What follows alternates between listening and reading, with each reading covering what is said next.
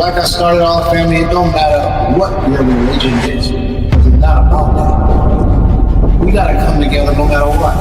We gotta help each other no matter what. If we don't, then our whole civilization, all of our people of color, will be destroyed. And that will be the first time in history that it ever happened. As we're about to read in the story of Exodus, it starts talking about how the oppressor had made a plan to destroy all the men in Israel. But we already know that they got a plan out here to destroy all the men. The story in the book of Exodus is very much like the story of today's time that we're going through today.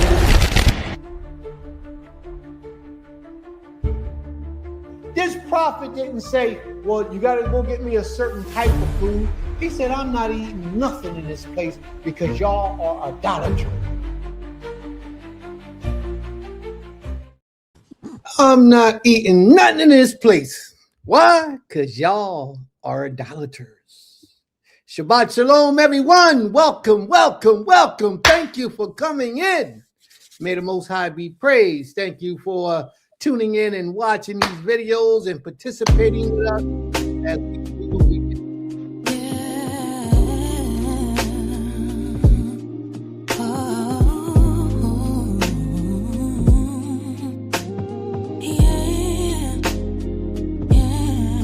Listen, she's young and beautiful, of course you know, nice body and so many guys in her phone.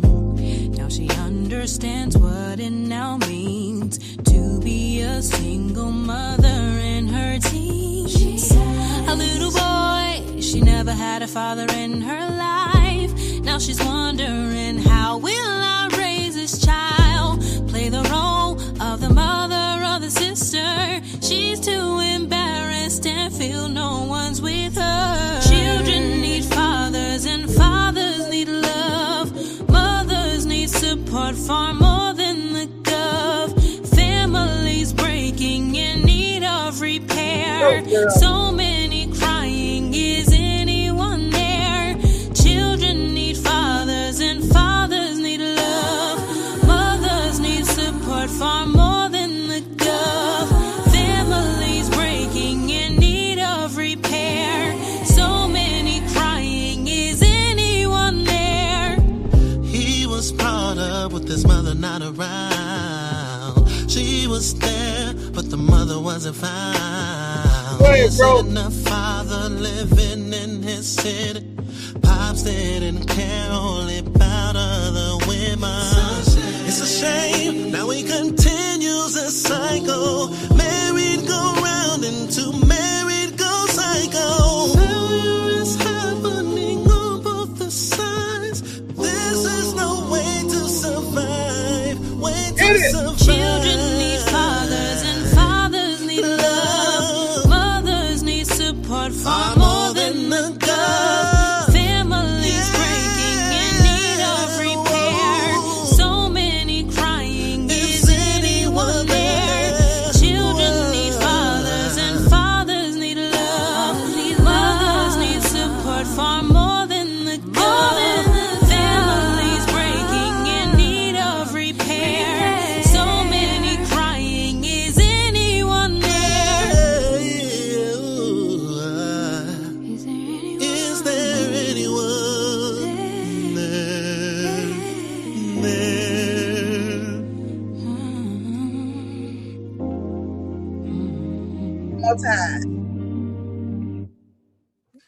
May the Most High be praised. Toda Rabbah. Toda Rabbah. Toda Rabbah. That group right there, I can see big things for that group right there. Them people right there, and they're hosting a Unity Shabbat for their grand opening in their new location. They got a building where they're going to be keeping the Shabbat. It's in South Carolina. I think Columbus, South Carolina. Columbia, okay, Columbia, South Carolina, and it's going to be like 2 weeks from now. Not this Shabbat, but the following Shabbat. So anyone looking to go, hit us up, and we'll get you the info. May the Most High be praised. Did you want to say something, Ima? I was saying April 11th is the opening date. April 11th. And that's Nasik Shema and Nasika Amuna. Okay. The dual vocalists that Yeah. do their thing. They do their thing. Put it down. So we're thankful. Now today we're going to be honoring women on our class today. So I just want to shout it out before y'all brothers get mad. Don't get mad. Don't get mad, but be respectful because we're honoring our women today.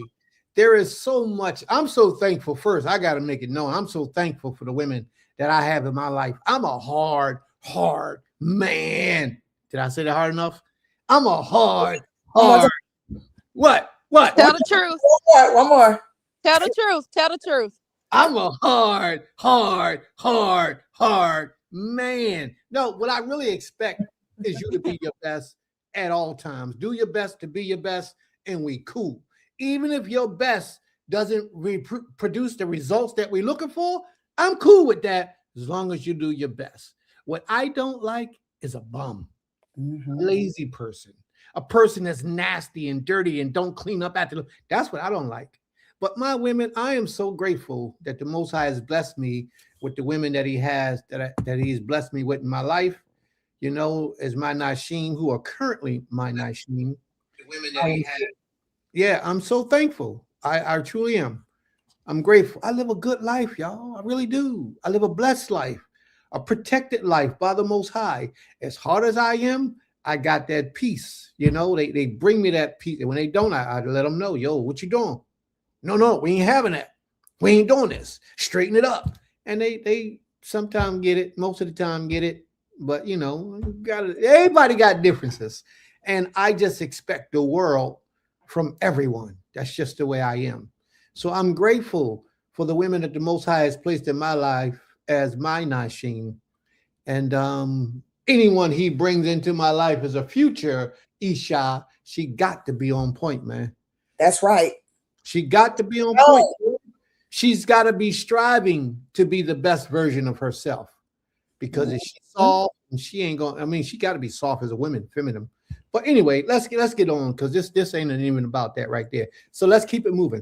But today we're going to be honoring women, because a lot of times we don't realize how much a woman really does and puts out and help in the lives of men. We don't. We are so busy. Most men, I'm talking about men. I ain't talking about males.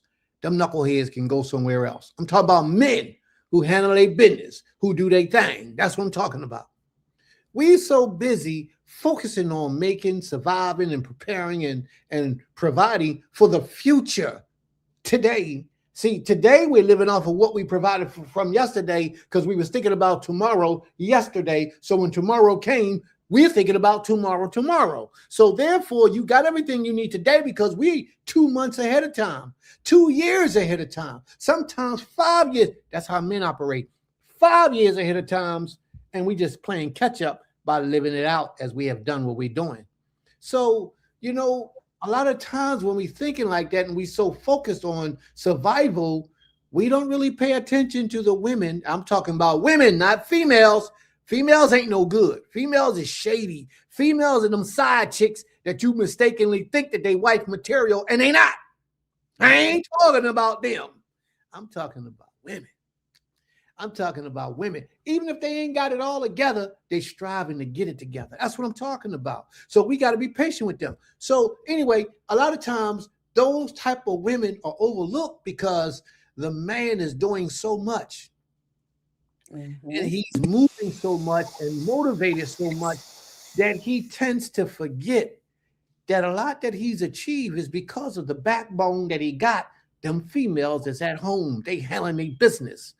And I mean, even in the community setting, the females in the community settings are handling their business behind the scene to make the community such a success.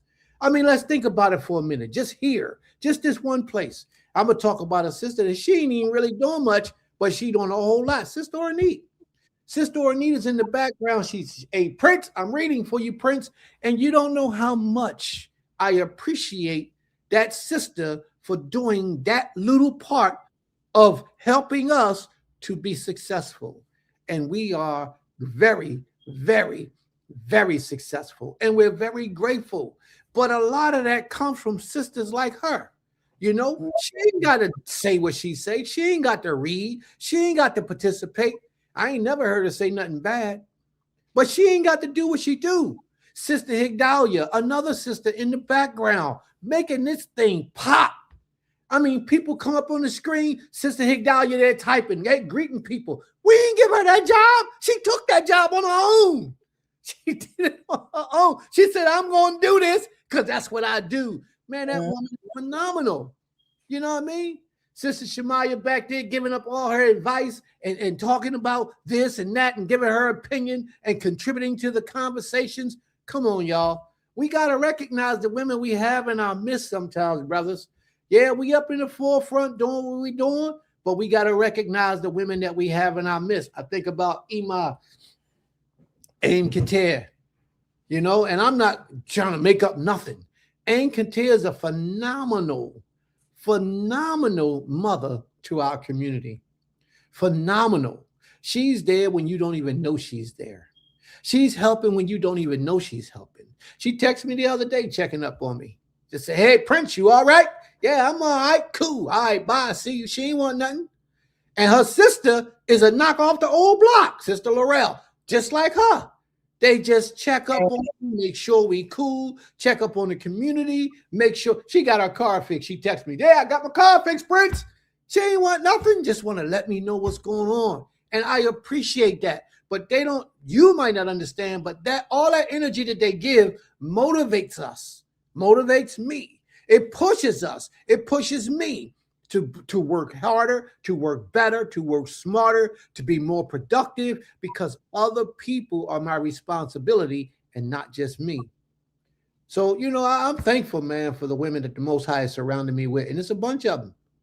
It's a bunch of them. And if I missed you and I forgot you, please forgive me. I don't mean no harm, but I'm just trying to give my shout out to the women that I know that are here, that's getting it in. Just getting it in. I mean, it's a motivation piece. I got one sister. She called me up one day. She said, well, Prince, I think I told y'all this a while ago. She says, I got 2 boys and I need someone to talk to my sons from time to time. What's that position called, Ima? With counselor, some type of no, it's a mentor. A mentor for 2 of my boys. And Prince, I think maybe you should start a program or something like that. So I tried to start the program, but none of the brothers wouldn't participate. And ever since then, I've been doing a job for her boys. And if I slip up one week and forget to do it, she on the phone calling me. Hey, Prince, the boys want to talk to you. Oh, Prince, can you call the boys? If I forget, she on top of me. And y'all don't know how I appreciate that, because I be busy, extremely busy. I'm doing a whole lot of things, man. I got several businesses. I got this organization. I got that organization. I got my own stuff in life that I'm trying to build. And I'm always getting hit with the city of Philadelphia. They always got problems with me. I got to fix stuff. I'll be busy. So when sisters hit me up, or that sister particularly, Sister Hadassah, she hit me up and she said, hey, Prince, listen, them boys, what's up? And I get on the phone with I might only spend 10, 15 minutes on the phone with them. But it's such a refresher for me because I know I'm giving back to the youth. You know what I mean? I don't know what they get out of it, but I know what I get out of it. I'm giving back to the youth, preparing the minds of our future. But them boys are so strong and so intelligent and so gifted. They both of them attend our school. Mm-hmm. Both of her sons attend our school. But they are so gifted and talented that it ain't much that I got to do. You know, and I'm thankful for the women that the Most High has surrounded me with in my life. And this is the last thing that I wanted to say because, well, I guess it's the last thing. I think it's the last thing right now, and I believe it's the last thing. If you watch history, every great man that was profound in his generation always had a great woman by his side. Always. There has never, that I know of, from the research that I've done, I've never seen this, any great man who rose to a level of prestige that didn't have great women on his team.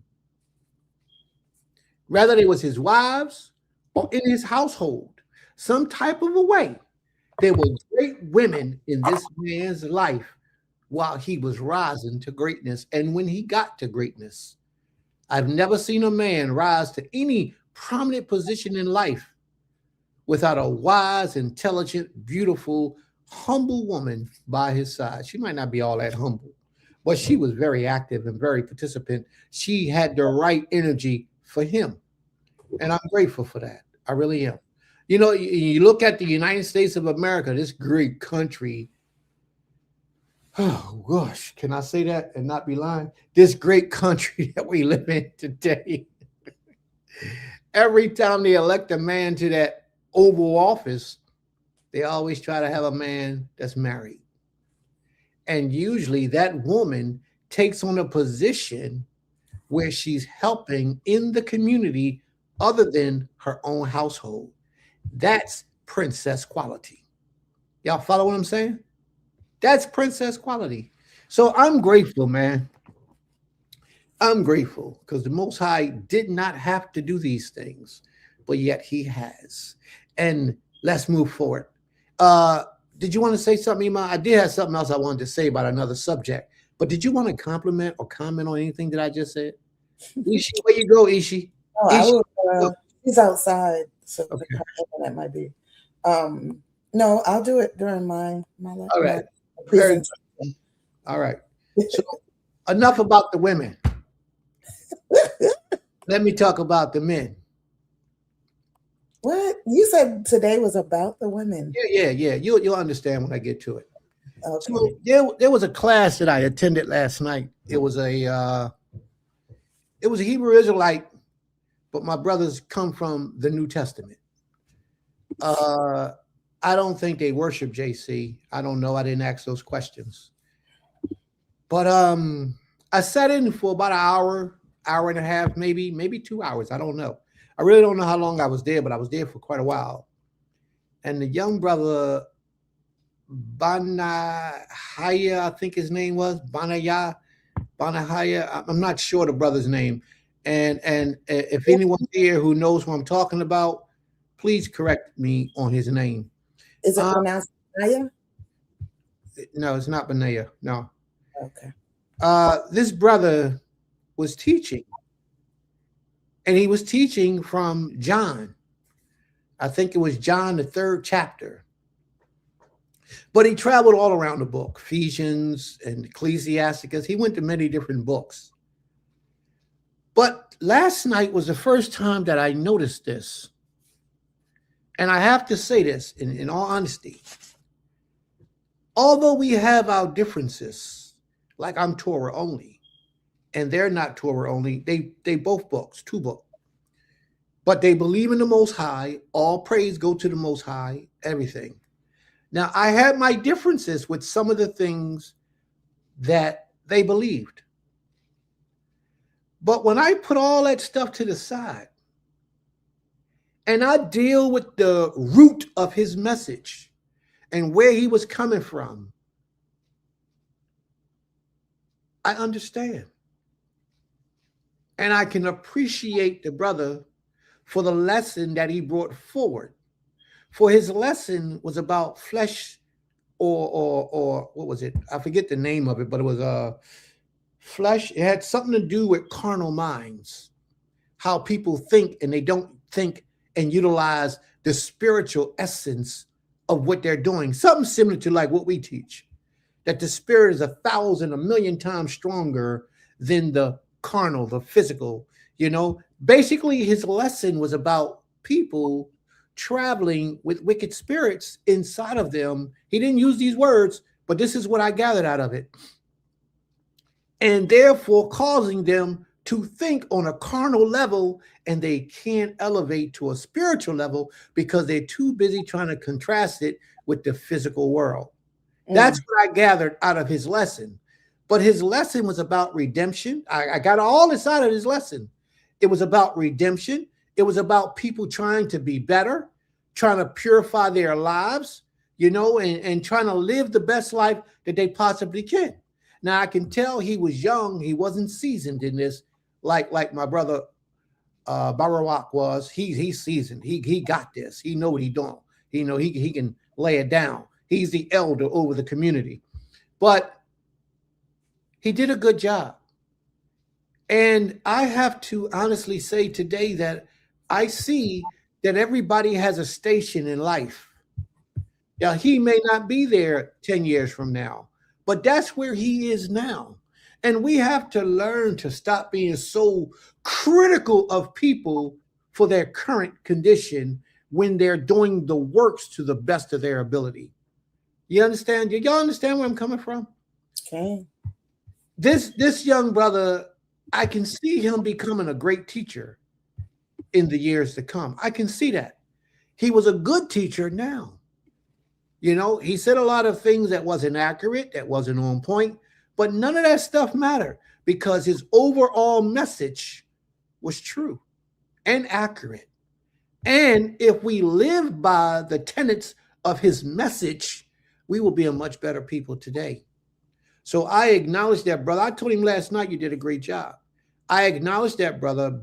I can't remember the correct Bananaya or I can't remember exactly how it went, how his name was. I wish I could remember. I should have wrote it down. I didn't know the brother, but I should have wrote it down so I can give his props up to the Most High on this day so that he would receive his just reward. But the Most High knows what I'm talking about. Whoever he was, whatever his name was, you know, I was impressed. He did a good job. It has been a long time since I sat down and watched an Israelite come from that point of view and did it with other my brother Samak, but Moreh Samak is not really, he teaches from the New Testament, but his spirit is completely different. But I listen to him and I don't have really no issues when I listen to him. But this here brother came from a different point of view, which I did have some issues, but my issues didn't matter because I was a guest in his class. So what I thought and what my opinion was didn't matter. And I just shut up and just be quiet and listen. And when I shut up and was quiet and listened, I could see that even those people who come out of the New Testament has a purpose in how the Most High is bringing us all together. And I'm grateful. You know, we may disagree when we sit down scholastically and say, well, this is that and this is that. That's, you know, we all have our opinion. And that's cool. But this brother right there that did his thing, he did his thing. And I'm very appreciative of what he did and how he did it. And I'm grateful. And may the Most High continue to bless him, to strengthen him, and that movement. What was the name of the class, Barak? What was the name of your class, bro? I can't remember the name of the class. It's something with an N, I believe it is. I can't remember the name of it. I said I was going to, and this morning I remembered it.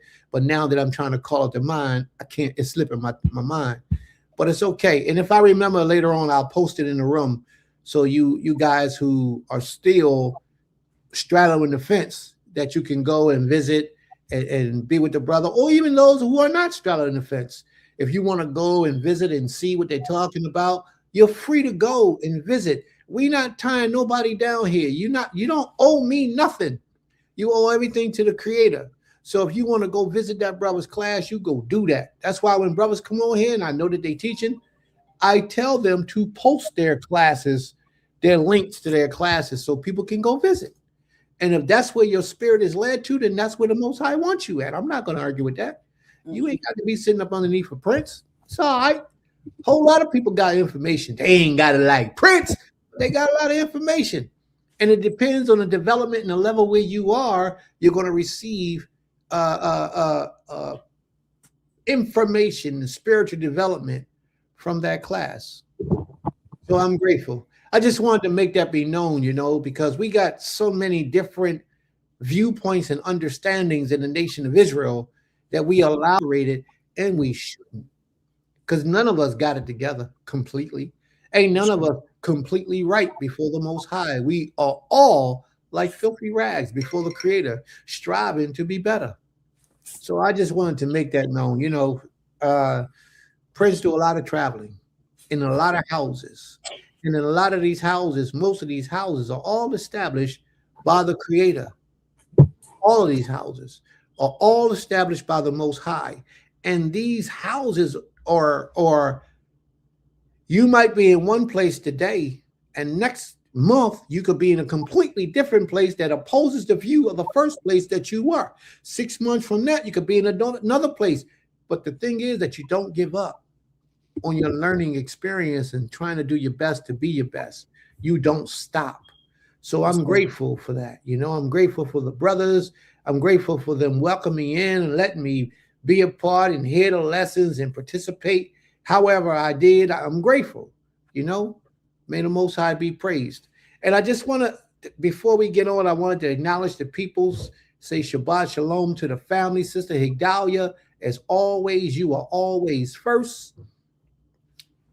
She's always the first one to pop up in the room. I'm so thankful for you, Sister Higdalia.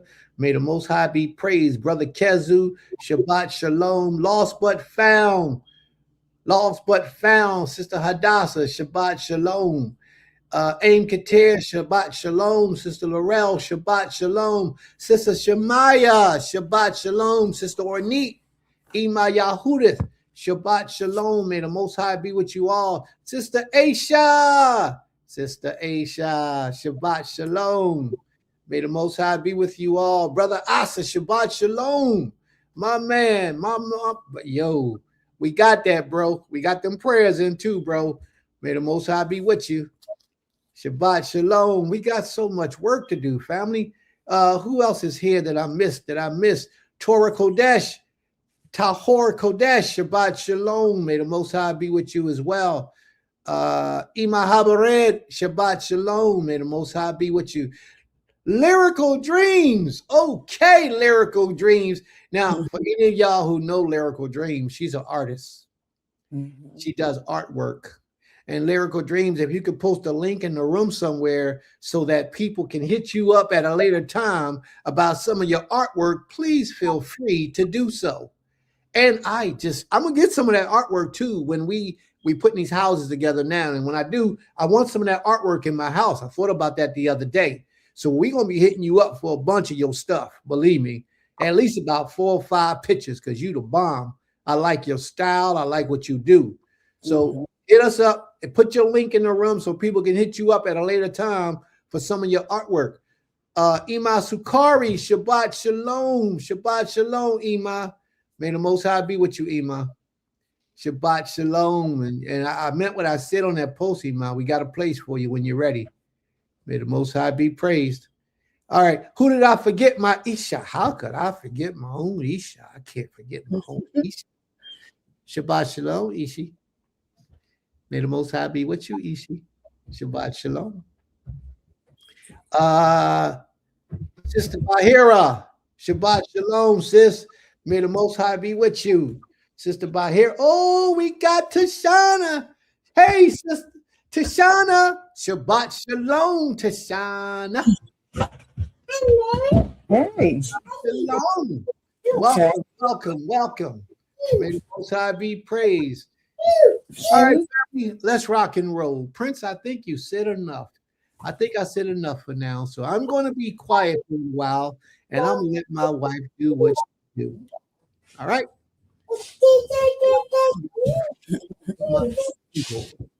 Shabbat Shalom, everyone. Salakli. So before I get actually into the presentation, I did want to bring up something that just recently happened in the current news, and a statement that I, share with my children based off of, what just took place. So many of you know, and if you don't know, the UN, United Nations, voted to recognize enslavement of Africans as the gravest crime against humanity. And the proposal passed with 123 votes in favor and 3 against. Now, the 3 against are the United States, Snakes of America, Israel, and Argentina voted against. Sorry, y'all.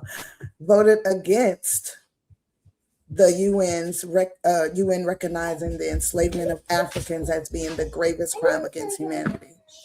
And so because, we are Hebrew and we associate with ourselves with so many different people, I know that my children work with Israelis, work with people who really claim Israel as their home, as their place. And of course, Americans, we know too many people who live here in America who truly believe that the United States of America is the greatest land on earth and the greatest government. And so, I wrote something to my children and I just wanted to share it as a reminder. Like, it's not too many reminders we need, but they keep letting us know that they're not here for us. They don't care about us, and yeah, and I'm going to tap on what you're saying, Sister Lyrical Dream, because, I have disparities with what we call reparations and how we look at it. But anyway, so my statement to my children was, this is a statement to show whom our people's true enemies are. We have to be very mindful. And if our people who claim and love Israel as who it is now, we need to question their why. Because who they are standing for is definitely standing against us as a whole and individually. We are descendants directly and adjacent to the transatlantic slave trade. And we should never support a system that hates us this much. This country, the other countries, or the people who claim Israel as it is today is not for us. I say this, and I said this to them, I say this to say, question your friends who say they are Israeli. Because you always want to, my mother always taught us that too. Question the people who claim to be for your enemy. You gotta you want to know, like, well, why do you respect that government so much if they hate us as a people? And I felt convicted to speak to that to my children because they have very close friends who truly claim Israel. And it wasn't to cause friction with their friends, but for my children to question them, question themselves. And then just to be clear on there's lines that can't be crossed. And we have to get into a place, and it's very uncomfortable to get into a place where you got to say, oh, okay, if you stand for that, if you stand for that government and you support that, then yeah, we are not like we thought we were. We are not brothers and sisters. We're not friends to that degree that we thought we were, because you can't love me and love them. You can't stand for righteousness and stand for the evilness that they continually bestow and show you with no glasses on. They don't care who sees the ignorance, who sees the evil, the wickedness. They are truly standing on what they believe and what they are going to support. And so for me, my job as a mother, as their mother, I have to open their eyes and say, no, pay attention to everything going on around you, because your enemies that sometimes your friends be closer. I mean, your enemies at times be closer than your friends because you're not looking at the whole surrounding. And when you claim to be something, you got to understand who you are claiming to be. I don't walk around calling myself an American. I won't say I don't always, but I barely walk around calling myself a Hebrew Israelite, because there's so many fashions of who we say we are that are wicked, that are representing us in the most ugliest way. And I don't want that to be my representation. And, every culture has it. Every culture has someone who is walking around ignorant in who they are. So we have to decide, like, okay, if we're who we are, how do we represent that? But in a whole, how do we attach ourselves to who we are? And sometimes it doesn't mean you have to claim the name that was given to us by others, or even say, hey, I'm a Hebrew because of this, or I'm an Israelite because of that. We show it through our righteousness, through our character. And so my main objective with my children was to show them look at the character, ask the question of why do they support this country? Is it because they believe that they're Israeli, or because they believe their descendants are from there? But even if we do, because I think we all have descendants from there, but with that said, though, we don't believe in that government, right? We don't agree with that, how that government is run. We don't agree that the people who are running the government are of us. So that's where, we have to really dig deeper than just a title and just, oh yeah, I'm Jewish, so that we all Jewish. Exactly. I say I keep the Torah. Exactly. My children taught me that too. They was like, I just tell people I'm a Torah observer, because people put this label on you when you say you're one thing because of what has been shown. So we truly just have to be mindful. But yeah, I wanted to share that, and I do see the comments, so I'm going to go ahead and read them. Let's see. I'm going to start up here with, so luckily everybody, I'm scrolling up. Right. So the first comment was Lakoti Ornish. She said, but we're not surprised by that. Absolutely not. When I saw it, I was not surprised. It actually just gave me more ammunition of doing what we do. It actually gave me more ammunition of being proud of how I grew up, proud that my parents taught me from the womb that I was not an American, that this land was not for me at all, not for us. And that my job was to be a servant to the people, to free our people, to free the land, because this place is not about freedom for us at all. Sister Silhouette says, one step closer to reparations and going home. So I saw that post. So me and my sister wife actually were having a conversation about reparations earlier. And I think if you all see the actual, when the UN, they did a whole presentation. It's on Instagram, Facebook, everywhere. Probably Google it. And it was initiated in Ghana. And so the representative talked about reparations.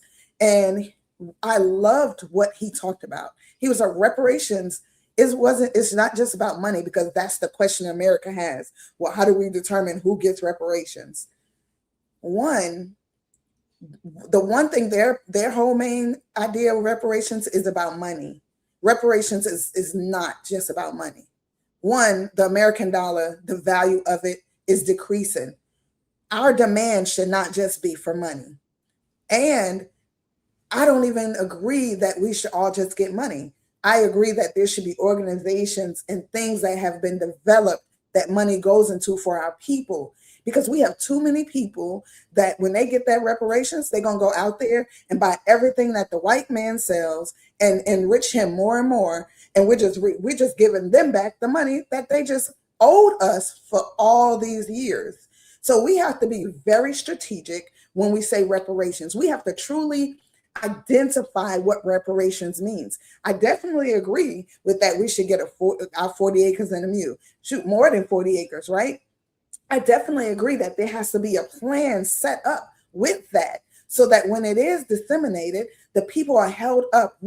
Our people are held accountable, because those who died over the ships, those who died on this land, those who bled on this land, those who were raped, those who were beaten, all the things, lynched, those who rebelled, they deserve us to utilize whatever the reparations is in the most righteous and fortified manner for our people, not to waste the money, not to waste the land, not to waste the sacrifice and everything that they went through, because we want to scream reparations and we're not even ready. We're not even ready to handle reparations. So we have to be very mindful of how we want reparations. We have to come up, we have to build it, have that plan. And be in our mind like, no, I don't want you to just give me $400 million. Because what are we going to do with it, y'all? What are we really going to do with it? Honest. It's a true, honest question.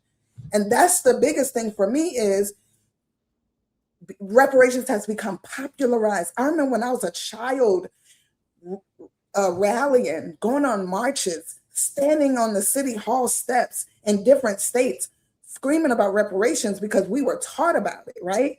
Now people are holding up posters about reparations. They don't even know what the word means. You know? And then we got to think about what the goddamn representative said. Reparations is about also giving back the stolen artifacts. Reparations is about repatriation, meaning going back home. But also in going back home, what home are you going back to? Have you even gone before to prepare to go home? Going back to Africa is not just easy getting on a plane and saying, hey, I'm in Africa. I'm here. Welcome me. It's not just that easy, you guys. Like, we have to really do the research. We have to prepare ourselves. We have to get delegations to go over and make the work, do the work first. There are plenty of people who have made the way. Sister Ornette can talk about some of the people from the KOI who have gone over there and set up communities. So we don't want to get this reparations, so-called, right? And then go and try to reinvent wheels or waste our money. Then we are being disgraceful to our ancestors. We are disrespecting the fact that the Most High allowed us to be redeemed. We cannot do that, y'all. We cannot. So we can't jump on this bandwagon of reparations without understanding what it means. And it's definitely going to mean sacrifice. And if you're not ready to sacrifice, then you're not ready for reparations. You're not ready to go home to Africa. And the people we are today here in the United States of America, we are not the same that we're in Africa. So we got to get our bodies ready to be over in Africa. There's different diseases, there's different waters. Everything is different. We're not ready. And I'm not saying this to beat down on none of us, but I'm saying this so you can get ready. Do the work, y'all. Do the work. We're comfortable here. We have no idea what it takes to live in another place, in another country. That's why we start these communities, so we can start to prepare. The Most High says prepare. When he say prepare for the Shabbat, that means work before.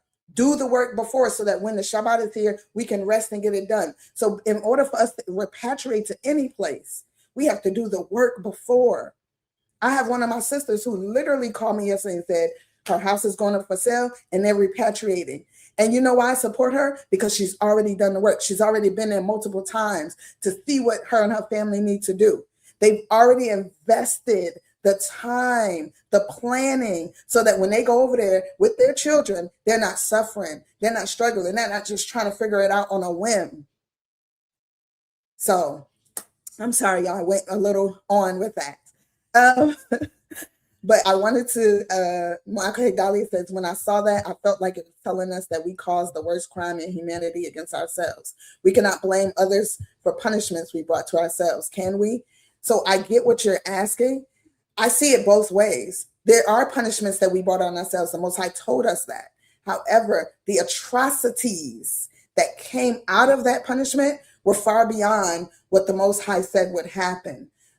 When it's just like when you give your child something, you tell your child, hey, I want you to do this and do it in the best way, you know, and then they go off and they do it in a different way. Of course, we did certain things to cause the punishment, but the punisher, the way they went about it, there's a form of a makkah is a discipline, but to take something and, like, I feel like when people get hit with irons and extension cords, that's abuse to me. You know, that's beyond what you're teaching a lesson. And I don't feel like a makkah always has to be hands. Even the Most High said, you know, spare the rod, spoil the child. But the rod can be in so many different ways. So I just look deeper into that. It's not just about self-blame, because we do have to take accountability, but they also have to take accountability for the steps they did to further our punishment that was not justifiable, that was very grave, that was inhumane. The things they did to us, to our people, were inhumane. And that is not what the Most High said our punishment would be. You know, there were things, yes, he said it would be. And he didn't go to the degree that we can say, oh, he said it would be this, this, and this, right? But we all, you know, and I can't say we all, but I will say I definitely feel like it was beyond what the Most High had set for us. And people take advantage of things and people take it too far. And that's definitely what happened. Sister Ornette says, Israel as a country is wicked. Absolutely. If reparations came from taxes, you're just paying yourselves. That's true. Then that's why we have to really, that's why I went on about the reparations, because we got to think about where it's coming from. A lot of us don't know. We just get happy about it. And then, you know, here we go. And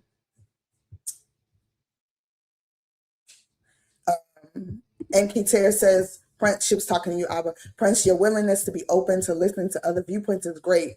There are truths even in the midst of error. We just have to be discerning, extract what you need, and let go of the rest. Absolutely. Hallelujah. Total Rabbah aim. Lyrical Dream says the United Nations do not recognize that we are Israel, and I remember trillions of dollars being owed to us when Obama was in office, but he didn't sign on it because he wasn't our president. Obama was a person that they put in that position to get Black people to believe that we had a voice. Our voice is our voice. Our voice is through us as a people, not through anybody that they put in that position, because we don't even know on those people.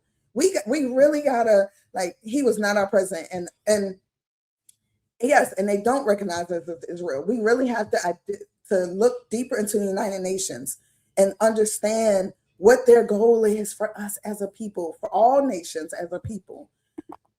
Sister Anise says, got our children fighting a war that's not our own. Then got to come back home and fight the same people to stay in the country. The same thing Israel did is the same thing the United States of America has done. It's the cycle. That's why they work together. They love it. They love this torture of the people and this tyranny that they have now made into their government. Malcolm Dallas says, I think we need to step back and look at how things may line up with later. According to Ezekiel 48, Gaza falls in the territory of Zebulun and Yissaschar. So while things seem horrible and wicked, they are for a reason. Absolutely, sis. And that's why I say we got to dig deeper. We got to dig deeper and look at the meanings of it all, but and everybody's not going to get to that point. Everybody's not. We're going to be here or there. We are, because some of us are not even going to be ready to jump over back into any other country because we're too comfortable. We're so comfortable where we are. Sister Lyrical Dream says, yeah, I don't say Hebrew Israelite either. I would say Jew before that. Laughing out is sad because many have tarnished the name with their actions. They truly have.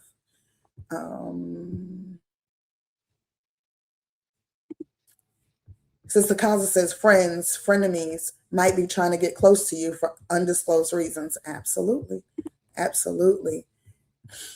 And then Lyrical Dream said, and open doors for more in-depth discussions. It does. It really does. When you identify yourself under a true understanding and saying Torah observer, it opens more doors than saying I'm a Hebrew Israelite, because they already be like, oh, and then they close off and they walk away. They don't want to talk to you because they've already seen what they think you are.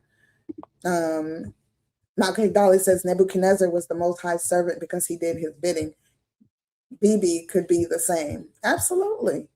But this is, and this is the meaning of the title today. Can an evil man be serving the Most High? If we know who Shaitan is, then we know the answer to that. Sister Lyrical Dream says, I find myself speaking on my lifestyle all day long at work. I ask the Most High to send me to the dark places to be a light, and that's exactly what I do. Hallelujah. All praises to the Creator. Brother Yedidiah says, yes, the Most High used anyone to do his work, like Cyrus the Great. Absolutely. Sister Lyrical Dream says, right, we want our name and our land. Absolutely. Sister Ornice says, I'm glad that the President of Ghana spearheaded this discussion regarding reparations to the UN. Yes. Yeah, love it. Reparations will boost the economy, but the wise will know what to do. We shall see. Right. Do we deserve it yet? Yeah. Toda says. My brother says, heard. That's my little brother, y'all. Hey, Warren. Brother Yedidiah says, I create the light, I create the darkness, I create good and evil. So I alone have created all these things. Yes, the Creator has. All alone, he has created all these things. Some of our people saying slavery didn't even happen. Some do. And it's so much we have to really overcome within ourselves, especially if that means going to another place of exile, trying to circumvent returning to him. Very true, sis. Emma, don't you got a lesson to do today? I do. I wanted to give. We didn't did enough of this. Thank you. Y'all did such a wonderful job. Let's talk about the sisters. Let's talk about the sisters. Man, let's hype it up. Let's talk about the sisters. Let's blow the sisters up. Forget that reparation, patriation stuff. Leave that alone. We deal with the subject. Another day, another question, another comment. All right. Warren says, peace, brother. My brother Warren. Brother Warren, Shabbat Shalom, bro. Thanks for coming in, bro. All right, you guys. So I do need to do the thank yous first because we did not do those. I just realized. Did we do them? No, we didn't. Do your thing, babe. Do your thing. So everybody. I just jumped into that current news. It was just burning. All right. So all praises are glory to the Creator. So I'm going to give our thank yous. All right. Our first thank you. Let me go back to the comments. Okay. Malcolm Dahlia's son, Asimia Rishon, our fourth grader, says Asimia Rishon is thankful to the Most High for the ability to learn how to follow his laws. Hallelujah. Asimia Rishon is thankful the Most High for his parents. Go ahead, Asimia Rishon. And he says his YouTube settings do not allow him to participate in the chat. Okay, no worries. Thank you for participating, Asimia. Malcolm Higdali says, I am thankful that my mother warned me against being penny wise and pound foolish. This has actually helped me spend less over the years for things. This is one of the many valuable concepts my mother has given me to pass on to my children. Elders' knowledge and experience is a priceless teacher for us. Absolutely true, sis. So that for that wisdom, Ema. Malcolm Higdali also says, I am thankful for all the family that comes to fellowship here on Shabbat, even the ones that may have blocked me. Always. Now, why would anybody want to block you, sis? She pulled him to the. She raw. Pull him to the carpet. No hold, no punches. She let it out. What we supposed to do? Pull our brother and sister's coattail. Absolutely, sis. No worries. They block you, but they'll unblock you soon enough. Malcolm Dolly also says, I am thankful to the Most High for giving me a love of reading. I believe this has helped me tremendously in my walk before him. All praises. She also says, I am thankful for my group of scripture study buddies. They help keep me grounded, and we are able to help each other stay grounded in the writing itself, not looking to traditions to decipher how we are to apply the law in our lives. Hallelujah. Malcolm Dahlia also says, I'm thankful to the Most High that I have been able to get here with behaviors I have displayed in the past and hope to continue to weed out and to weed out any ill within me. Hallelujah. Maybe his will. She put Ezekiel 36:31 says, then shall you remember your own evil ways and your doings, that were not good, slackly, and shall loathe yourselves in your own sight for your iniquities and for your abominations. All praises. That's a great scripture. Toda Rabbah for sharing that. She also says, I am thankful to the Most High for the feeling I get when my children hug me. The energy is so amazing. Isn't it though? Truly amazing. It's like a boost. Malcolm Dahlia also says, I'm thankful to the Most High that I have a home to repair. Often, when something breaks, I lament at first, yet it's a blessing to have it at all. Hallelujah. Yes, it is. Malcolm Dahlia also says, I am thankful to the Most High that he woke me up from thinking dressing immodestly could be empowering in any way. Hallelujah. She also says, I am thankful to the Most High for all the different avenues he has created for people to begin their journey towards him. Yes, to be a servant good in his eyes and not my own. Hallelujah. She says, I am thankful to the Most High for all his times, but especially the weekly Sabbath. I appreciate shutting the crazy world out on this day. I prefer to focus and reflect on how I am measuring up. Hallelujah. She also says, I'm thankful to the Most High for this segment that prompts us to deliberately consider what we are thankful for. It's so easy to just say everything. I am thankful to the Most High that he had mercy on the Damona family. All praises for their safety. I am thankful to the Most High that he has been so patient and merciful to us. Indeed. She also says, I'm thankful that the Most High, that some people who do not look for the barley happen to be on the same time this year. It's exciting. It truly is. She also says, I'm thankful to the Most High for giving me an assignment close to my mother, which affords me the opportunity to sit with her for a little every day. And then she says, I'm thankful to the Most High for my big sisters having an ear for me, no matter how long I may do without talking to them. All praises. She also says, I am so thankful to the Most High for Goshen Hebrew Academy at Temple Kifarim. Many have talked about us needing a school, and it was put in their heart, mind to take action. I am thankful to the Most High for the impact I am able to make on anyone's life, but particularly the children I encounter. They are a glimpse into our future that needs tended to. Hallelujah. That's a special, special job and gift for your journey. Malkik Dahlia also says, I am thankful to the Most High for giving us tools to start the year at the correct time, even if it is implicit. Yay, barley watch. Yes, these are exciting times. She also says, I'm thankful to the Most High for giving us knowledge of his appointed times. I feel honored to know what he set forth. Hallelujah. She also says, I am thankful to the Most High for the perfect design of our body. Given the right tools, it does self-maintenance. It self-regulates ideal conditions and heals itself. Hallelujah. Malcolm Higdali also says, I am thankful to the Most High for his perfect timing and everything. Even when we think things are messed up, it's beautiful to see in hindsight, he was just sending someone a million times better. Indeed.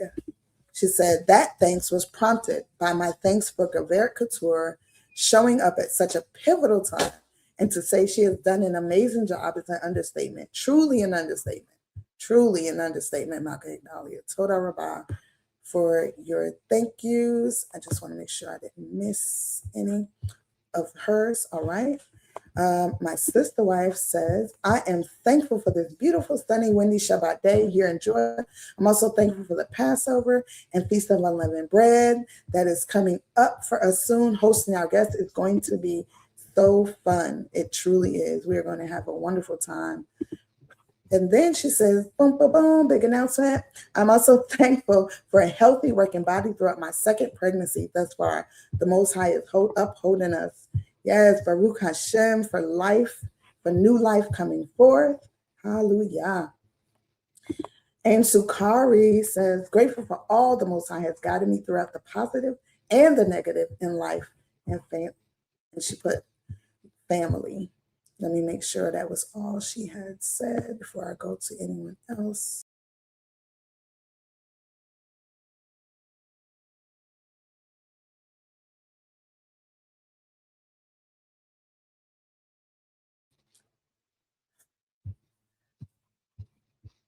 I don't know why it knocked me out, but I guess it was the system don't like all this thanks and praising to the Creator. But we're going to keep going and keep praising him. All right.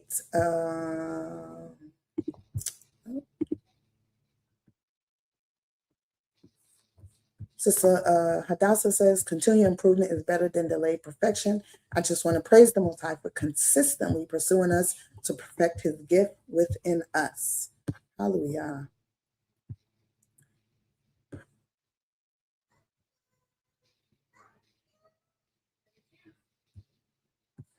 All right. Coach Ornette says, I am thankful to the Most High for life and being in the land of the living. Thankful for this beautiful day of rest and rejuvenation thankful for the opportunity to come together and share this knowledge with like minds. Hallelujah.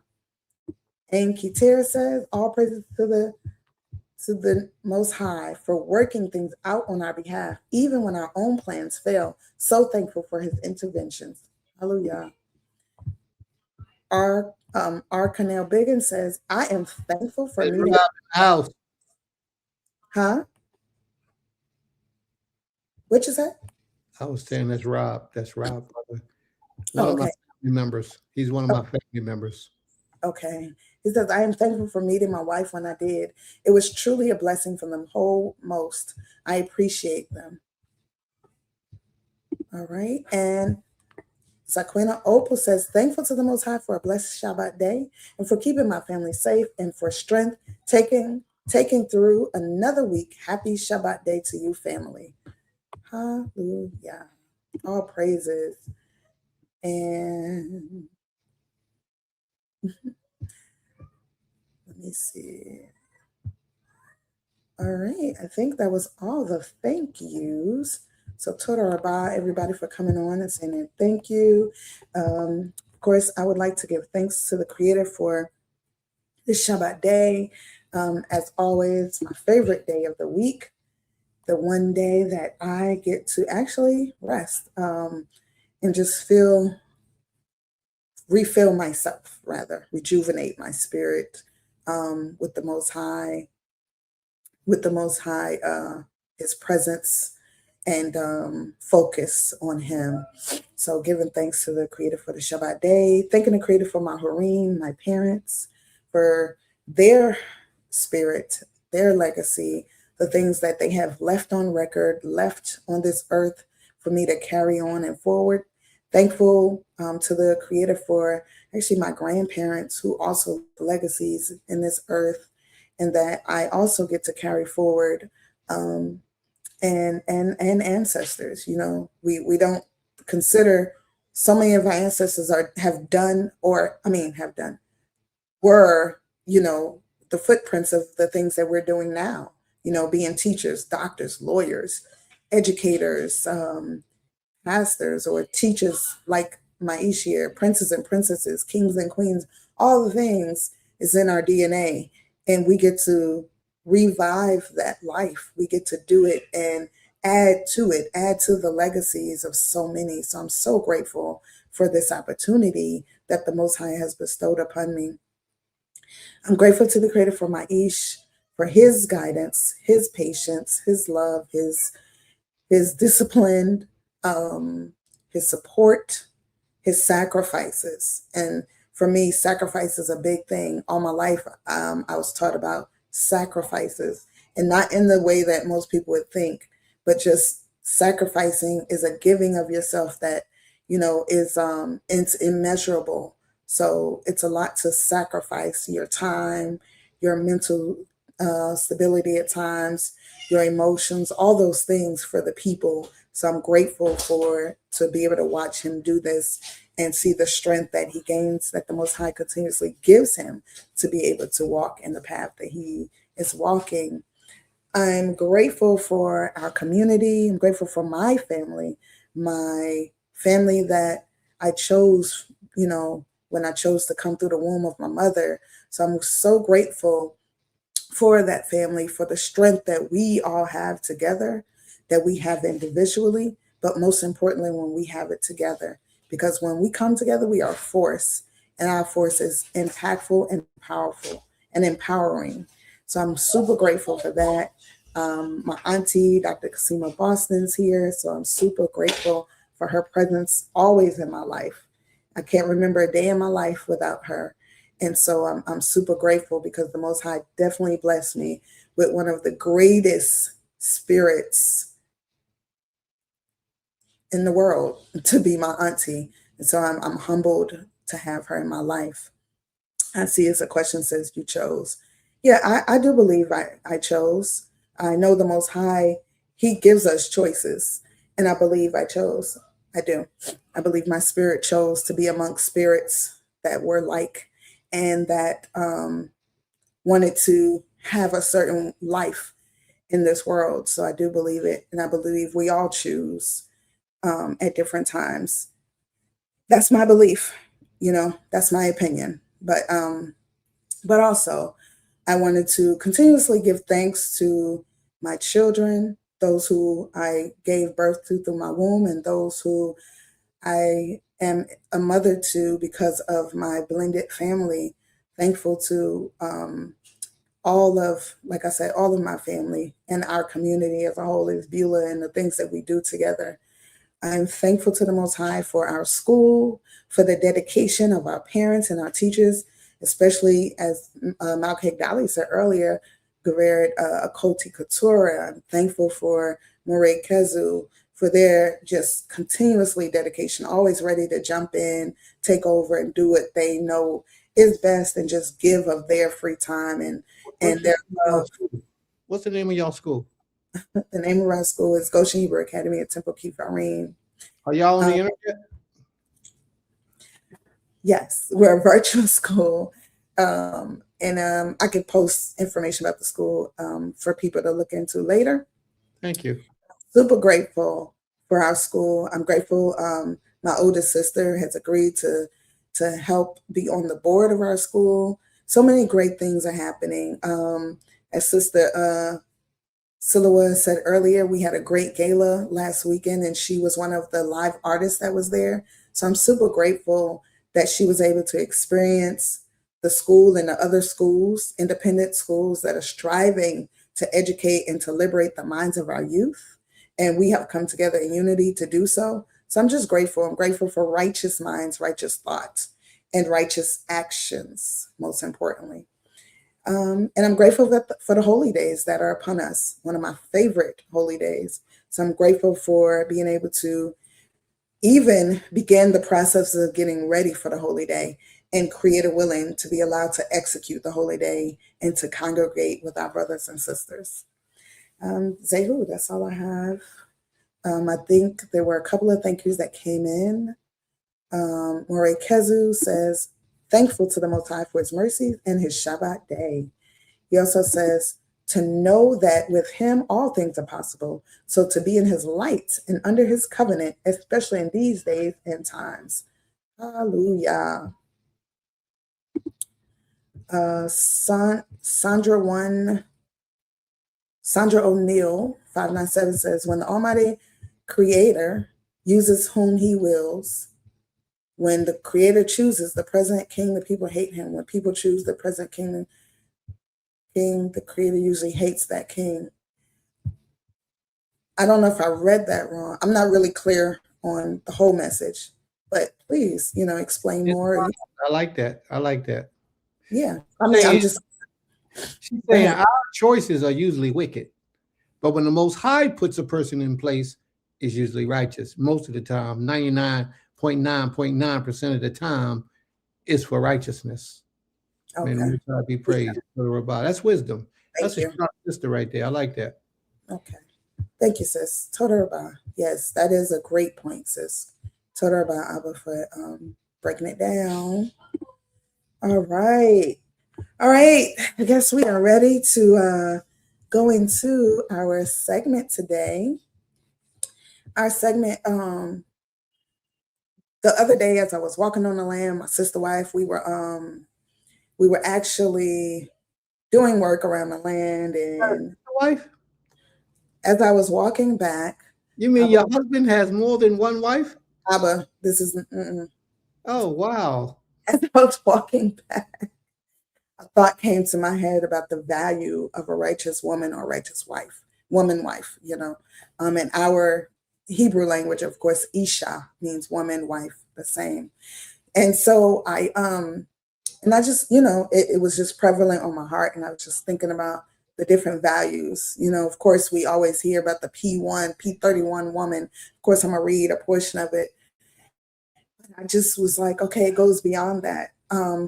Because I'm not saying that we should not all strive to be a P31.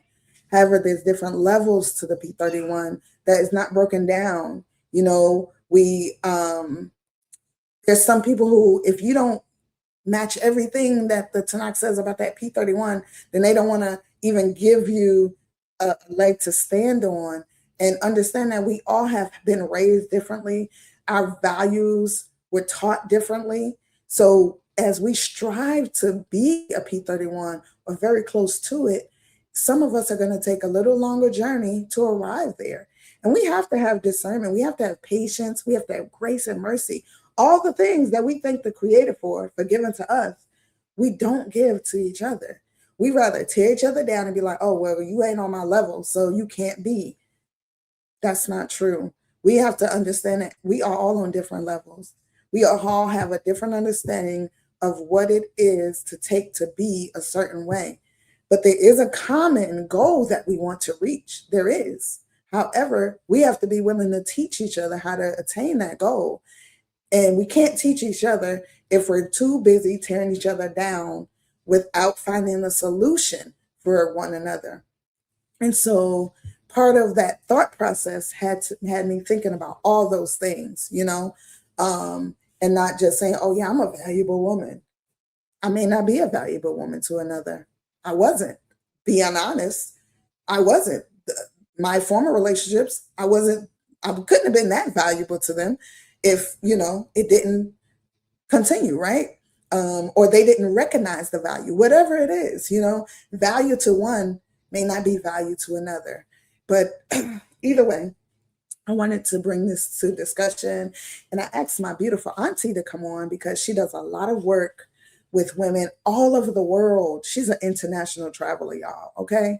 And she's one of those who, when we talked about reparations or repatriation, she's one of those who has planned over and over, and is now repatriating. I'm not going to say where she's going and all that, but she has done the research and done the things, and she's ready to make those steps because she's putting that work. And that's part of her value, okay?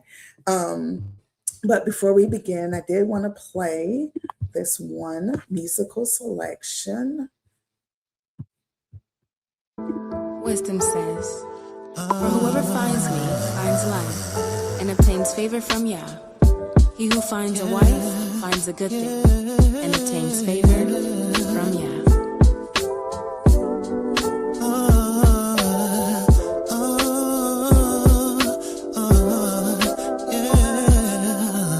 So heavenly, don't you agree? Flow and beat go together like her and me. Land and sea seem separate yet connected. From the beginning, divine unity. I don't see any greater gift from my maker than one that's of a side with the creature motor from earth's layer. You the answer to my first prayer. That when heard, y'all said word, then built perfection, created player. You feel the empty voids, cover my weak spots. Pusher of love got me higher than treetops. Most high in you, that's where my needs stop. With that core, I should never have my leaves drop. Evergreen, forever team. Let's take it back to Eden, the forever scene. Toast to living waters, rejuvenating streams. Man and woman, the car, image of Elohim. The man of Yah finds a capable Isha. He's found a good thing. Baby, I'm your favor. I'll be everything you need and more. When you and me become we, see a true image of Elohim. Ain't no way, it really ain't no way. You ain't from a heavenly place. Ever since I saw your face, I think, yeah. Didn't sign for anything, yeah, he sent me a complete package. That spirit, body, and brain. Only thing missing was a ring. Well, culturally, some bangles. Maybe a nose ring, gold chain for your ankle. First mistake was not covering. Instead, I blamed you. Acting like we never met. Like I ain't named you. Truth feminine. Wisdom feminine. Torah feminine. Spirit feminine. I'ma say it loud to all my gentlemen. If you teach women can't teach, you shouldn't teach again. Coke my said Bereshit, it was her and him. So we gon' ride to the end like Queen and Slim. A crown on my head, worth more than gems. In his image, male and female, he created them. The man of Yah finds a capable Isha. He's found a good thing. Baby, I'm your favor.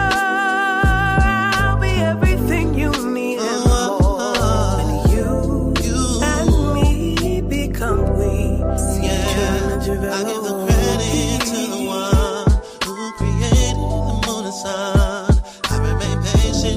chasing her to me faster than a shooting star.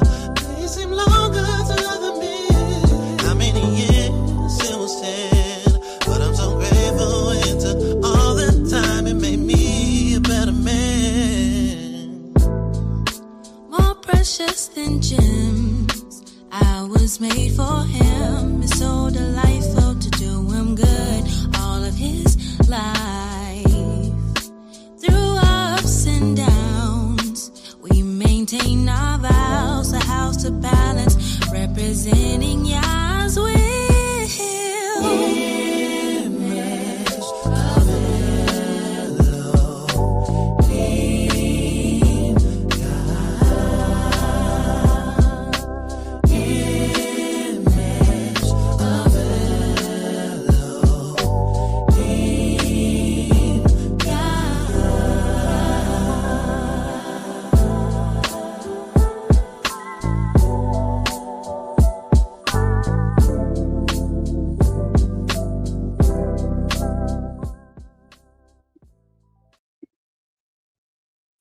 All right. All right, everyone. That was a beautiful piece. Beautiful. It really was. I loved it. And I loved it not just about the favor of a wife. I love the definitions that were given, the jewels that was dropped, you know, all those things. He dropped so many jewels in that song. Literally, you have to listen to it over and over to hear what I believe it's Moray Dawood rapping is his song. And it features, I think, his another sister named Kaya, and of course, Nasika Muna and Nasik Shama. And it's just a powerful song. I love it. I love the message, most importantly, just the different jewels that are dropped in it, because it's not basic at all. So and of course, whenever I hear it, I just think about all the different women and powerful beings that we are, and the different aspects of who we are, and the strengths that we have within us and around us, and who we surround ourselves with as women. So before we get into it, I did want to read Proverbs 31, verse 10, obviously through the end, right? 31, just for the conversation and to give credence to what was placed here on record in the Tanakh for us to have a guide. You know, the Torah is our guide, right? The Tanakh is our guide. It's a blueprint. And that's why I said we may not all be at this journey, but we're all striving to be. And we need a guide, and we need help to be able to follow that guide. So Proverbs 31, verse 10 through 31 reads, "Who can find a virtuous woman? For her price is far above rubies. The heart of her husband doth safely trust in her, so that he shall have no need of spoil. She will do him good and not evil all the days of her life. She seeketh wool and flax, and worketh willingly with her hands. She is like the merchant's ships. She bringeth her food from afar. She riseth also while it is yet night, and giveth meat to her household and a portion to her maidens. She considereth a field and buyeth it. With the fruit of her hand she planteth a vineyard. She girded her loins with strength and strengthened her arms. She perceiveth that her merchandise is good. Her candle goeth not out by night. She layeth her hands to the spindle, and her hand hold the distaff. She stretcheth out her hand to the poor. Yea, she reacheth forth her hands to the needy. She is not afraid of the snow for her household, for all her household are clothed with scarlet. She maketh herself coverings of tapestry. Her clothing is silk and purple. Her husband is known in the gates when he sitteth among the elders of the land.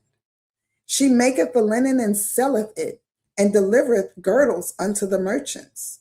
Strength and honor are her clothing, and she shall rejoice in time to come. She openeth her mouth with wisdom, and in her tongue is the law of kindness. She looketh well to the ways of her household, and eateth not the bread of idleness. Her children arise up and call her blessed. Her husband also, and he praiseth her. Many daughters have done virtuously, but but thou excellest them all. Favor is deceitful, and beauty is vain. But women that feareth the Most High, she shall be praised. Give her of the fruit of her hands, and let her own works praise her in her gates. That says a lot, you guys. That does. What I wanted to, it was something I read that I wanted to kind of go back. It was quite a few things, obviously. This whole verse is powerful. But it showed me, like, as I was reading it, and you know, sometimes you read stuff over. I've been reading this proverb for forever, right? For so long. But when you read and you read over, you see different things. And some of the things that stood out to me was about her strength. It wasn't just talking about her physical strength. It was talking about her mental strength, her emotional capacity, her financial strengths, her, all those things, all three of those things, right? Her four of those things, her financial strength, her emotional strength, her mental strength, and her spiritual strength. And the power of that, because it described all of that in those 21 verses. It described each one so excellently. It talked about how she dressed in tapestry and silk. So she dressed in royalty. She presented herself as a queen. She presented herself as someone that when you see her coming, you stop and pay attention, you know? And it made me think immediately of my mother. My mother was one of those women. She was a warrior. She could dress down. And I'm talking about when she walked in the room, people stopped and was like, oh, Ia Fulani's here, because she wore her head wrap so high. She walked with this, like, yeah, I'm that woman. And she didn't have an ego. My mom was so humble, but she knew herself. And she was a Proverbs 31 woman in her own right, you know, because she did the things that are described, even though she was not a Torah observer in the way that we are. She still carried herself in that same essence. And so the value of watching a woman like that, it's explicable. You know what I'm saying? You can't even, the wisdom, the growth, the strength, just the self-esteem that it gives you to be able to actually watch a woman or women, because my auntie does the same. Women walk amongst you in that way is powerful. It teaches you things that you didn't even ask to be taught. You know, it's just there. So I truly just thought like that was that part just stuck out to me, because it's something that I've witnessed my entire life. And it's something that I find myself surrounding myself by women of the same stature. I do my best to make sure that if I'm amongst women, that we are representing ourselves in the most beautiful, righteous manner as possible. Like I said earlier, we're not all on the same journey. I mean, on the same level, but we're all on the same journey to get to that level. And it's going to take us to align ourselves to one another to reach that goal. Unity with one another is what's going to help us reach that goal. And so when I asked my auntie to be a part of this discussion, it's because she's one of those women that when I watch her, and I look at all the things that she's doing, and it inspires me. It actually, you know, boosts me up. It boosts my self-esteem to say, oh, that's my auntie doing that. That's my auntie paving the way for me to continue to do the work. That's my auntie who is, you know, sacrificing her time and her energy to get to show the youth how beautiful they are, how the world is so expansive and they can be anything and everything. You know, that's what I'm talking about, the value of a woman, you know, and then coming from a woman and then going into wifehood, because there's steps to it. If you haven't identified the value of a woman, then you won't get the value of a wife. It's baby steps. You have to start in an order to get there. And so I truly this is just a really powerful conversation for me because I hear men always talk about the Proverbs 31 women, right? Men always want to talk about it. They always want to present it. But when they present it, it's a weird space that they present it in because they're seeing it from their side, right? From their species side. So what they see is not clearly in some ways who we are and the essence of who we are.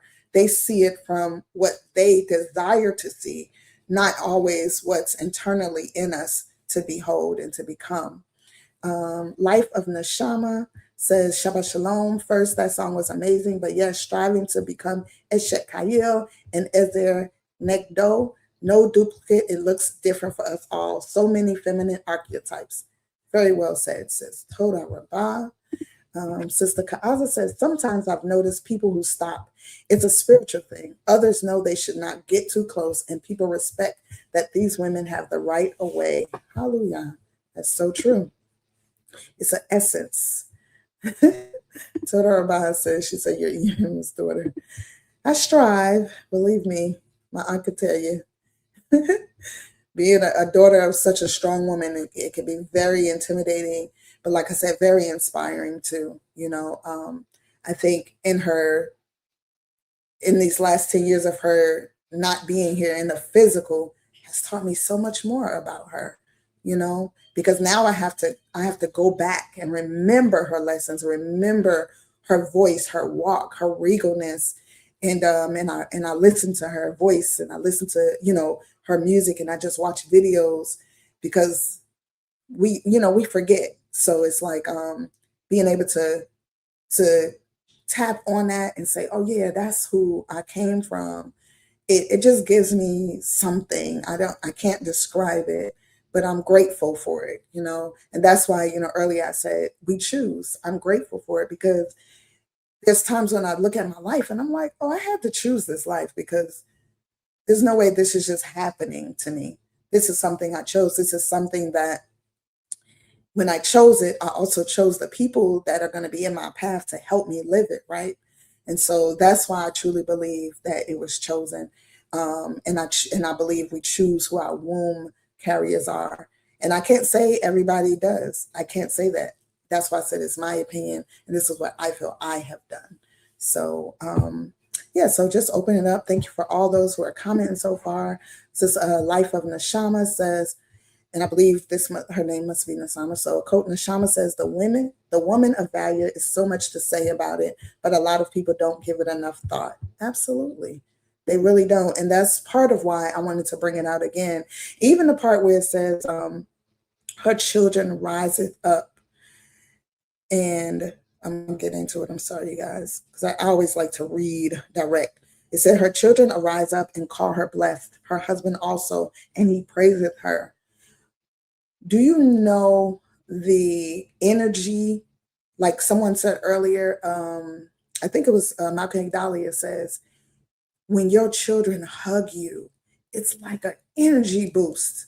So when your children can rise up, literally stand up, and I don't mean on their feet, but out their mouth and praise your name for the dedication you have been as their mother. When your husband can stand and say, my wife did this, or my wives do this, that's powerful. That's part of, you want that. You want to know that you are doing your job, you know, because this is our job. You know, a lot of women don't want to accept, this is our job. The Most High gave this job to us, right? And so the power that it gives you to have your children and your husband say yes. Look at my mama, look at my Ima, look at my mother, look at my wife, look at my woman, look at my wives. That's powerful. That energy that it gives you, believe me, I live on that energy. When I get that, I feel a million times like the best person in the world because they don't have to do it. I don't ask them. They don't have to. I know I'm not perfect. I know I'm not a perfect mother. I'm not a perfect woman. I'm not a perfect daughter, sister, wife. I'm not perfect. But I know I'm doing my best with what the Creator gave me. I'm doing my best to give my children the absolute best because they came from me. They came out of my womb. So it's my job to make sure that they have what they need. It's my job to make sure that I am being the very best example as a woman, as a mother, as a wife I can be, especially for my daughters, because I want them to emulate me and the best of me, and then to take it further. And then for my sons, I want them to find a wife or wives, because I don't know what they believe, right? Some of my children believe in polygyny, some don't, but that are going to be elevating them in their life, that's going to marry them and say, oh, I see you a businessman. Let me help you bring your business to fruition. Let me help you elevate this business. I want them to choose women that excel and allow them to excel. I don't want them to choose women that society says they should choose, by what if they have a long weave and a big butt and veneer teeth, all that artificial stuff. I don't want my sons out there choosing that. So I try to be the realest mother possible. Last week, my daughter, for the gala, I don't wear makeup, y'all. And even growing up, I never was that girl that was into makeup. Like, if it was something like the prom, I barely would do it. And it was just because my mother didn't do it. That was another reason. I just didn't. It wasn't something that was always in my face to do. And my daughter said, Ema, you are so beautiful, like your natural beauty. And she said, but I want to give you some lip for this gala. And I said, okay. She said, but your natural beauty, and for her to say that to me was so just inspiring. I really just it made my heart swell, because it is important how your children see you, especially how your daughters see you. Because that shows me that they see themselves as beautiful. They see themselves as strong, as empowering, as special, And in a world where we're not taught to look at ourselves as beautiful, that's important for me, that my children see that in me and other women around us. They love their skin. They love their Black, beautiful women, colored, all shades of us. And that's what I love. And so, those little things, some of those things really just help me to understand the value of a woman, and I just wanted to share what I feel is a value. And I wanted my auntie, hopefully she's present. Auntie Kasima, if you're present, you can come off of mute.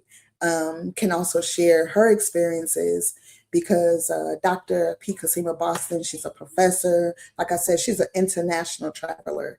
And, she's a mother, an auntie, a grandmother. And she does work, not just environmental justice work, but she does work that empowers the youth to love themselves. She has all type of different youth organizations that from when I was young, teenage years, were involved in, that were about empowering ourselves as young women, as young leaders. And it was never taught. My auntie, my mother never taught me to be, go out there and be this independent woman that the society has designed us, or is trying to design us to be. But they did teach me about independence, about having your own, about building yourself up so that you can be strong to be able to build up your family, build up your nation, build up your community. And so I'm honored, to have her here with us today. She's coming back. She was here before and she had a lot of powerful insight then. I'm not, she's very busy, you guys. So she may be doing a couple of things. I definitely want to read some more of the comments. Thank you all. And if any other sister who is in the comments want to come on, I will share the link, because this is our platform. This is for all of us. This is not, it's not just here to listen to my opinion. This is for all of us to come on and share and bring out the empowerment of one another with positive words and positive light.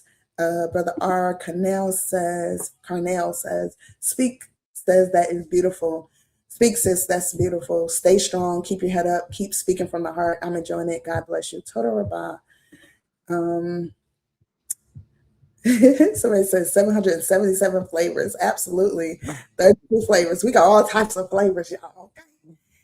And then, so, yep, here is my auntie, Dr. Kasima Boston. Dr. Peace. Boston.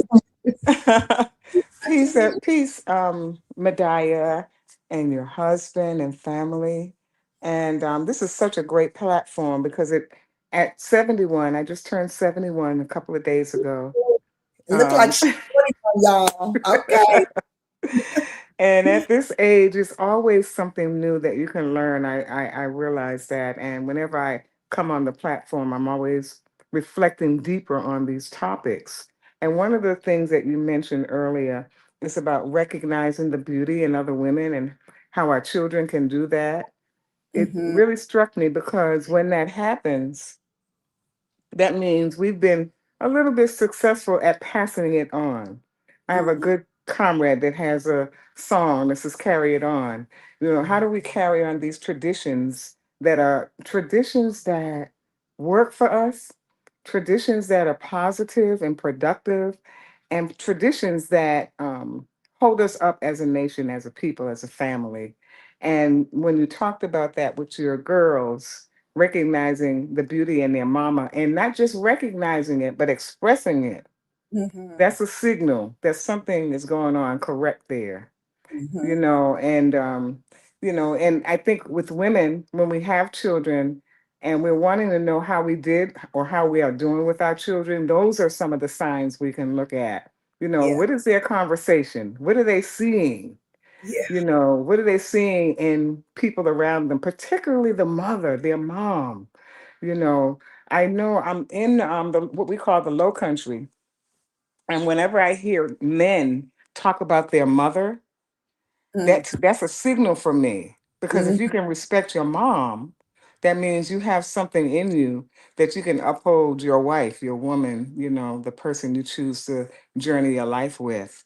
And so those are signals. Those are signals. And I think we get so many of them. And the other thing, when you talk about choosing, I feel like I chose as well. Yeah. My mama and my daddy, because Yeah. they just seem so perfect for me. Mm-hmm. And another way you can know is when you end up continuing the work that they were doing, Mm-hmm. for me, that's a signal again that, Yeah. yeah, something happened here different. Yeah. And the work that I do is just continuing what my mama and my daddy did. My Mm-hmm. daddy trained young people, my mother trained young people. I'm Mm-hmm. training young people and working with young people, and I get joy from that. Yeah. I get nourishment, spiritual nourishment from doing that work. So thank you for upholding those kinds of things, because those are things that we can think about and reflect on and make the world even a better place with our Yes. womanhood. Absolutely. Yeah, Absolutely. thank you for this conversation. It's a good one. You're welcome, Auntie. Yeah, I wanted to, because we always hear, like, it's always the negative, like we had a discussion a couple of weeks ago where my husband produced the video of that sister. It's like just talking about the hate. It was so much. She had so much hate, and I think just unknowing of herself, and that's what's being reflected so much more than the positive of who we are as women. And so I just wanted to bring a balance to it, because if we get influx with so much of that, we start to not remember the great of who we are, and those visuals are very impactful to our mind. Those visuals can really stand lasting, long lasting in our brain. And a lot of times that's what happens when, we constantly see the negative. That's why I don't like to watch the news a lot, because the negative, it can put you in a depressive state. It can change your whole aura. And if we're constantly digesting negative thoughts about ourselves or images of ourselves, then we start to want to become that image, because that's what we've been designed to see, and that's what we've been accustomed and gotten very comfortable in accepting. Well, that must be who we are, because everybody is saying it, right? Everybody is dressing like that, or everybody is saying that we have to look like this to be accepted. So, you know, when I was walking on the land and just thinking about that, I'm like, yeah, this is not an average job. This is not an average thing that everyday women are doing. And so when I think about the value of a woman, right? For me, value comes in different packages, comes in different stages. It's not just the work that you do, but it's your mindset. Like I said earlier, your mental. Where's your mental? Like what do you think about? And then with those positive thoughts, how do you execute that, right? The value of a woman of seeing, okay, my husband, he brought this project to me. Now, how do I execute this project? And we're not always right in how we execute it. We're not always right in how we may take our time to kind of decipher through the project to execute it. Because I know, and just being transparent with Maish, he has a lot of things that he comes and brings to our desk and say, hey, I want this done, or I want y'all to do this. And there are times when, I will have the list of the plate full of things that he wants, and I'll go through that plate and I'll start to organize it according to how I know I can best fit. And it doesn't always is it in line with how he wants it executed. But what I've learned is that I have to find the best way to communicate with him, to show him that how I feel, how I have to look at it to execute this plan is the value that I will bring to the plan. It's really and it's a space that you have to clearly understand. And I don't always communicate that correctly, so it's like, it's not always understood. But as I continue to grow in my womanhood, and as my sister wife and I continue to grow in the things that we're even learning together, learning the value of how to communicate with your husband, learning the value of how to communicate with your family, with your children, learning each other's language, is so important. And that's where I say, like, the title comes from the value of a righteous woman's value, or wife's value. It's, and it can be based on desired expectations. So true, Aim. And so that's why when I say value, I'm saying like on the level where you may be. And so for me, like, I have this expectation of my own. I really do. My expectation of how I execute something is very high. It's probably higher than I could even see, because I have this thing of, if I am hosting something, if we are hosting something, and as the woman who has this title, princess, right? Then there's an expectation of what I bring to execute. And so I have my own expectation outside of anybody else's. And truthfully, I can't even think of anybody else's, because my expectation, I feel, is beyond what other people expect of me. So I'm like, okay, we got to be doubly prepared. We have to go above and beyond, because I like to know that people are comfortable, people are gaining from whatever it is that we're giving, that we are not just saying, here we are, come, hey, let's just come be together, but we're actually having people come and walking away with more than what they came with. And I'm not talking about in the physical possession. I'm talking about with mental growth, spiritual growth, financial growth, emotional growth. Those things are important to me as a woman, especially like us who holds, quote unquote, a title, that I have a job to do, to execute. And so how do I do that? What value do I put into this title that allows it to be great? Because, a title, I'm not big on titles. When I first married my husband, I was like, whatever. A title is nothing to me. A title is only a title. What you put into it is what makes it. People could call me princess all day, but if I'm not doing the work, I'm just being called a name. You know what I mean? Like, I really feel like once I accepted to say, oh, call me Princess Medaya, that means I have sat with that. I prayed about it, asked the Most High to show me how to execute this title, show me how to bring value to this title so that it's not just a thrown around word or just being seen as, oh, she's a princess, so blah, blah. No, the value that I bring to this title is what I feel makes it that title, not just the title itself. Because many people call themselves princes or princesses, but it's a work that comes with it. It's the dedication, it's the sacrifices, all those things. Kingdom Burnell says, Maria Yehuda says, value becomes objective when it's based upon Yah's criteria. Very good, I agree. Sister Akot Neshama says, a woman of value who can find her, because this woman is not just external, it is a rare state of consciousness. Right on target, sis, right on target. And that's part of why, I even brought up the whole title thing, because it's not about the external, as you said. It's the consciousness. You know what I'm saying? That's why I was saying, like, to know the value of a woman and then become a mother and a wife of that. It's the consciousness.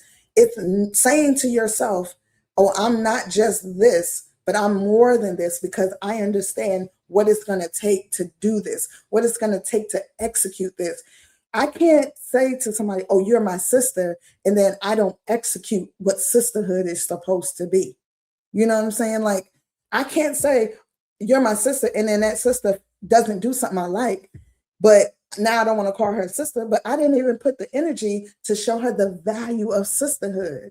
We have to be accountable for who we are and what we want out of any situation, any relationship we're in. And as a woman, for me, that value comes from knowing who you are, accepting your relationship with the Creator first and foremost. That's so important to me, because I feel like if you only have a relationship with the Creator because of your husband or because of a friend or whoever, then your relationship is only based on the value. Your relationship with the Creator and your love and fear and respect of Him is only valuable as long as that relationship with that person is valuable. And that is low tov. That's not good. Because if you fall out with them, that means your relationship with the Creator is no longer. So it's so important that you build your relationship with the Creator, right? And then as you build your relationship with the Creator, all those other relationships will just start to build naturally. You will know, yes, this is my husband. You will know, yes, this is my sister. This is my elder, because they will also have the same characteristics that you have placed yourself under the Creator and asked Him to help you become those, help you to know those, the value and who you are. You'll see them in the people that you surround yourself in. So for me, when I truly look at womanhood, I look at that first, the relationship you have with the Creator. I look at the relationship you have with yourself. It's something to love yourself. I'm a big woman I'm a big woman who looks at how you look at yourself is how you're going to look at me. If you don't see yourself as beautiful, as a precious, special jewel, then you can't look at others in the same way. Even if you do, there's going to be a vindictiveness about it, because you're going to be like, in your back of your mind, like, oh, well, they not that special, or yeah, that might be, she might be cute, but there's, you finding the flaws, you know what I'm saying? And it's not easy to fix that within self, because we all go through those stages. I have not always had the greatest self-esteem about myself growing up because of society teaching us that natural hair is not beautiful. Your natural skin is not beautiful. We go through those stages because we're here, and it's natural to go to those stages. So I'm thankful that, we have these places, we have sisterhoods, we have people that we can have these conversations with, that we can call on and say, hey, what do you think? Like, how do you feel about womanhood? How do you feel the value of a woman is? What's your opinion? Because we're all going to have different opinions.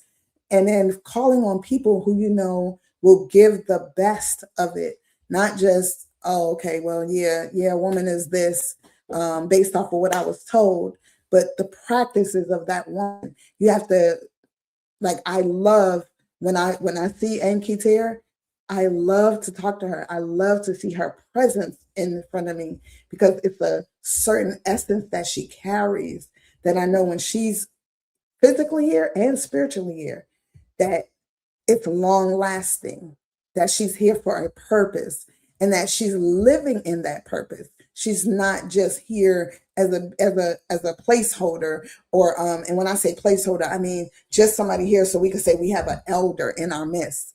Like, she was given the title Aim Keter from the characters that she possessed, from what she brought to us, and I know I said a lot. I do want, to read some comments. And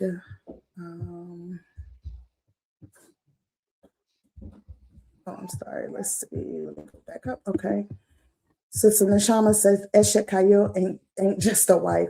She's for frequency, a woman aligned with divine wisdom, moving with discipline, speaking life, and turning thoughts into reality. Torah, absolutely. Sister Kaza says, direct versus indirect. Absolutely. And Sukari says, you are the essence of your work, and all you make happen with much guidance. Hallelujah. Sister Itia says, we should grow in wisdom, courage, and faith, like Ema Deborah in Judges 4:4-5. We're meant to lead, serve, and shine in every area of life. Yah designed us for strength, character, and purpose. Yes, he did. And then Sister Neshama says, she don't chase anything she creates, multiplies and commands her world from within. I love that for us. Absolutely.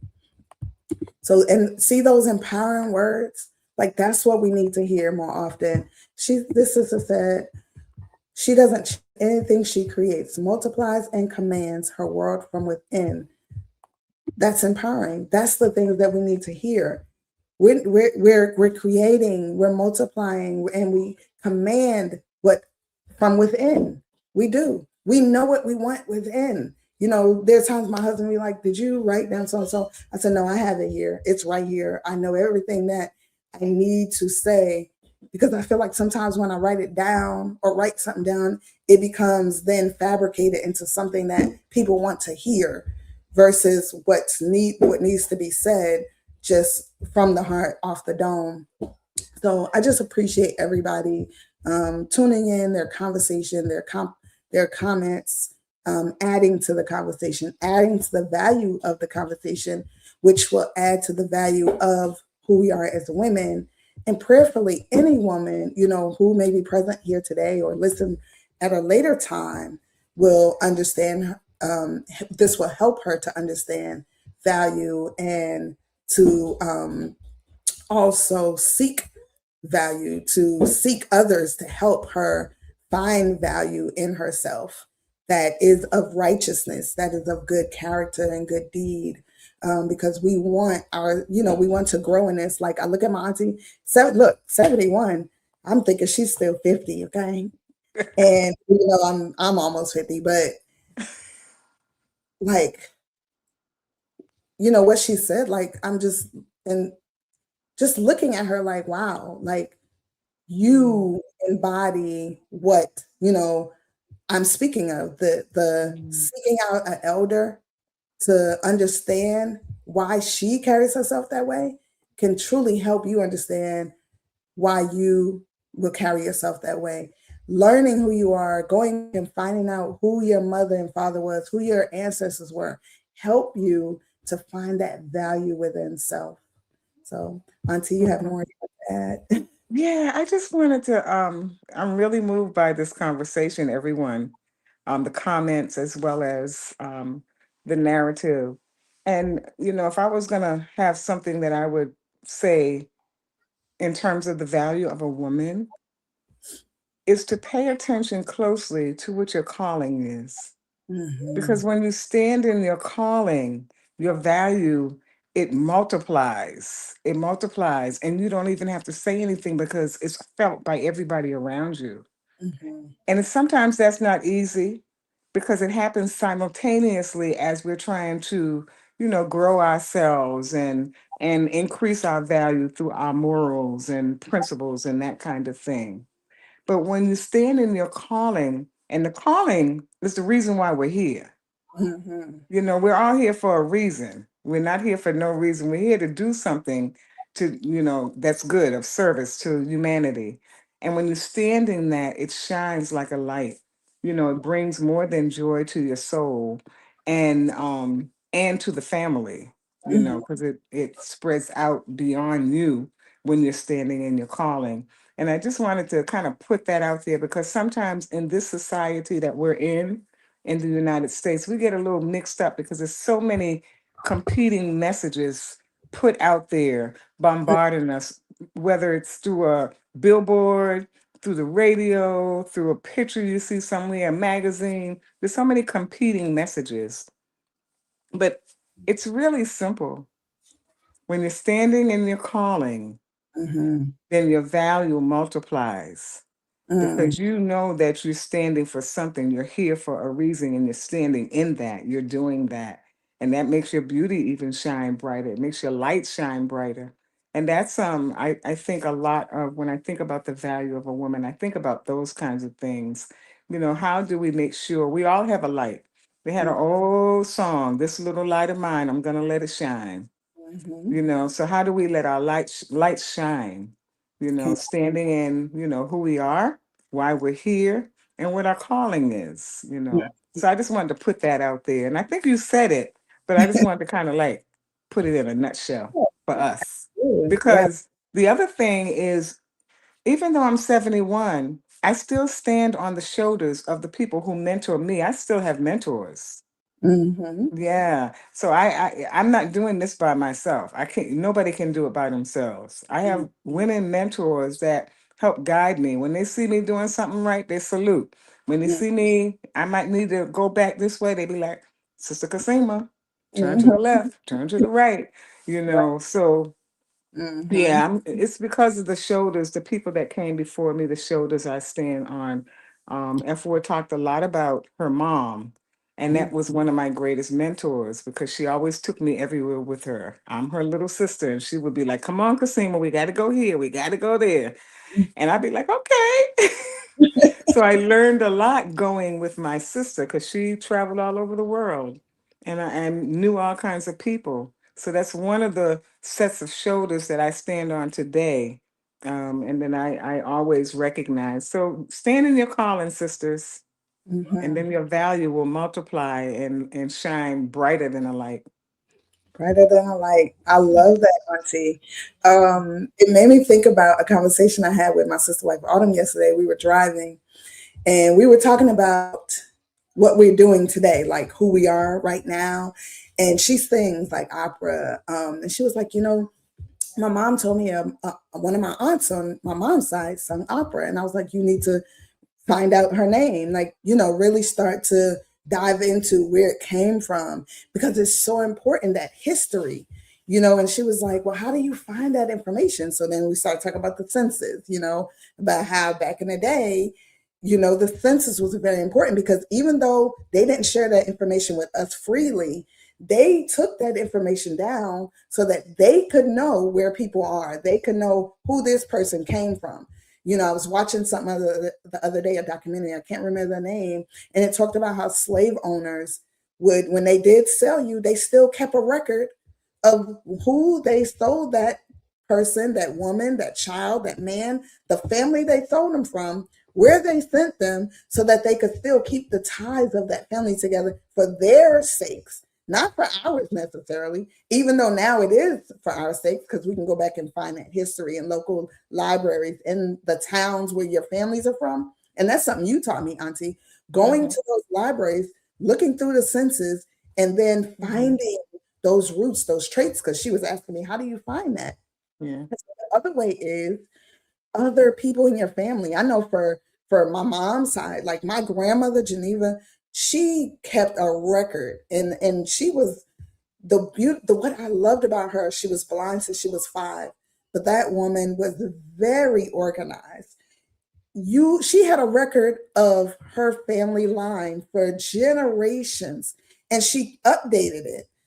She kept it updated. We were just talking about it, my siblings and I, how we need to get it and start updating it again, because she's no longer here. And my mom and my aunt, Auntie Laverne, actually, her two daughters didn't do that.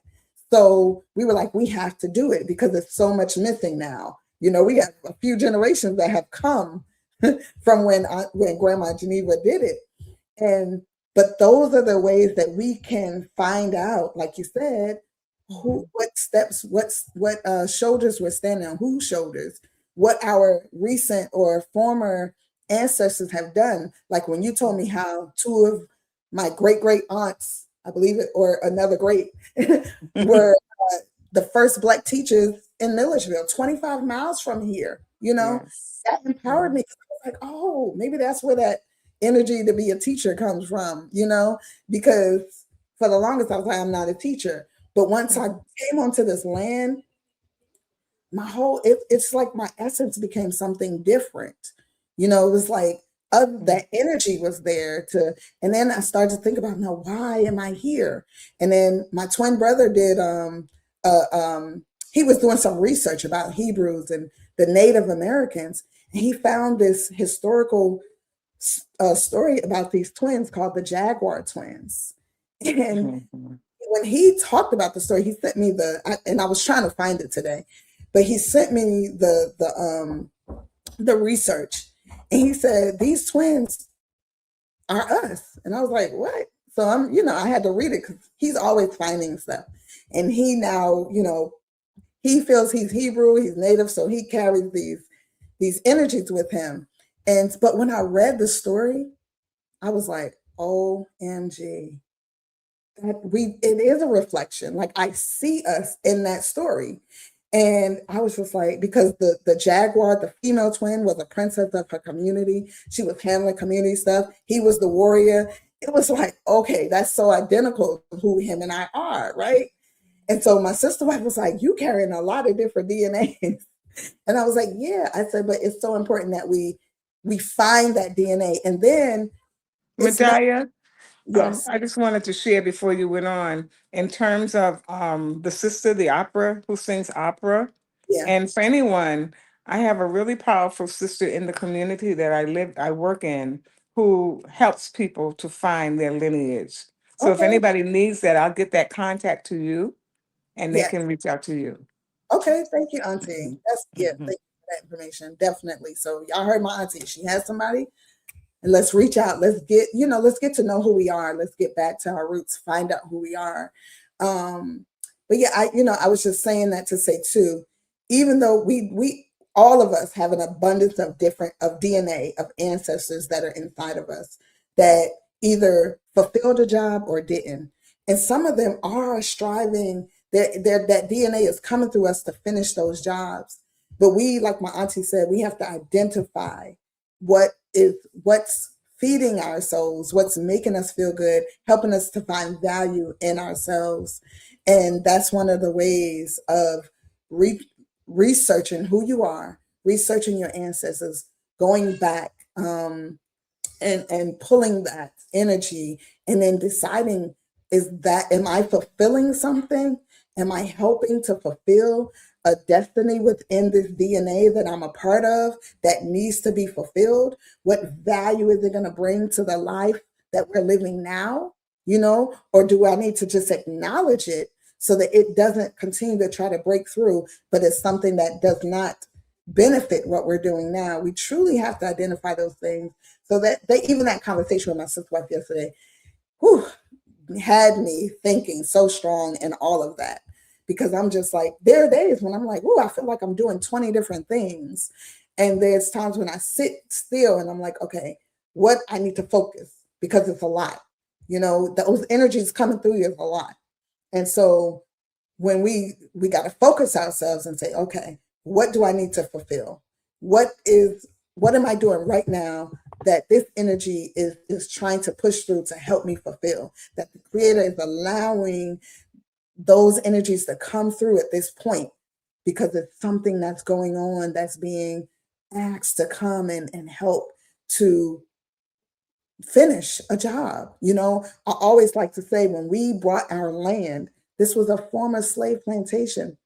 And I always like to say, we're here to finish this job. We were able to repatriate, okay? We were able to gain reparations of owning land, our ancestors. So many things, great things and very bad things happened to them on these lands.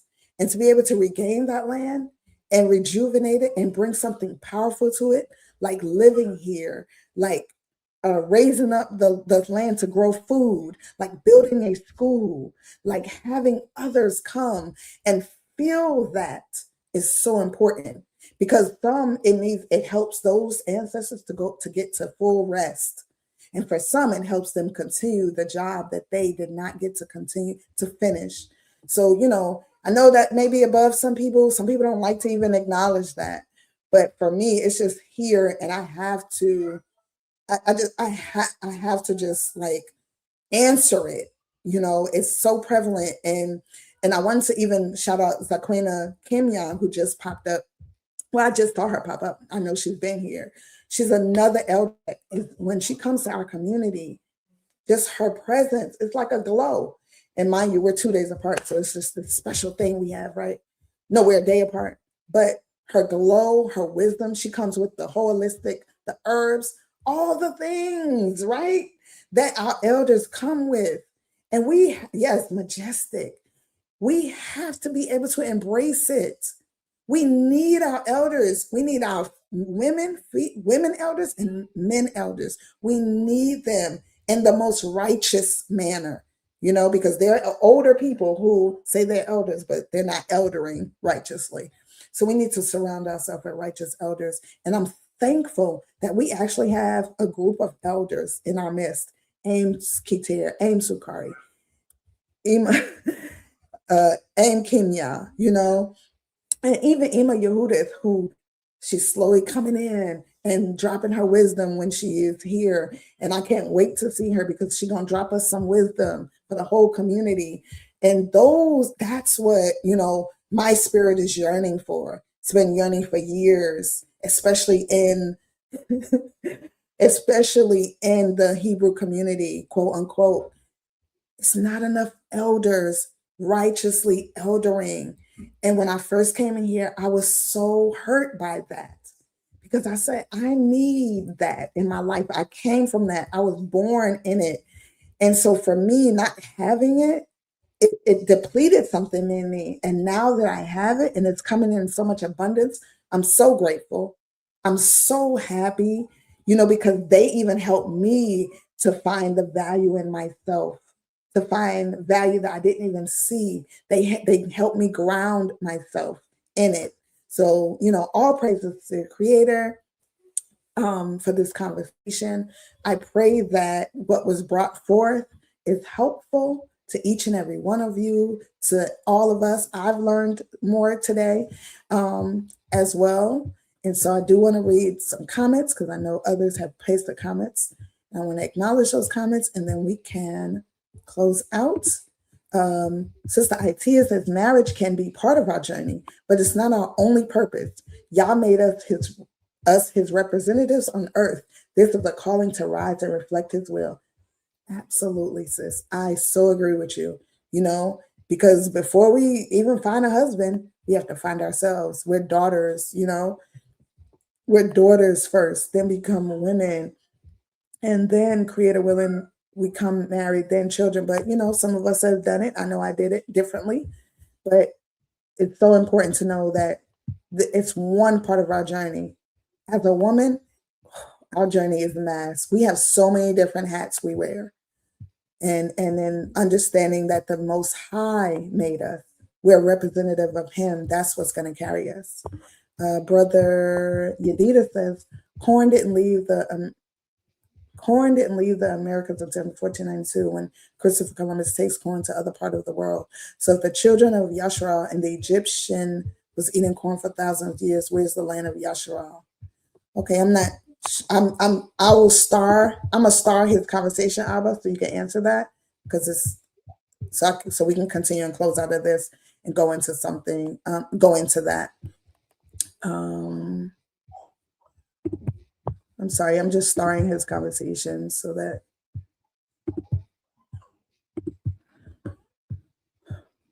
All right.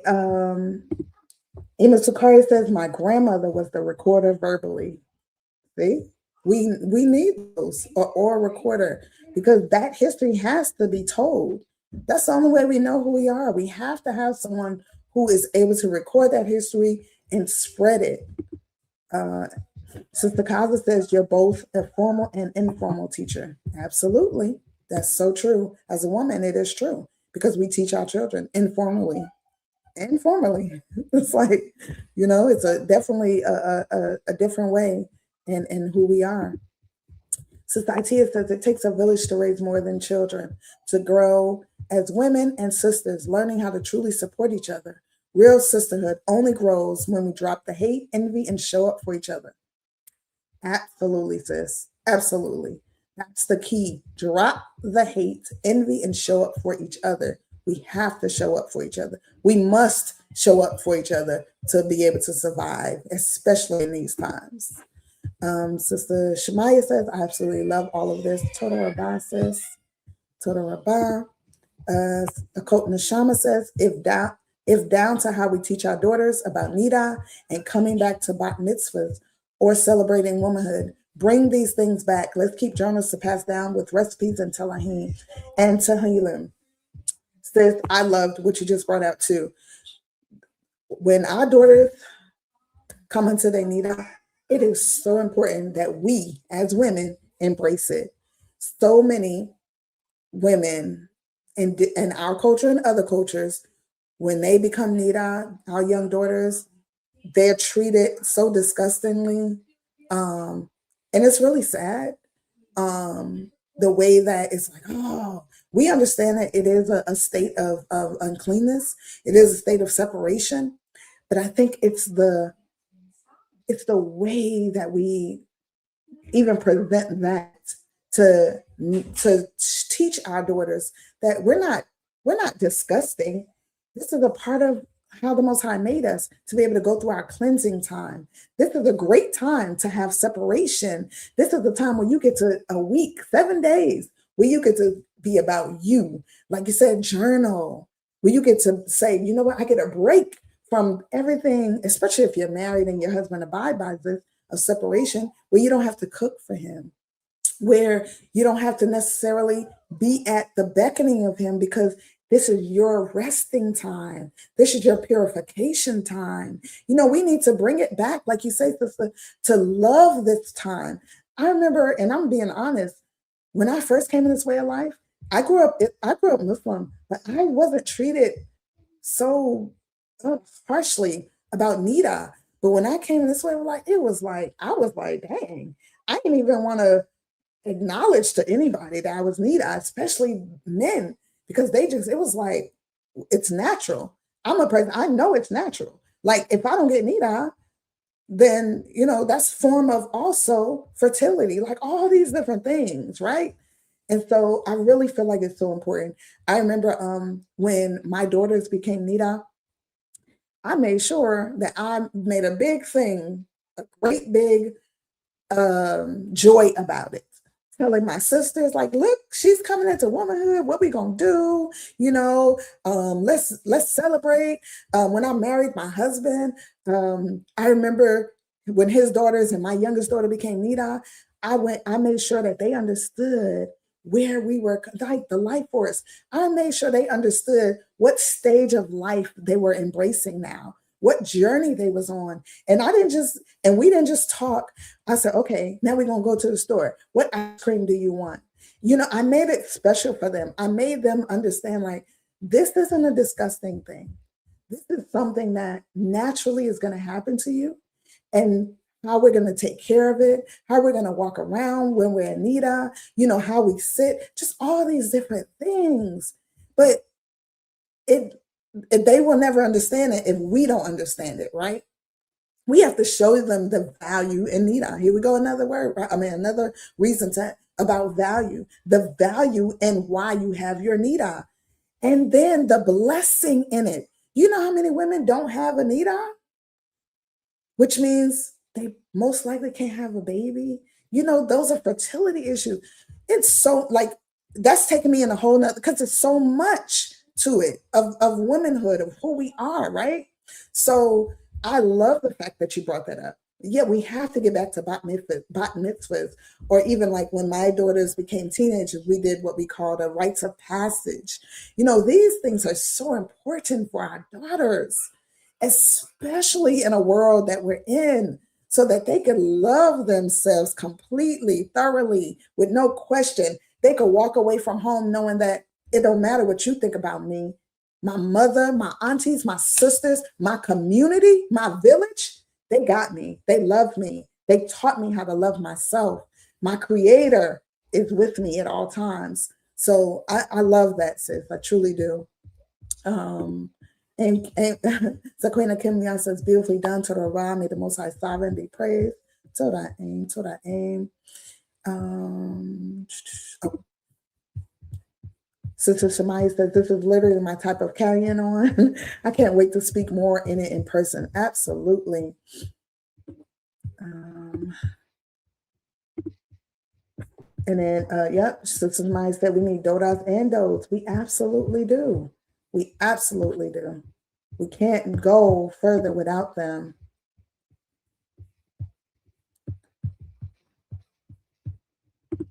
Sorry. And then, let's see.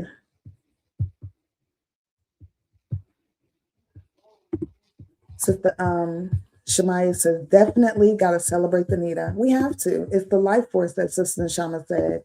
A co-earning said they start to get treated like they have the Black Plague. Right. It's like, okay, no, don't treat us like that. And then the Kaza says, I'm looking forward to the ladies class. Yes, we have to really do it, sis.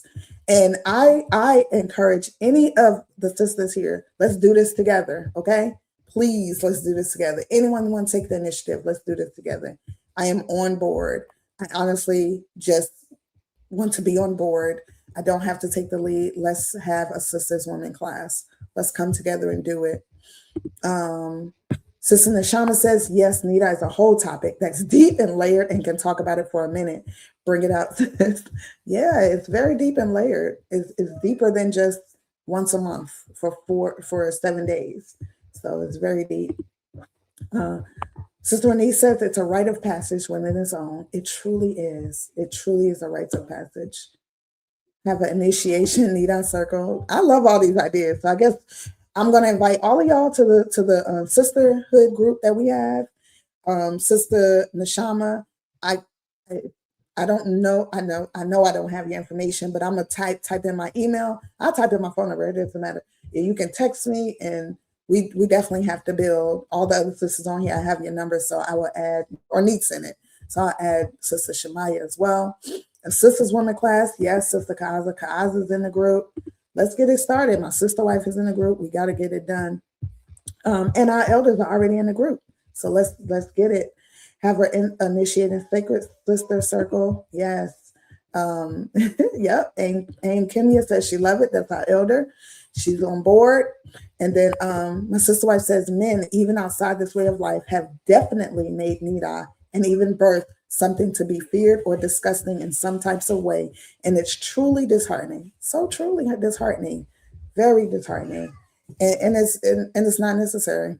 It's really not. And then my sister wife also says, but that all goes into being ignorant to the value of these natural things that happen to us. Absolutely. The red tent, as they say. Yes. Yep. And we got to make that feel good. Yeah, it's a red tent. We got 7 sisters that need the red tent. They still deserve to be a part of that. I really love Queen Afua's Sacred Woman Slices. Yes, she has some Queen Afua is very powerful with her uplifting and empowerment of women. My auntie had to leave, so she did say shalom to everybody, just so you know, she didn't just leave. You have it, Abba? You have the book? And then my sister wife also says we did used to have sister gatherings classes, but they fell off due to the scheduling, just life. but I love to get them started again as well. Absolutely. I was saying I have Sister Nashima's information. Oh, okay. And then she just said she'll write to me on Instagram. Toda Rabah, sis. Toda Rabah. All right. And then Sister Johanna. Shabbat Shalom, Sister Johanna. Hallelujah. All right, you guys. Toda Rabah, every one of you, for your comments, for your input. Toda Rabah for listening to me. See, this is what I mean about disobedient wives. I told her 3 weeks ago, 45 minutes maximum. She took 2 hours. Do your thing, girl. Go ahead. Go ahead and finish. I'm going back on silent. Do your thing. No, but I actually do appreciate my husband giving us the opportunity to have us speak, to allow the woman essence to be a part of the Shabbat classes. I was explaining, me and my aunt were talking last night about sexism in all walks of life. Every culture has it. It doesn't matter what color you call yourself to be, what way of life you walk. There are men who will always stand against a woman being present, to whether they call themselves a teacher or even sharing knowledge, being a presenter of something. I could tell y'all, my husband has gotten quite a few messages of why they won't come back to his class because I come on and have a segment. And it's not even disheartening to me because I just laugh because I'm like, oh, yeah, whatever. Like, and not in whatever as in like whatever, but whatever as in that's sad that you rather put that energy into saying how you don't like it. But did you even see what was being talked about? I'm literally not here breaking down scripture, even if that happens. That's not my, job. However, though, we as women, we have classes together where we break down Tanakh together. We break down Torah, where we go through scripture, so it's disheartening to just know that that's still the mindset of a lot of men. And I just, continuously pray that we overcome that, because it truly is damaging to the growth of our people, to the growth of nations, especially within our communities. It's truly disheartening. The fact that, my husband even has to say, oh, she's not teaching, even though I know he's doing it in a very jokingly way. But it's like, to have to even say it, it's like, y'all should feel sad for yourselves as men with that thought, because it's like, that's not healthy. What about your daughters? Are you saying that your daughters don't have a voice, your wife? And if that's the case, I feel sad for them, because that's so disempowering. It's so belittling. The Most High made us, formed us for so many reasons. And it definitely wasn't to push us under the rug, to step upon our necks and make us feel less than, So, oh, I love all this encouragement. Y'all, I love y'all sisters. My sister said, not obedient. And then Society said, sleek our friends, it's our fault. See, I love y'all. Come on, sisterhood. That's what I'm talking about. Aim is and Kimya said, haha, she's laughing at you, Papa. And then Sister Neshama says, laughing out, you know what happens when women get to talking. Absolutely. All type of things is happening. Yes, everybody, yes, I love it. Yes, elders. It's just the concept says a princess could never be disobedient. A wife could. We're not talking about princess without here. Ooh, child. I'm not perfect, okay? Let me just say. I have been. And but I'm a work in progress. I'm a work in progress. to your confidence, though. And I mean, Sister Shemai says your mother is literally your first teacher. Absolutely, that's what I said. So what about your mother? Are you saying your mother is not a teacher? Man, that's one thing my aunt said too. You can tell a lot about a man of how he speaks of his mother. And if he does not respect his mother, he will never respect you. It don't matter how good looking you are, what you do to him in the bedroom, how many children you give him. He's not going to respect you because the woman who gave birth to him, ugh, you know, and let me not say that. I just said something I don't agree with, because I don't agree with anybody disrespecting their parents, but there are women, and my husband and I talked about it too. There are mothers who are not mothers. So but I still, you know, it's still oh gosh, it's such a thin line of life and respect, but we cannot disrespect our mothers. And then even when you find brothers who are, you do have to see why it is, but that's still not a healthy space for you to be in. It's really not a healthy space. So, Sister Neshama says, Proverbs 1:8, my son, hear the instructions of thy father and forsake not the law of thy mother. Say that, girl. Put that law up there. Let's go with that proverb. Sister Shemai says, got to stop trying to make women feel less than. We are literally 50% of the reason why you're here. Yes. Speak it. My sister wife, speak it. And then and Sakari says, blessed be Abba. Yes, blessed be to the Creator. And then Brother Benyamin says, every woman who births a child is not a mother in its truest sense. Very true. And that's why I stopped myself, Brother Benyamin, because I do know that to be true. I have witnessed it. Yeah, and it's sad. It's a lot of health, mental illnesses come from that. Honoring a dishonorable woman has its challenges. It really does. It really does. I will not hold you on that, brother. It really does. So, all right, Total Rabah. Y'all can't see, my husband's ready to continue. Okay, I want to play the outro song. 1 second. Y'all Oh, say that. You want to say something else before I play the outro? I'm scared to say something. You know, you go ahead. This is the woman's time right now. Go ahead, do your thing.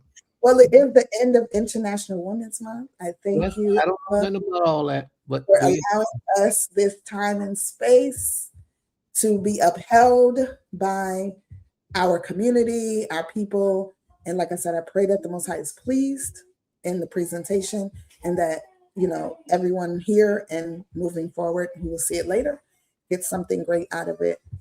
Oh, yeah. Sister Shemai says, Brother Ben, take that up with the Most High. We didn't make the commitment. Put some respect on the Most High's name, Bati. Respect on the Most High's name or his title.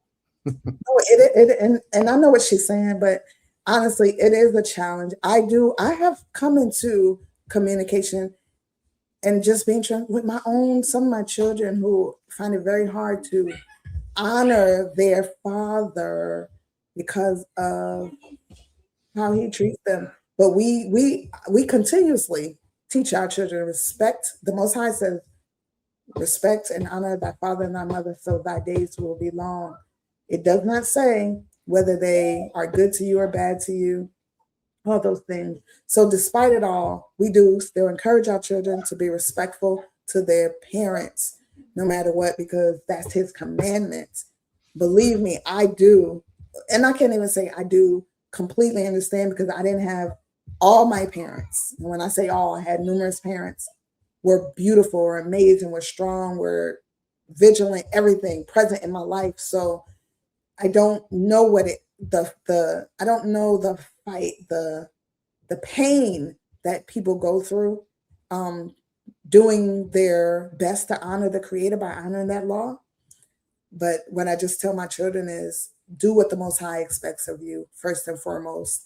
And if you can't, like my mother taught me, if you have nothing nice to say, then don't say anything at all. So I encourage them to do that too. But I also encourage them to speak their pain, but do their best to do it in the most honorable way as possible. And sometimes it's very hard. So Toda for bringing that out, Brother Benyamin. Toda Rabah. Abba, you want to say something on that? Nope. Oh, it appeared that you did, so my apologies. Okay, so I'm just going to play the outro so we can end this part, but it's just a repeat of what we just heard. Well, what we heard earlier. Get your commandments ready, family. Get your commandments ready. Commandments is next. Go ahead, Okay. Iman, do your thing. All right. It's coming. It's just a long intro of pause of silence, and then it'll kick in. So it's coming. So we just going, slowly bob.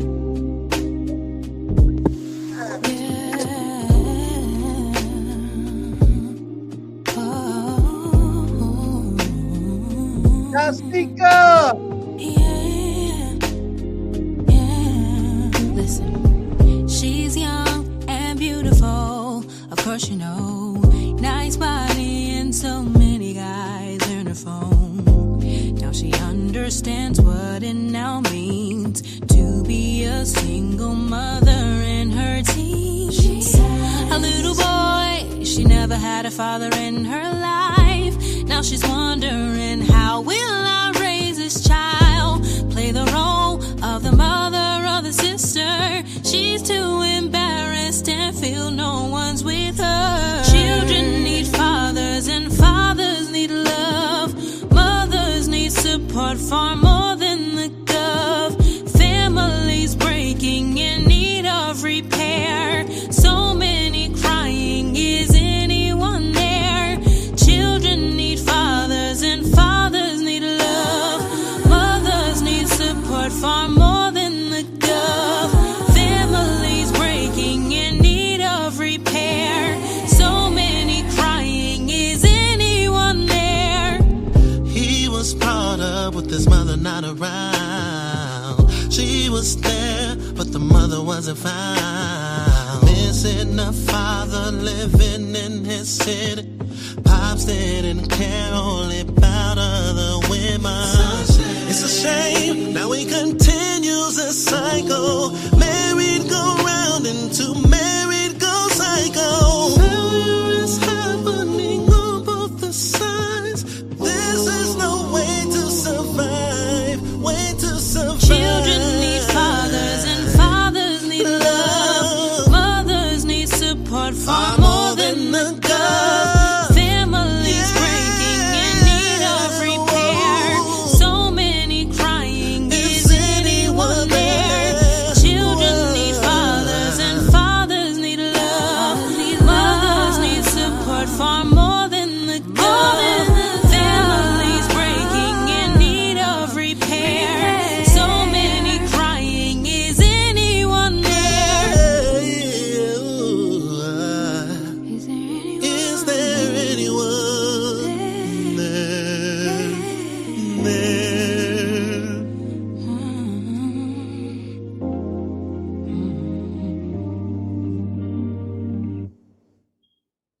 Oh, what a beautiful, Is anyone there? what a Woo! beautiful song. What a beautiful song. Mm. The Most High be praised. Can I just say something, babe? Yes, ma'am.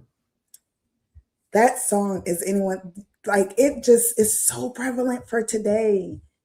Like, just what we just ended our conversation. You don't have to put me on by myself. I'm talking to you. It's so prevalent of just our ending of the conversation we just had about honoring mothers and fathers, our mothers and fathers. Like, I was gonna play another song, but that song, it just, the Most High said, no, play that one. Because so many, like she said, is anyone there? When we talk about, when Sister Atia talked about a village, that's what that question is. Where is the village? Is anyone there? Like, as I'm listening to it, like, I am tearing up, like my eyes are cloudy, because it's a great question. Is anyone there? Who's there for those who need a mother and a father? Who's there? She said the mothers need more than assistance from just the government. They need more than that. They need us. So are we gonna be there? Like, man, Lord, the message, y'all, the message.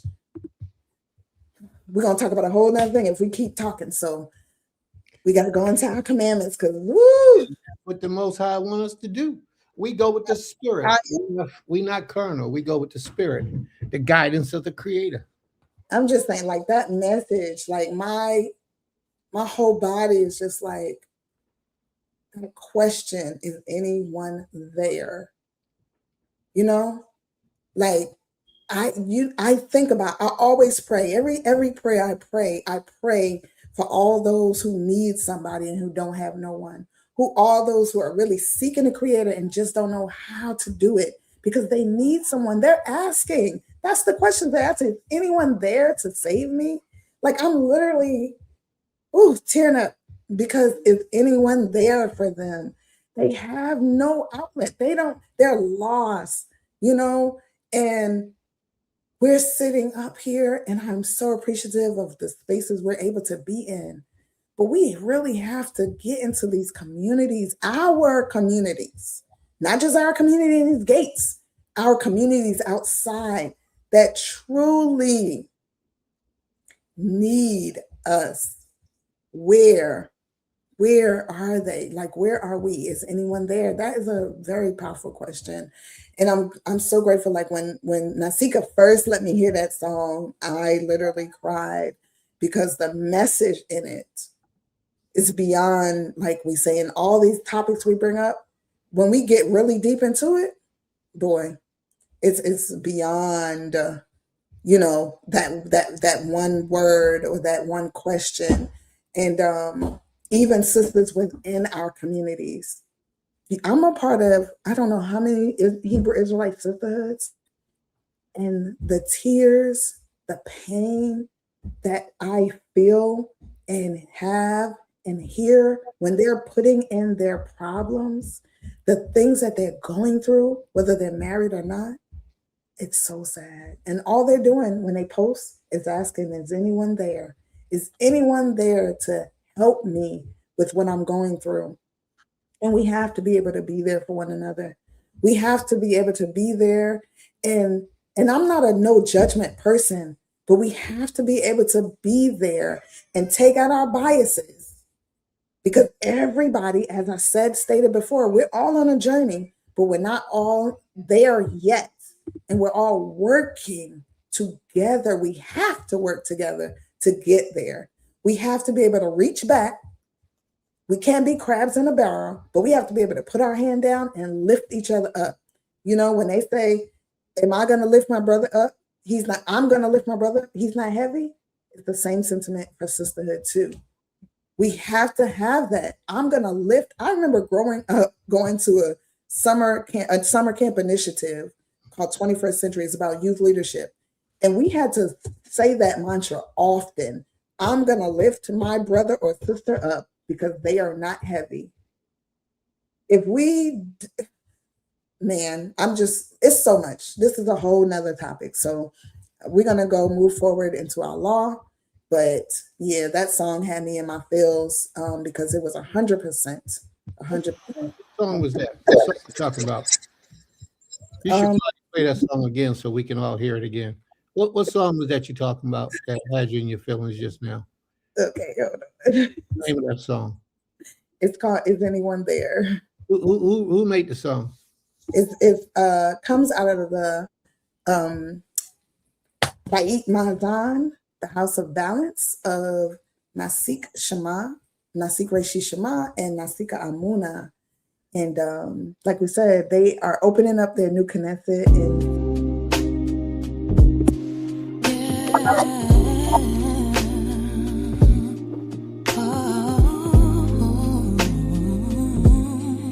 Is the song you talking about?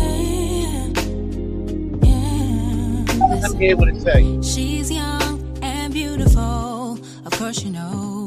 Nice body and so many guys in her phone. Now she understands what it now means to be a single mother in her teens. A little boy, she never had a father in her life.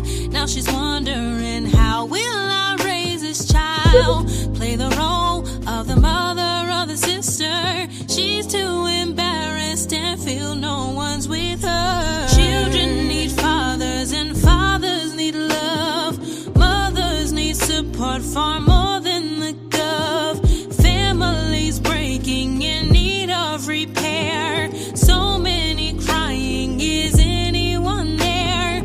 Children need fathers and fathers need love. Mothers need support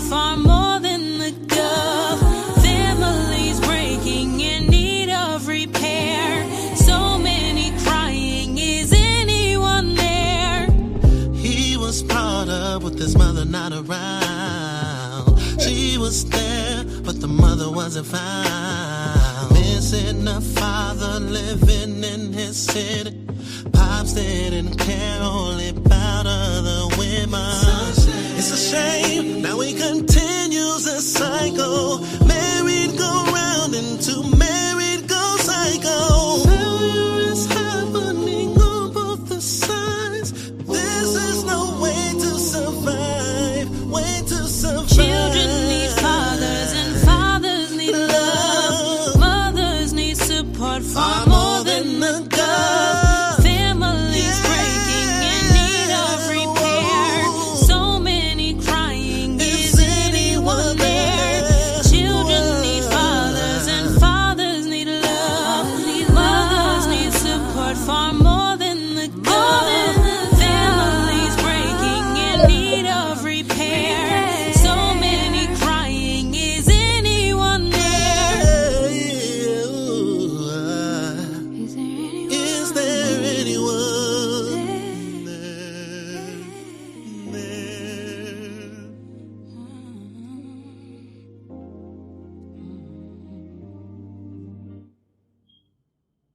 Woo.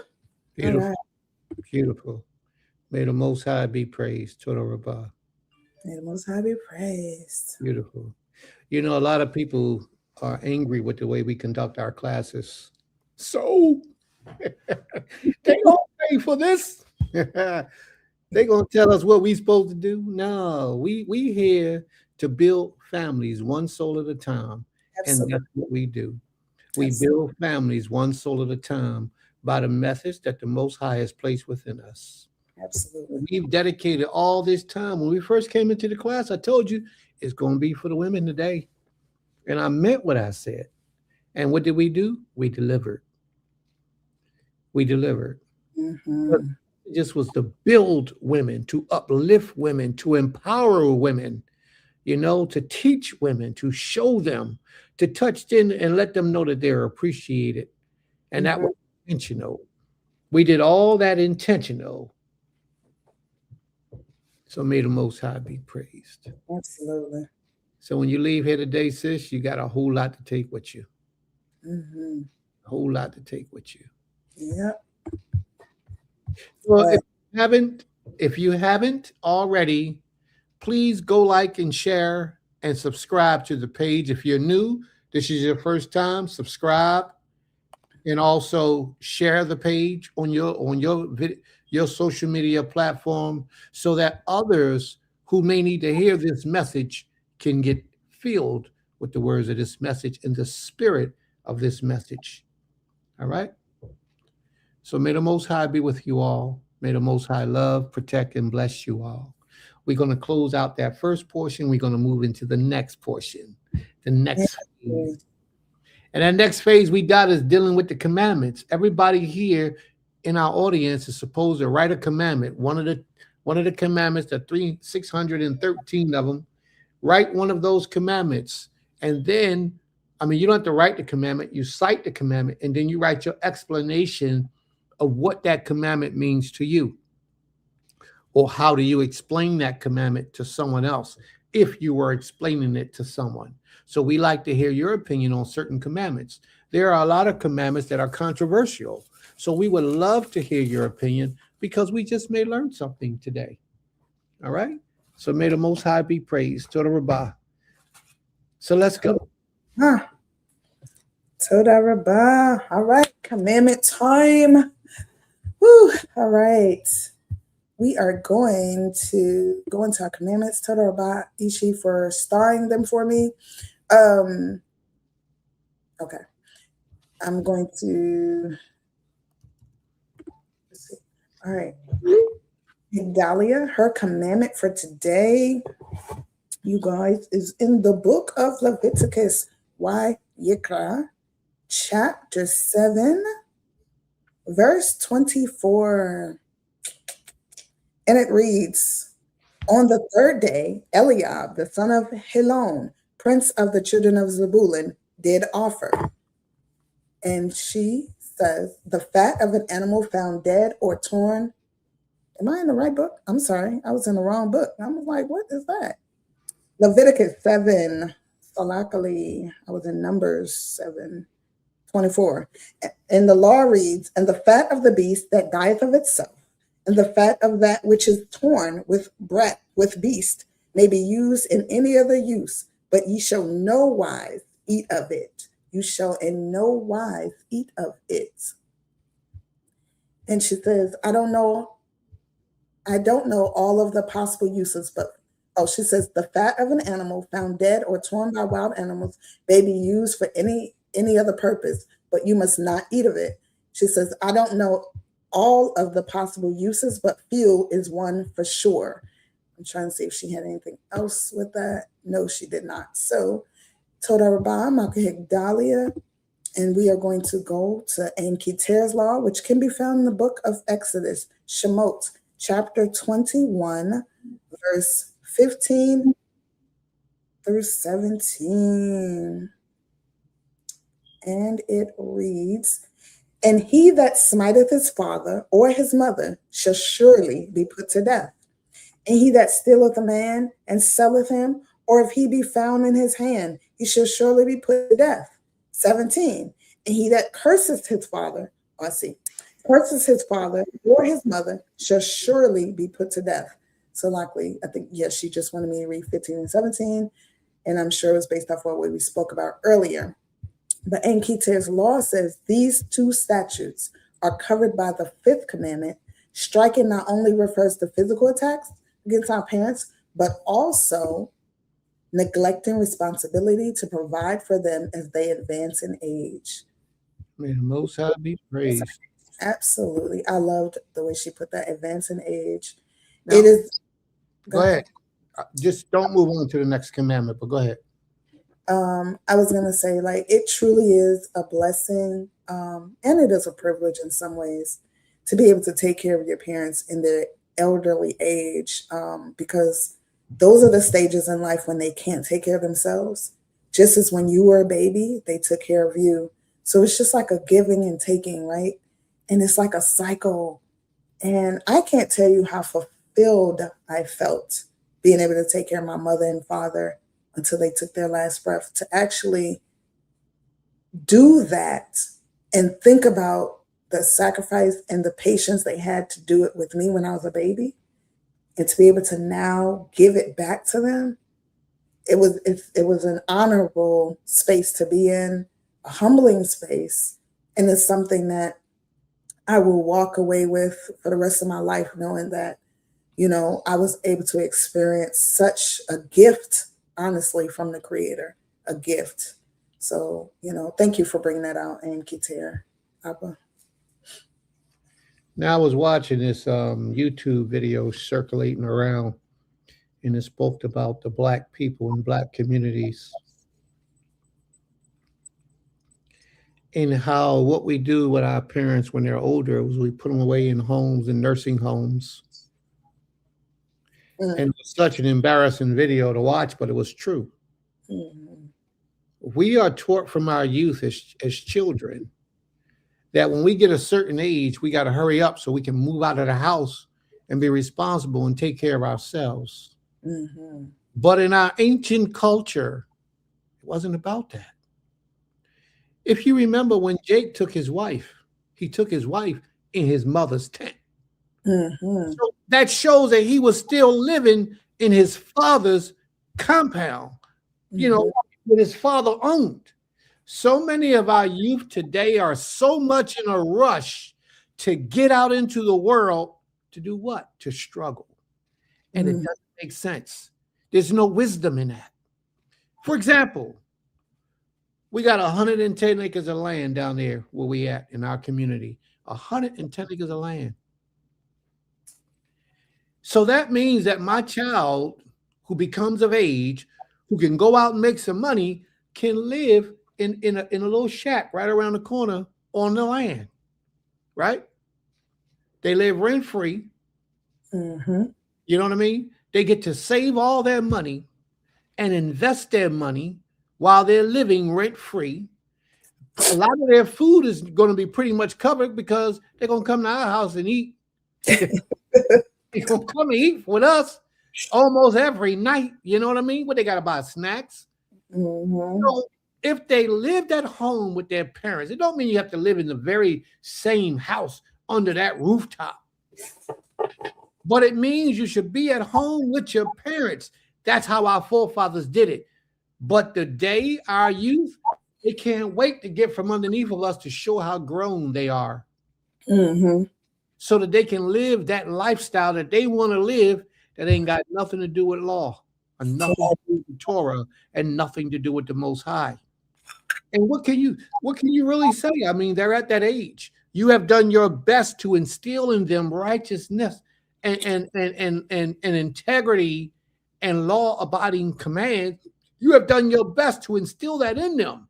You can't force them after that. Once they get to a certain age, you can't stop them from moving out. My daughter gave me notice just the other day that she's moving April 1st out of my house into her own apartment somewhere. I don't support that. I got children, 3 daughters that has moved out into their own apartments, and ain't none of them married. And I ain't been to one of their apartments yet, and I ain't going to their apartments. I don't care to go because they're disrespectful. We don't even see that.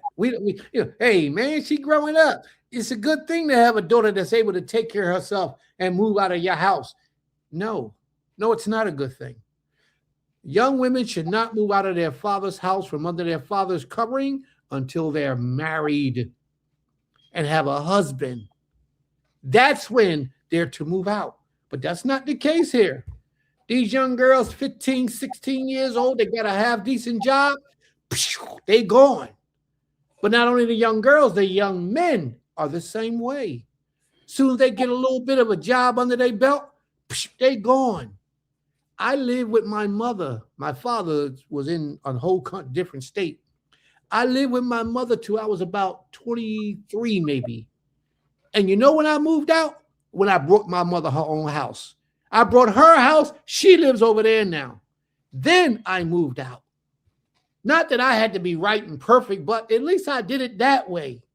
Moved her into her own house. That's how young men are supposed to be. But me today, I like to raise my children as close to the law as possible, but they don't always listen. Mm-hmm. I've done my job, but they don't always listen. Right now, I got 2 adult daughters that still live at home. 2 adults, daughters that still live at home. But like I just told you, I just got notice that one of them was about to leave, and she ain't married, and it's not good. And then my children be wondering, how come you'll never come past my apartment?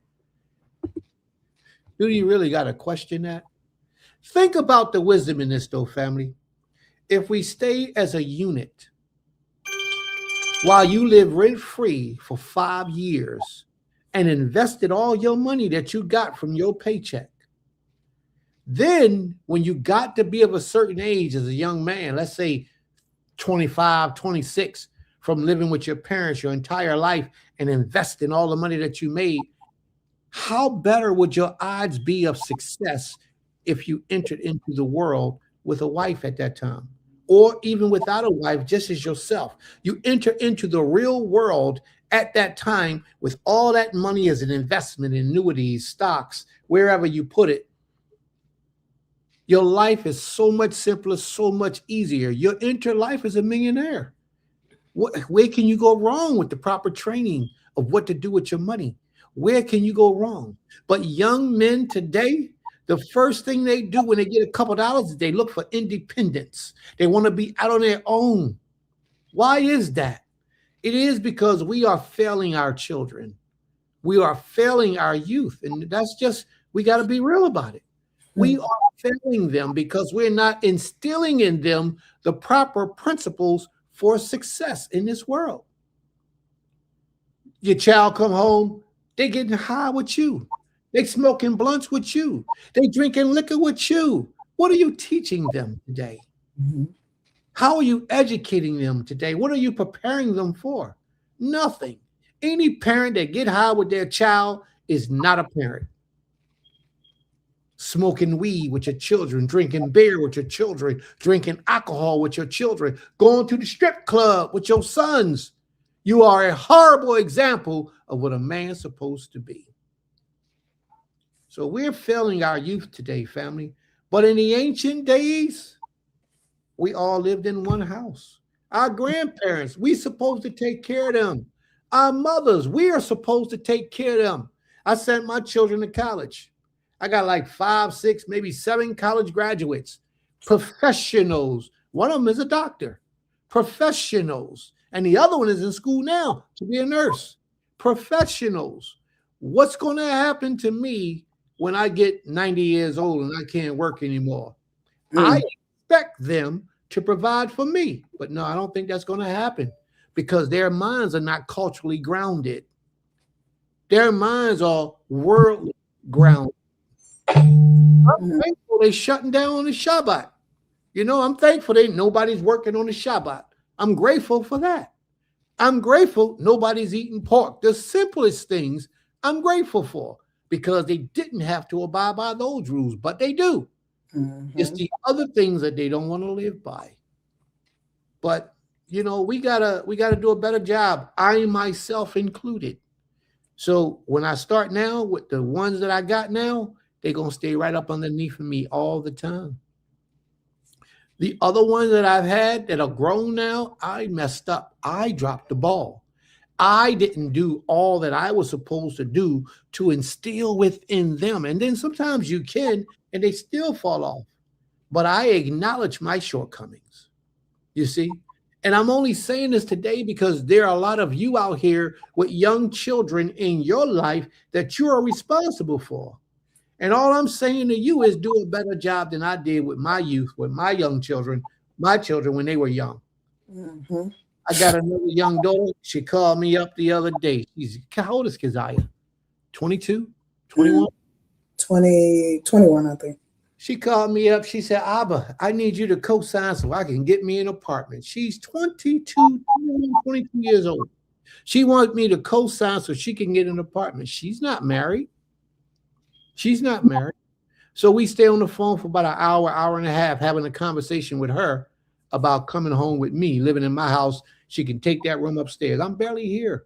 She can go right upstairs in that room in the back and live up there and sleep up there and do whatever she want to do and save her money and put it to good use in the future. Children, especially women, should be in their father's household until they're married. Until they're married. But a lot of young ladies today don't want to do that because if you got a righteous father, there's restrictions in his household. Certain things you can and cannot do. And young people today want to be able to do whatever they want to do whenever they want to do it. But that's not the way it should be. She called me super righteous. What she say? Super religious or super something. Super. I'm super religious or super righteous. You a super righteous father. You live like that. I don't want to live like, and they don't want to live like that. They don't want to make the sacrifices that we are supposed to make. I said to her, you don't have to do as I do. You don't have to do as hard as I go. You don't have to go that hard. I said, you don't have to. But there are rules and regulations that you have to obey. I ain't heard back from my daughter yet. That was over a week ago. And she's staying with her cousin right now because her cousin gonna let her do what she want to do. I mean, her sister, her older sister, not my child, her mother child. She's staying with her right now because she's gonna let her have guys up in there. She's gonna let her go wherever she wants to go. She's gonna let her wear what she want to wear, eat what she want to eat, drink what she want to drink. And you can't do that with Abba. You can't do that in Abba's house. So all I'm saying, family, is that we are supposed to provide for our fathers, our mothers. It's our responsibility to make sure that our parents who took care of us, like Maisha said, who took care of us and made those sacrifices are well taken care of. When her father, Maisha right there, that one, when her father got sick, I said to her, bring him here with us. Let him come live on the land with us. And he was happy. And how long was that? 2 years, 3 years he lived with us? How long he lived with us? Almost 4 years. And he was, did you right? Because he moved when we was in Goshen. You right. And he was happy.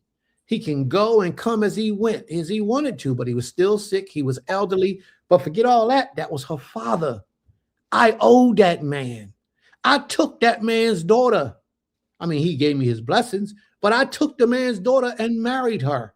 What else could I do for him? I owed him. I had to honor him. And that's what I did.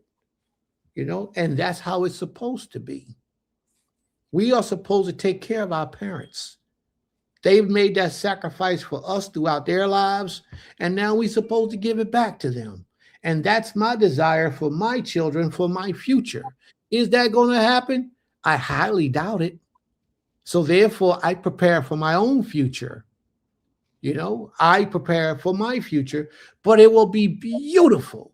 It will be wonderful if the Creator answered my prayers and a 180 degrees was done in the lives of my children, and they begin to recognize their job, roles, and responsibilities for their parents. That's what I'm talking about.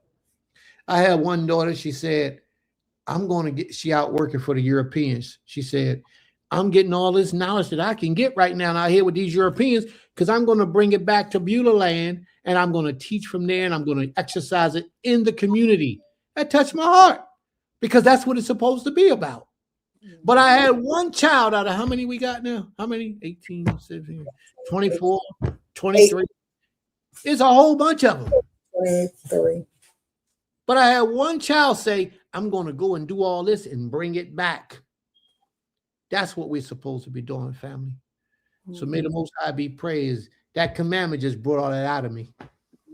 I was about to say it's really two, because one is in paralegal school, and that's what she's working on, to do her law and bring it back into the family to build up the business. Okay.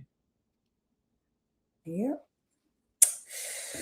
All praises, all praises. The next law is presented by my sister wife Autumn, and it can be found in the book of Deuteronomy, chapter 23, verse 17, and it reads, there shall be no whore of the daughters of Yisrael, or a sodomite of the sons of Yisrael. And her explanation reads, this scripture is extremely important for our daughters and sons. Our bodies are sacred, and there's another scripture that says if the daughters become that then the whole land is filled with whoredom. Purposefully letting men use your body just for their pleasure, no marriage, and she bear all the consequences, is extremely disrespectful to your own spirit as a woman. These are values that need to be taught and passed down from our elder women, as we spoke earlier, and same values for the men. Hallelujah. So let me tell you why that's so important. Mm-hmm. Can you imagine if our women of yesterday would have adhered to that commandment, that they can't give themselves to anyone except they're married to that individual? How many broken homes we wouldn't have today? Mm-hmm. How many single parent households we wouldn't have today? And the statistics has equated single parents households to crime, to criminal activity, Mm-hmm. to murders, to robberies. Single parent households has destroyed the Black communities. And they're still doing it today. Single parent households. So if we had abided by the Creator's commands, that there will be no whoredom committed in the house of Israel. And a lot of our sisters here, I pray that y'all hear my words, because these are real. These words are real. Stop what you're doing, thinking it's okay. You can do what you want with your body, because you can't. You're in violation of the Most High's laws, his commands. When you get married, you can do all that little freaky stuff you want with your husband. If that man is not your husband, he cannot touch you. He can't even really can't even hold a conversation with you. Let him hold a conversation with your covering until your covering approves him for marriage. Now, can you stick to that, sis? Mm-hmm. But you call yourself a Hebrew Israelite. You call yourself a servant of the Most High, but you don't want anybody telling you what to do. That's not righteousness. That's selfishness. May the Most High be praised. All right. His wife Autumn also says, I said the men should have the same values too, because a man can also manipulate a woman and turn the daughters of Zion into a whore. That's spoken of in scripture as well. I believe it is. Yes, it is. And if her father finds out, that man has to marry her. Mhm. So, quite often I speak about men or males, because men ain't going to move like that. But males just taking advantage of these young girls out here. Just sexing them, sexing them just because they can. I mean, I'm guilty. I used to be one of those guys until I learned about the Most High. When I was walking that Christian walk, I was one of those guys. It was sport for me to find a woman, impress her, and get her and take her home or take her to the park or do whatever I did. Hotel, whatever we did, it was sport for us. We did it as recreation. Like people go play basketball every day. We went and met females to do what we wanted to do with them every day, all day. It was a mission. And that's how we lived. And when I came into the knowledge of the Almighty, I realized how wicked that was. Mm. But what I know today is that there's a lot of males in Israel today that still hold true to that same type of mind frame of just having sex with women just for the sport.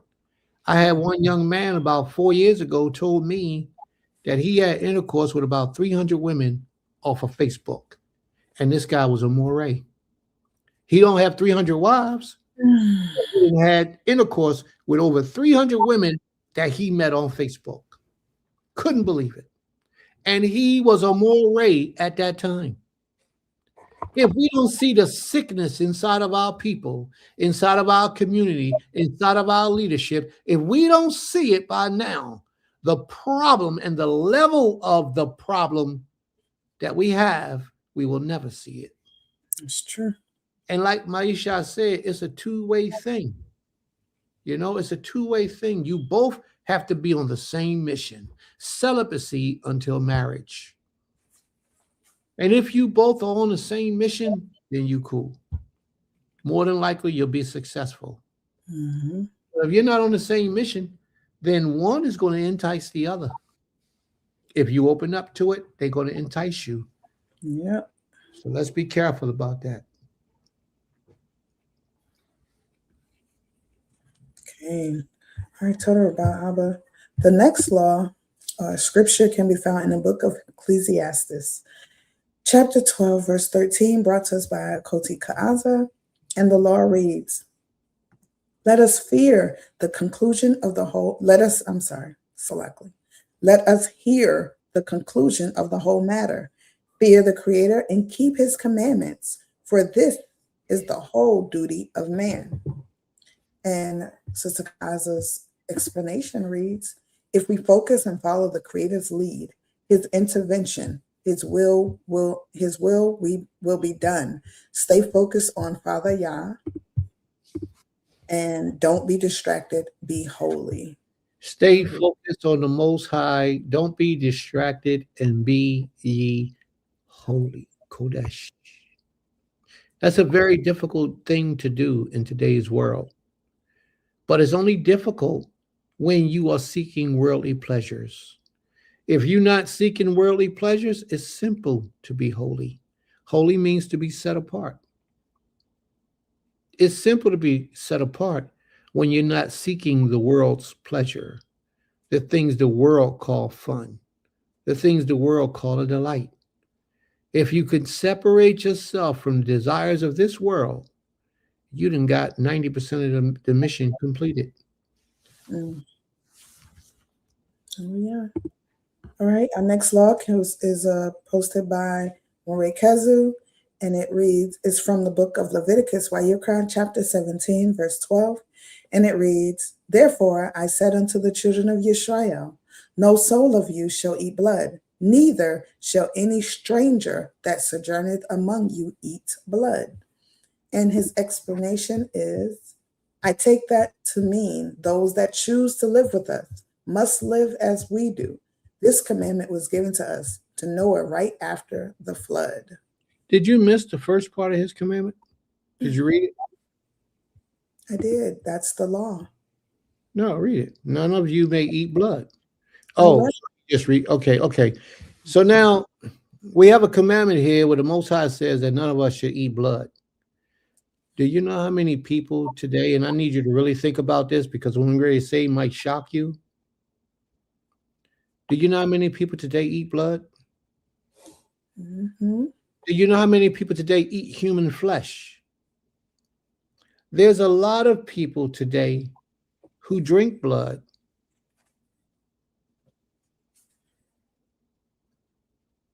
They drink it as a form of rejuvenation. Crazy. A lot of these people we call superstars and famous people and people that's in that bougie lifestyle, they drink blood.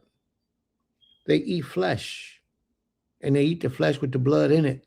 And they drink blood. Well, actually, a lot of them get it shot up into their system to keep them young, to keep them vibrant, to keep them alive.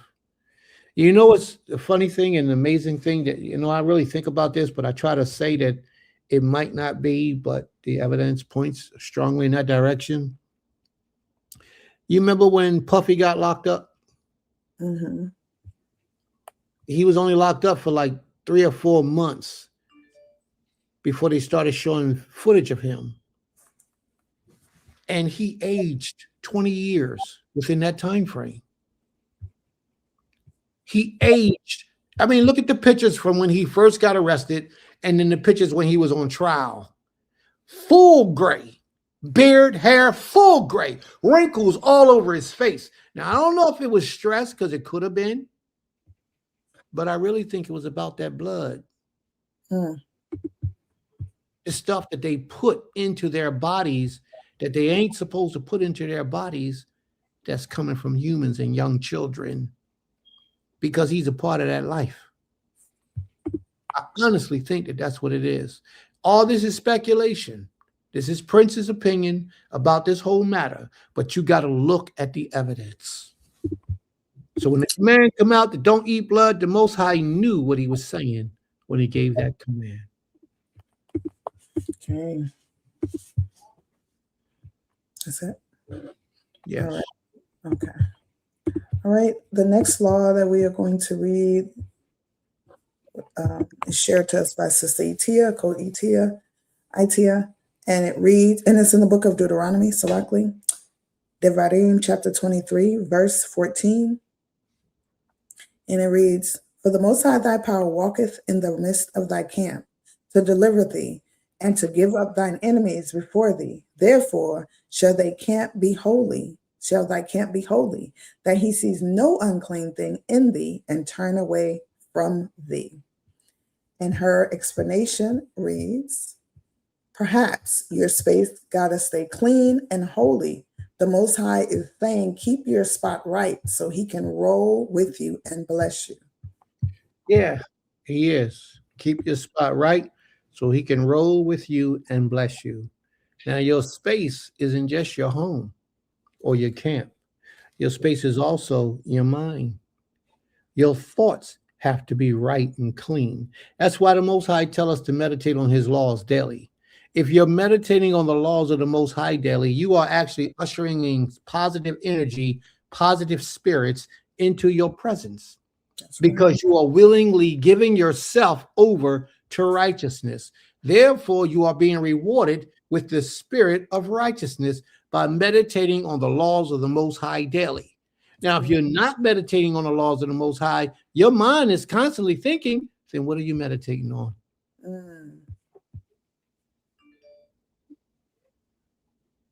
Anything that you put years of work into is what you're eventually going to produce.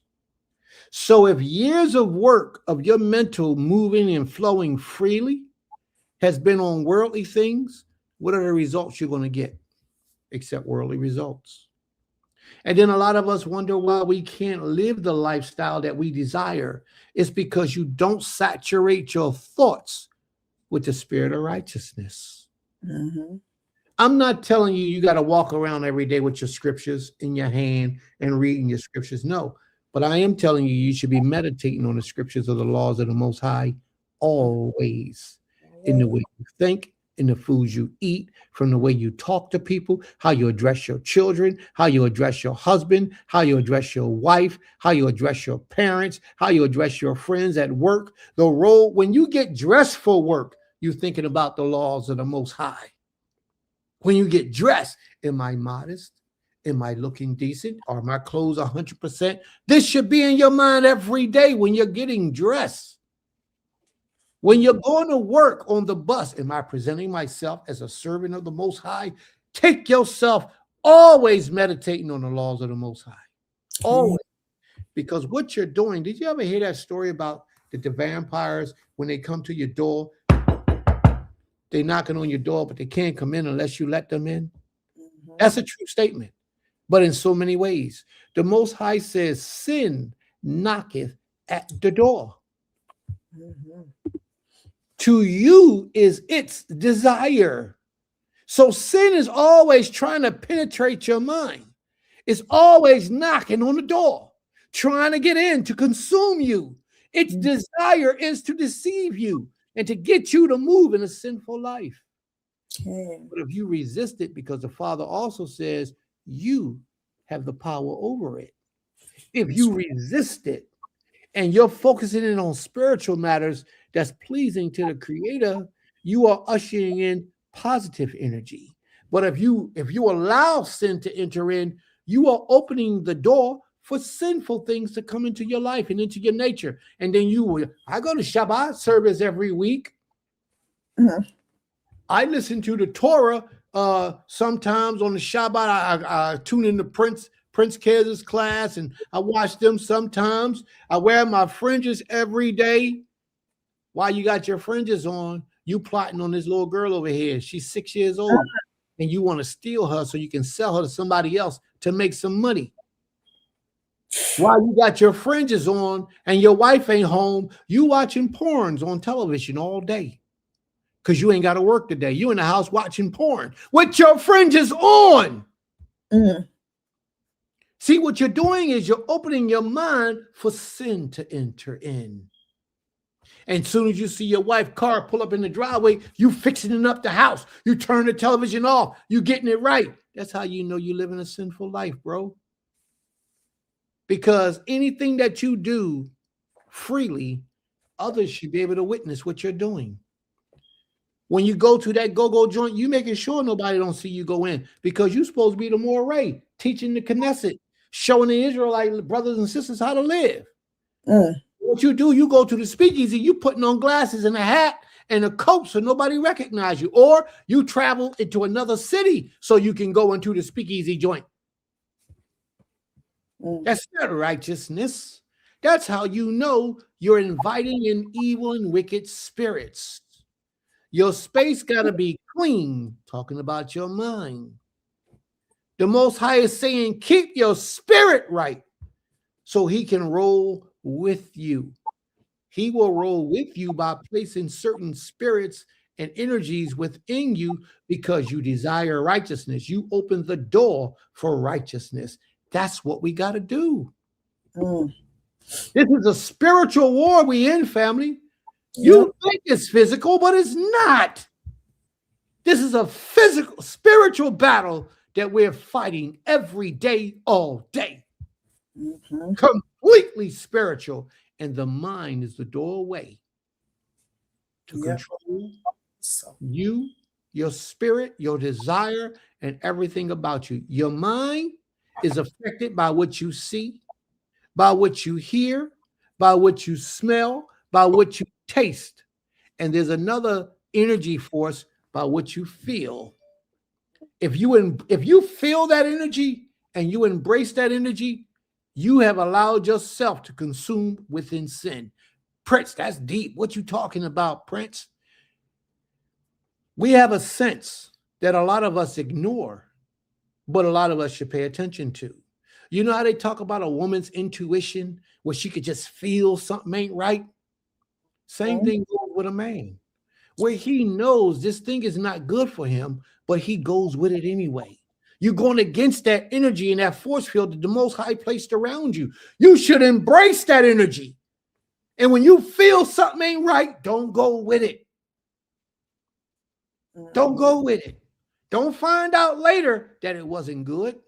Right. The Most High put his angels around you to give you that feeling so that you can relate spiritually what's in your circumference. Don't give in to it. Fight it. You know, negative energy, smoking, drinking. Oh, Prince, here you go with that it again. I'm telling you, bro, every time you pick up weed, every time you pick up the cigarette, every time you pick up a drink, you are allowing spirits to enter into you. You don't believe me? What do they call wine except wine and spirits? Because they know that the wine is bringing spirits into you. They call wine spirits. They know it's bringing another entity, another mindset, another disposition into you. And you can feel it. You know it ain't right, but you go with it anyway. Okay. So sis, that commandment you put up is a powerful command. And so many people sleep on that power of that command. We have to resist this negative energy by any means necessary. That's right. That's why so many of us can't build together, because some of us are fighting in the energy realm. And then a lot of us are not fighting the negative energy. We're embracing the negative energy, but we want to walk with the spirit of light. You can't do that. It won't work. You're only fooling yourself.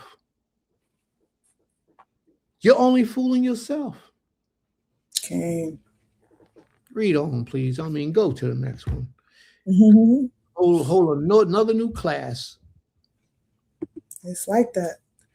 All right, everybody. Tadar Abba. We are going to the next law presented to us by Aim Sukari. It can be found in the book of Exodus, Shemot, chapter 22, verse 29, and it reads, "Thou shalt not delay to offer the first of thy ripe fruits, and of thy liquors, the firstborn of thy sons shalt thou give unto me." And her explanation reads, "Do not hold back offerings from the granaries of your vat. This is the first crops for the Most High we offer first." May the Most High be praised. All right. The next law is brought to us by Brother Asa. It can be found in the book of Leviticus, Wayikra, chapter 14, 34 through 35. One second while I scroll. And it reads, when ye be come into the land of Canaan, which I give to you for a possession, and I put the plague of leprosy in a house of the land of your possession, and he that owneth the house shall come and tell the priest, saying, It seemeth to me there is as it were a plague in the house. And Brother Asa said,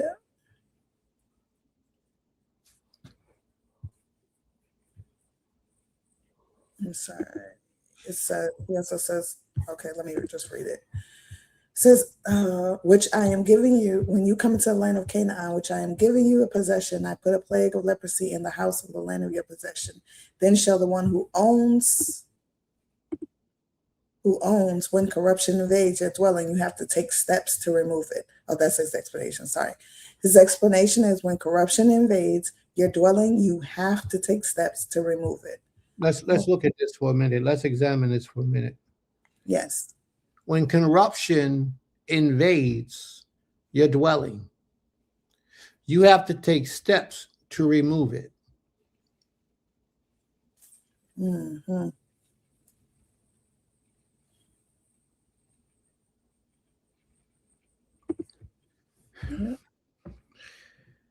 You know, a lot of us lived our lives, and some of us are adults. Most of us are adults now. I mean, we might be 24, 25, 26. Some of us 38, you know, like 39, 3/4, and 40, and 50, 60, 70, however old we are. We live the majority of our lives. Let's say we 40 years old, right? And we've been in this way for 5 years. That means you got 35 years of corruption, of living a life of sin. More than likely, this is a reality for the majority of us. We got 35 years of wickedness, whoredom, y'all hear me, right? Whoredom, thievery, stealing, mischief, selfishness, hatred, anger. You got 35 years of that stuff built up inside of you. You know how many spirits that is? For 35 years of living wickedly? Can you imagine how many spirits are really in you in 35 years? If you can get a 1,000 spirits in you a day, which you can, if you can possess yourself with 1,000 spirits a day by doing wickedness for 35 years, how many spirits do you think are wrapped up inside you right now? That's about 35,000, 3,500. You should think again. Too many. It's too many. So what makes you think that because now today you wake up and you say, you know what? I'm going to change my life, that you could destroy all those spirits at once? Can't. You have to do what my brother just explained. When corruption invades your dwelling, which is your life, you have to take steps to remove it. Oh, yeah. Now, you can remove a lot of those energies by just asking the Creator to cleanse you. That's true. But after you get up off the floor, 12 o'clock at night, butt naked, praying to the Most High, to ask Him to change you, to send a proper angel in your life to correct you, after you do all that, then you got to get up off that floor, and then you have to take those steps to remove those energies from your life. And you know what those steps are? By living in the commands of the Creator. You have become a new individual. You have to show and prove to Creator that you meant what you said when you was laying on that floor. When you get up off that floor, then now the next steps you take for the rest of your days will determine whether you're demon possessed or not. So if you've been walking this Israelite situation for 5 years, and before you came into this, I'm peep what I'm saying, family. If you've been walking this Israelite life for 5 years, and before you came into this Israelite life, right? Before you was introduced to the laws of the Most High, right? You had a problem with homosexuality. You had a problem being a whoremonger. You had a problem being a harlot. You had a problem not sharing with people, talking about people, gossiping, stealing, molesting children, raping women, murdering people, whatever your problem was. If you still have those same desires after walking 5 years with the Most High, then you, my brother, have not gotten rid of your demons. You, my sister, if you still thinking about the men you used to sleep with and what you used to do with them before you came into this way of life, you have not gotten rid of your demons. They are still possessing you today. That's right. Because you did not take the necessary steps to remove it. Anything you did in your life that was wicked before the Almighty, once you turn and give your life to Him, you have to now do the work to resist and expel that wickedness out of you. What the Most High says in the book of Ezekiel, the 18th chapter, verse 20, 21, what does He say? He says, if a wicked man turn from all the wickedness that he's done, turn from all of his wicked, confess his sins, and do that, say, do that which is right. You got to do it. That's taking the necessary steps. Then all of his sins that he has committed will be removed to the side as if he's never done it. What's really happening is you're kicking that negative energy out of your life. You're putting those negative energies out of your spirit, because say means you have to put in effort, continuous effort to make this thing happen. And this is what so many of us don't do today. We think because we come to Shabbat service, we holy and righteous. We think because we wear fringes, we holy and righteous. And then after the Shabbat service is over, first thing we do is back to the worldly pleasures that we had before the Shabbat came in. Whatever they were. You haven't really changed. If you still smoking and you know that the Most High says you should not commit murder, every time you take a puff, you're committing murder. You're shortening your lifespan. Every time you take a drink, you're committing murder. You're shortening your lifespan. Your brain activity is being shortened. If you are still doing the same things that you've been doing before you picked up this book, and some of y'all, why y'all had this book, if you're still doing the same things, then you're not taking the proper steps to remove it from you, to get those spirits up out of you. And that's what you should be doing. It takes work to get those energies up out of you after they've dwelt in you for so long. And I know that anybody can change.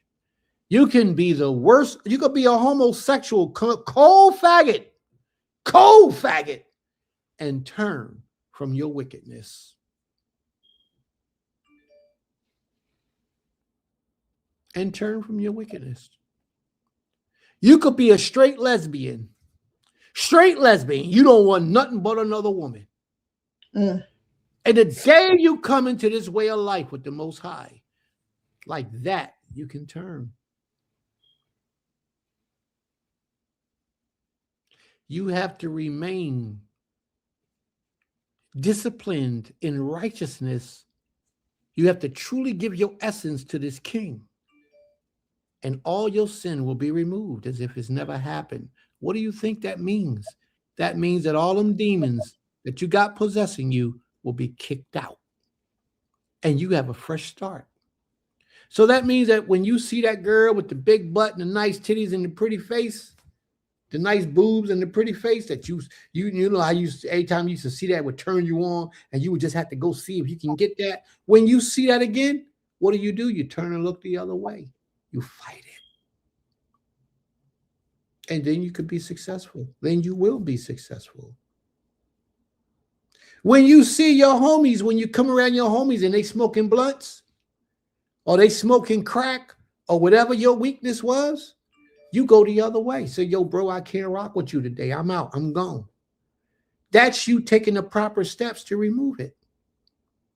When you on the phone with your girlfriend, she talking about this dude that she just met in the bar, she took him in the bathroom and she did him down, and you entertain that conversation, then you're allowing those spirits to enter back into you.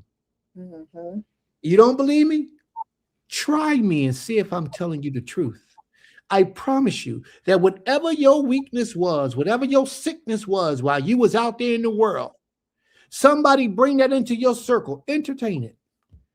And I promise you, if just listen to them, just talk to them. Girl, you know that's the shot. Yeah, I remember when. You think I'm playing? I promise you, later that night, you'll have a dream.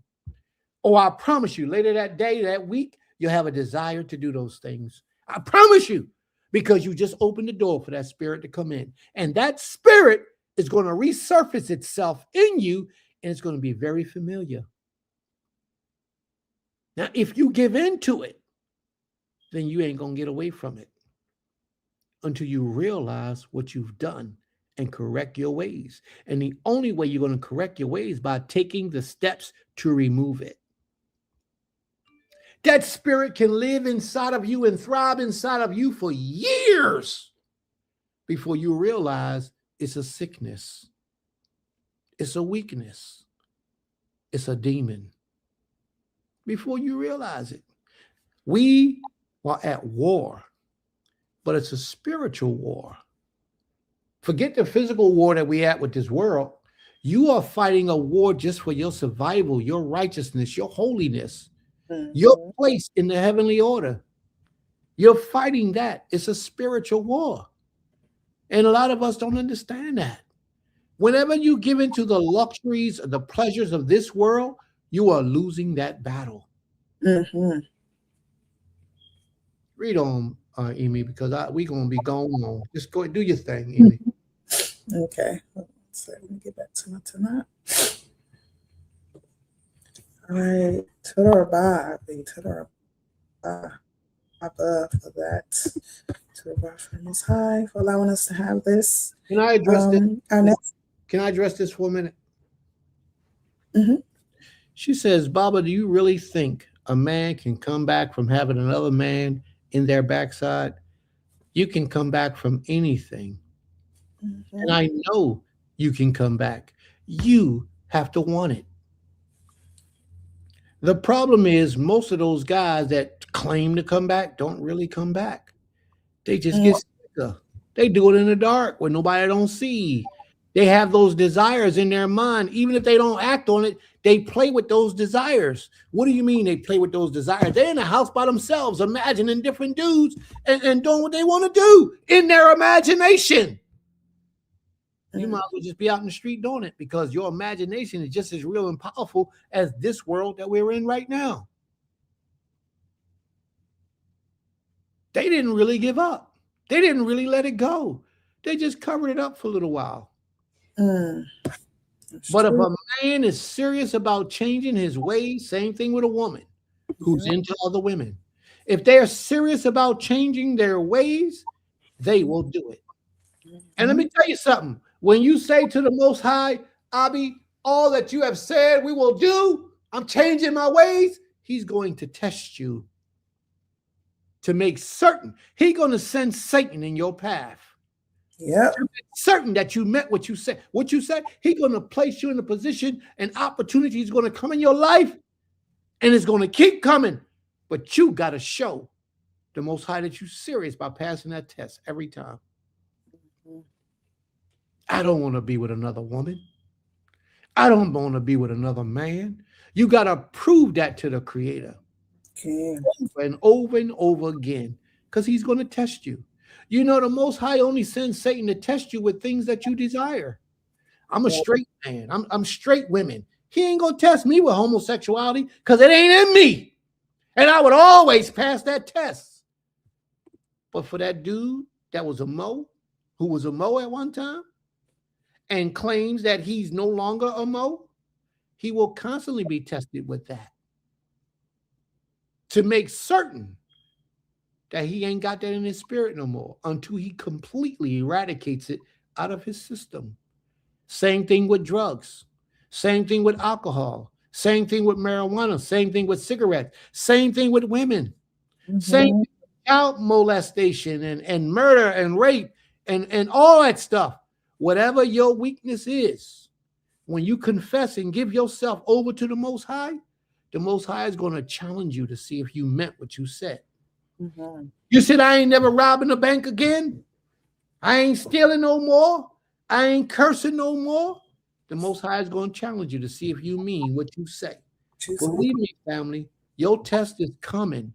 Whatever it is that you walked away from, the Most High is going to test you.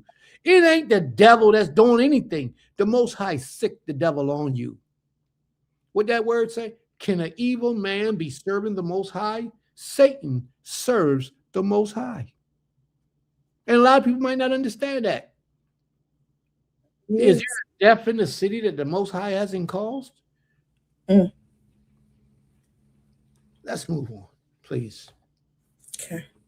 The next law can be found in the book of Exodus chapter 19, verse 9 from our Zaquena Opal. And it reads, And the Most High said unto Moshe, Lo, I come unto thee in a thick cloud, that the people may hear when I speak with thee, and believe thee forever. And Moshe told the words of the people unto the Creator. And Zaquena says, 6 days you shall labor and do all your work. This is saying, try, complete your work. Did I read the wrong law? Okay. Try to complete your work. Try 20 and 9. Exodus 20 and 9. Okay. Exodus 20 and 9 reads, 6 days shalt thou labor and do all thy work. It says, Exodus 20 and 9, 6 days shall you labor and do all your work. Her explanation is, this is saying try to complete your work before the Shabbat day come in. She said that's her saying on this verse. Okay. Toda Rabbah, Zaquena Opal, Toda Rabbah. The next law.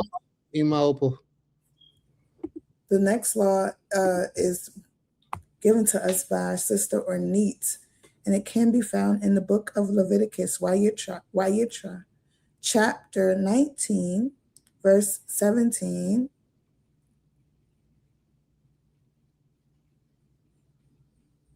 She says the second part reads, Thou shalt in any wise rebuke thy neighbor and not suffer sin upon him. And so her explanation reads, if someone is in error, you must correct them instead of staying silent. Silence is not always righteous. Sometimes silence is cowardice dressed up as peace. If you watch someone walk into destruction and say nothing, you become spiritually tied to the outcome.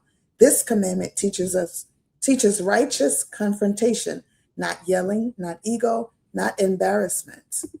Real love corrects. Fake love watches people self-destruct and calls it staying out of it. That's wisdom. Okay. Hi, BK. Hi. All right, the next law can be found in the book of Shemot, Exodus. Like that guy don't talk to. He come around in class. Chapter 23, verse 15. Presented to us from. Did you put it up on the screen? No. I was looking for it first. Given to us by Ain Kenya, and the scripture reads, Thou shalt keep the feast of unleavened bread. Thou shalt eat unleavened bread 7 days, as I commanded thee, in the time appointed of the month of Abib. For if thou camest out of Mitzrayim, and none shall appear before me empty. And her explanation reads, memorial of freedom from Egyptian slavery, to go serve, eat, and drink before the Most High Sovereign of Israel. It reminds us we left in haste. Hallelujah. Toda Rabbah and Kimya. And then the next law brought to us by Mori Kezu brought up another one. Leviticus, Wayikra, chapter 18, verse 3. And it reads, After the doings of the land of Mitzrayim, wherein ye dwelt, shall ye not do. And after the doings of the land of Canaan, whither I bring you, shall ye not do, neither shall ye walk in their ordinances. And he says, you must not do as they do in Egypt or Mitzrayim, where you used to live, and you must not do as they do in the land of Canaan, where I am bringing you. Do not follow their practices. All right. Okay. And then this comment from my sister wife Autumn says, since we're talking about this, Abba, what do they say to people who claim they were born that way? There's Christians who even say that. Now, what you going something else? All right. Relatable, I guess. But since we're talking about this, What do you say to people who claim they were born that way? There's Christians who even say that. So does that make it right? If they were born that way, does that make it right? Does that mean that they can change? You know, children was born innocent and they learned behavior of selfishness. They learned behavior of arrogance. If you put children in a room together, they'll play together. They'll share together. They might even fight a little bit, but they're going to be friends. They will give each other food. Over the years, they learn their behaviors from their parents, from their community, from the environment, from the televisions and the radios. They learn how to be what it is that they become. And that's where those people who say they was like this, they was born this way, they try to use that as a handicap, as an excuse to be a homosexual, to be gay. Well, I've been feeling this way since I was a child. Well, what happened when you became an adult and you realized that that was a wrong way to live? What did you do to change that?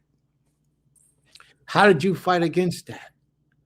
Did you realize, or did you even try to take a spiritual approach to this situation? Most people don't. Now, why do I say that some people could be born that way? Well, there's a drug called adronokin. I believe that's the name of it. No, that's not the name of it. What does the drug do? Maybe I can. It's if you ever seen labels on plastic, and if you ever, adrenaline is the drug they put inside bodies from children. They put them in fear and make them scared, and then they extract the adrenaline from them and they shoot it up in their bodies, and that's what they say keeps them young. That's something else. Atrazine, I think, is a drug that I'm talking about. Atrazine. Atrazine. Yeah. A scientist did a research on that, and he did it with frogs. And he found out that the government was putting this stuff in people's foods. They put it in plastics. They put it in all types of things. And what it did was, when his research with frogs, it turned male frogs into female frogs. It turned their bodies, and they began to have female attributes and female desires. And for the female frogs, they began to have male desires, as if there was males, and started being with female frogs. This thing is strong, it's serious. Atrazine, I believe it is the name of it. Yep, atrazine. Yeah. You want to read that part that you found? See what it says? It says atrazine, the herbicide atrazine, a widely used agricultural chemical, can turn male frogs into female frogs. Studies show exposure to atrazine causes male Xenopus laevius African clawed frogs to become feminized, chemically castrated, and in some cases, fully functional females capable of laying eggs despite having male genes. So if it can do that with a frog, what can it do with a human? This product was something that they would put into our plastics in baby formulas, baby bottles, baby nipples, baby pacifiers, baby toys, because they knew that the babies had these things in their mouths.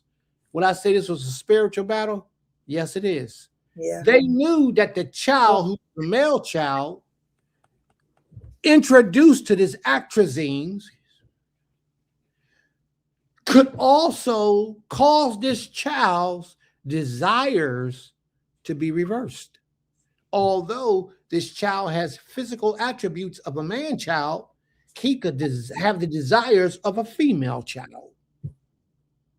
So if the parents are not careful when this child is in his youth, and they're giving these types of things to their male children and their female children, this drug reverses the pattern that you were born with, and it causes you to desire things that you shouldn't be desiring. So if the child is in his youth and his parents or her parents has been giving them these things, from their youth to the age of 5 to the age of 10, then when he starts showing or she starts showing homosexual desires and things of that nature,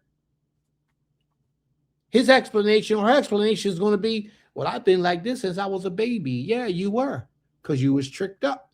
Your parents gave you the cheaper nipples, the cheaper bottles. That's why when you feed your children today, those nipples and plastic toys that they play with and things of that nature has to be BPA safe, lactate safe. And then those chemicals are not in there usually. If you get it BPA safe or lactate safe, then usually those chemicals are not in there. But the average person don't do that. See, when you deal with a man like Prince, did you read that label? Did you check that out? I know I drive my wives, might not seem crazy sometimes when I be on top of them with things like that. Did you read those ingredients? Because you feed me this food with seed oils in it. Why are you feeding me food with seed oils when you know I don't eat seed oils? Those things kill us. Y'all don't understand. No, true. Because there's not a lot of people who pay attention to these things. Mm-hmm. Because there's not a lot of people teaching these things. That's why you're here today learning something new. So when a person say, I was born this way, you wasn't really born that way. What happened was, as you was a child and you was growing up, you was fed these chemicals that altered your behavior. And then after a while, they didn't have to feed you the chemical no more. You just went with it. Mm. Went with it. And you embrace those demons, and those demons control you. They took over. And now you fully open. You're fully open to homosexual activity. Fully. You even married a man. You even married a woman. And you think that that's where I can never be with a man. And you're a full-blown woman. I could never be with a woman, and you're a full-blown man. You ask them, you ever want to give children to your parents? No, man, that ain't for me. And he the female in a relationship. Mm. These things are real. They're real. But, we don't know no better. Once they give in to that, then that's who they are and that's where they at. Yeah. That's who they are and that's where they at. They desire not to be of a righteous nature.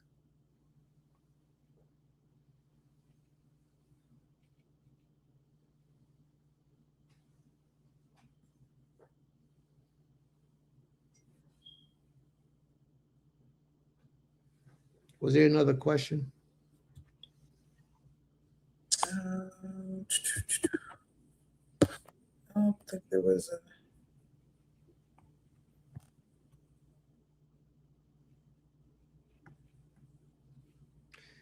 Let's look at that one. Sister Aisha says, I know a girl that was born with both parts. At birth, the doctor told the mother she had to choose if she wanted a son or a daughter. She chose a daughter. That seed grew up to be masculine. You see that? Now, in the ancient days, they would have killed that baby. It wouldn't have grew up. They would have just put it to death. They would have said, no, this ain't going to be. We're going to put it to death. They would have just killed it. Yeah. But today, they experiment with you. Right. This is a wicked world we living in, y'all. Mm-hmm. Now, the chances of that happening is not that often, but it does happen. They call those hermaphrodites. Yeah. A person is born with both sexes. They're called an hermaphrodite. And this is real. Some people are born with both sexes. Normally, they just let them go. And they'll have both a penis and a vagina. Now, a penis ain't a full-blown penis like on a real man. It's a small penis. It's a small penis, but it's a penis.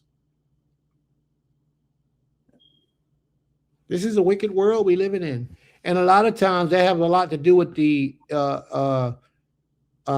chemicals that the parents was introduced to when they was impregnated in the womb. You know, I told you guys a couple of weeks ago about using condoms Mm-hmm. and how condoms, it destroys and makes you sterile, but it can also bring birth defects in the child where you'll get those types of situations. Hey, Iman, didn't you find something about condoms? Was that you that found that thing about the condoms?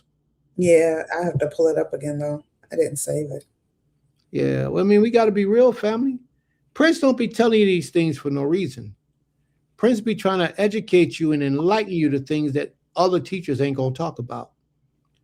Maybe they don't know, or they just don't find it important, or they might not think it's appropriate for the Shabbat day. I want you to be fully equipped for this world. So some things we will talk about on the Shabbat day that a lot of people say, oh, no, this ain't for the Shabbat day. Yes, it is. Yes, it is. It's your job to educate your people. It truly is. And she's right, not to be mistaken with being a trans. A trans is when you actually make that decision that you want to take away those parts and become something else. May the Most High be praised. To the Rabbah. Are there any other commandments, Ima? No, there no more commandments. No more commandments. All right. Before we go into our lessons, are there any questions? Anybody want to ask any questions? Well, I had invited those that brother when I was teaching. He had some.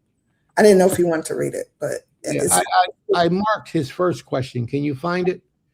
His first comment is way up there, though. Yeah, so all the highlights that's left are all from him.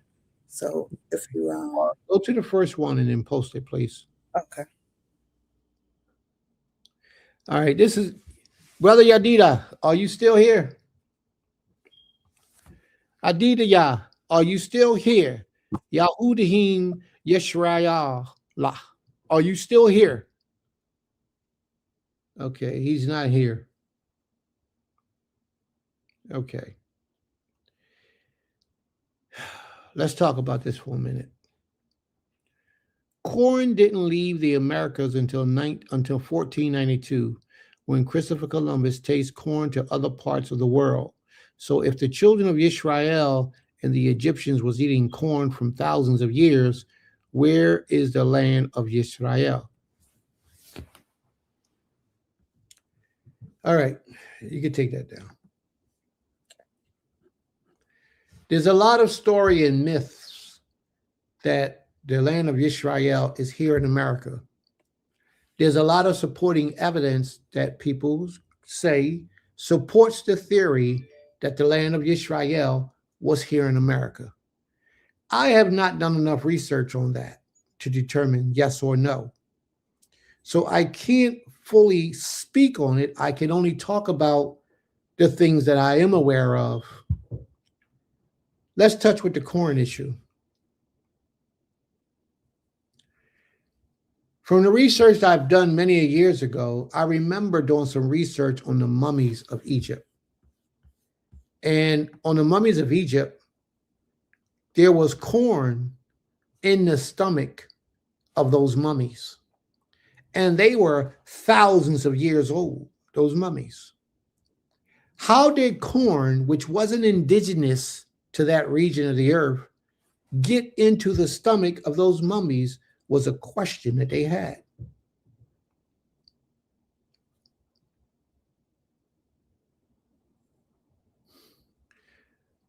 Last week in class, we read about the Phoenicians.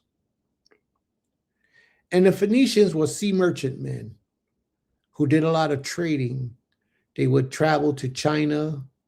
They would travel all over into the Americas, all over the places. And they would bring back certain things that they would bring back, and they would sell like silk.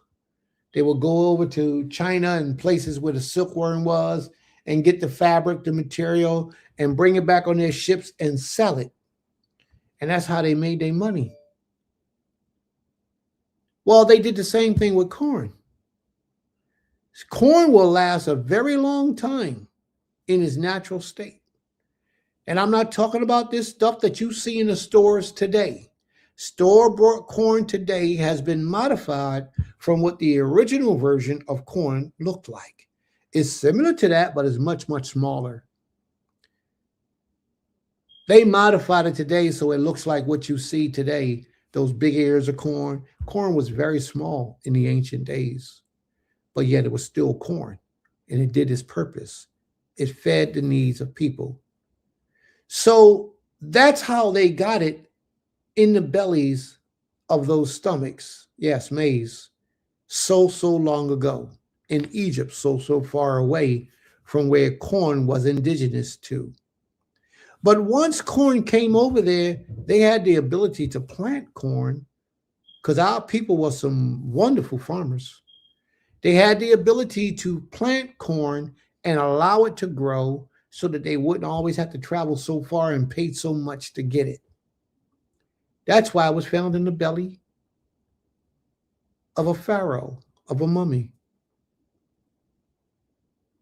It was a delicacy. So I'm not going to deny that corn came from here. When you read the scriptures and it says the first green ears of corn or first corn stalks in the creators in the law, it says corn. That word there is not corn. That word there is barley, but the author translated it as corn, as if it was corn. We didn't have corn like that. It wasn't corn. That's not what it was. It was barley.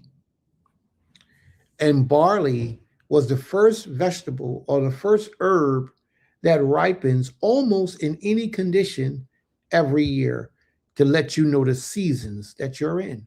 Barley. It was one of the first grains that ripened. Matter of fact, the first grain, if I'm not mistaken, it was the first grain that ripened in the cold seasons and in the spring seasons. You will get new harvests. And barley was always a plethora of barley. Well, they had fields of barley where they will cultivate fields of barley. Barley is the kind of herb that will grow wild on the streets, on its own, all in the curb, all over the traps, all over the place. Barley will grow wild. But when you cultivate barley, you keep it in one location and you raise it, it grows up as well. But it was always one of the first or the first grain to ripen.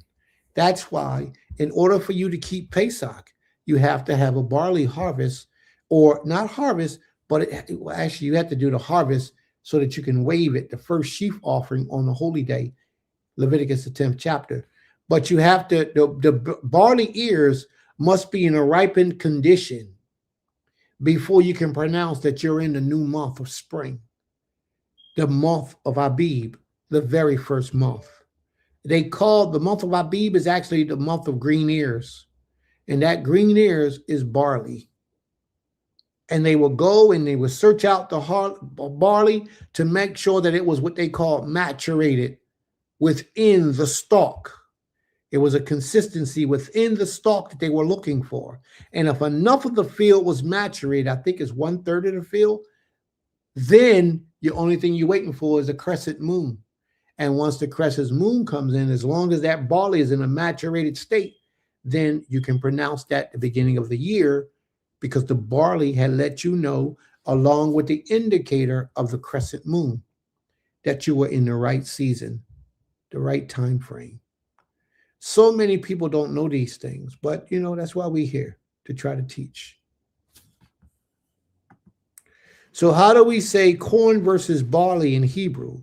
What did Ak Yosef store prior to the famine in Mitzrayim? He stored barley. He didn't store corn.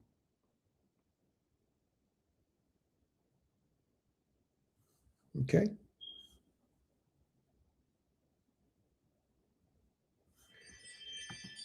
He stored barley, not corn. All right. So a lot of times you will see corn, but corn is not what they tell you corn is. Let me look up the word for corn in Hebrew. It's not corn like what they translated as corn. Abib, I think, is it Abib? They tell you corn, but it's not corn. It's barley. Let me look it up first, family. Let me look. Let me find it for you. Let me see. Therefore, Elohim, the dew of heaven and the fatness of the earth and plenty of corn and wine. Let me look. Corn. All right. Dagan, the word that they have here is Dagan, is grain, is wheat. Barley is wheat, the first grain to grow. They use the word Dagan as corn, but it's not corn. It's a grain. It's a cereal. It's a wheat. Not what you would consider to be corn in the essence of the word of corn. All right? Dagan. That's what it is. So the dream Pharaoh had when he was healthy ears of corn, supposedly of say barley. Yes, barley grows like corn. It grows on stalks. And it was healthy ears of corn. How do you inscribe it in, what are you asking me? How to write it in Hebrew?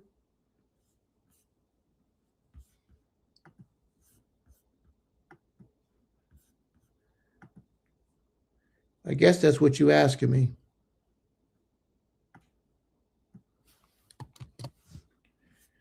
I guess you're asking me how to write it in Hebrew, right? Okay, let me give it to you. That's it in Hebrew, Dagan. That's the word in Hebrew that they translate as corn, but it's not corn. It's barley. It's wheat. Wheat are grains of cereals.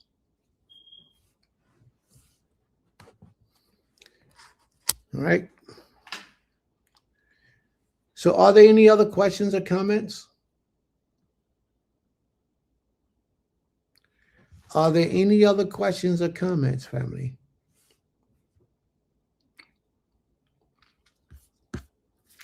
Well, the time is now 3:11. 3:11. Do you guys want to continue on with our teachings today? Or do you want us to come back next week and teach?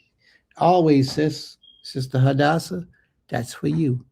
Absolutely. And thank you for being who you are. May the Most High be praised. Toda Rabbah. What do y'all think? Y'all want to have our lessons, our teachings for the day? And get into, can an evil man be serving the Most High? Chief Shammah, what we talking about, sis? Chief Shammah. I think she was letting her know, like, to because she was asking about the Hebrew, like how to say corn or barley, because he's a Hebrew. I think that's what she was just referencing him. Well, he's not here. I understand. I'm just Kingdom Burnell. Shabbat Shalom, Brother Yahuda. Yeah. Nasik Shema. Is that who you're talking about? Nasik Shema? Yeah, he's not here. But we don't need him on this instance. When we need him, we know how to reach out. Believe me, we don't need him right now. These are simple things. All right? Simple things. Are there any questions or comments, family? All right, no questions, no comments. Now y'all got to let me know if y'all want to continue. We can talk, we can go into our books, our lesson for today, or we can postpone it to next Shabbat. Can't do it next Shabbat, can we? It'll have to probably be the following Shabbat. Yeah, maybe 3.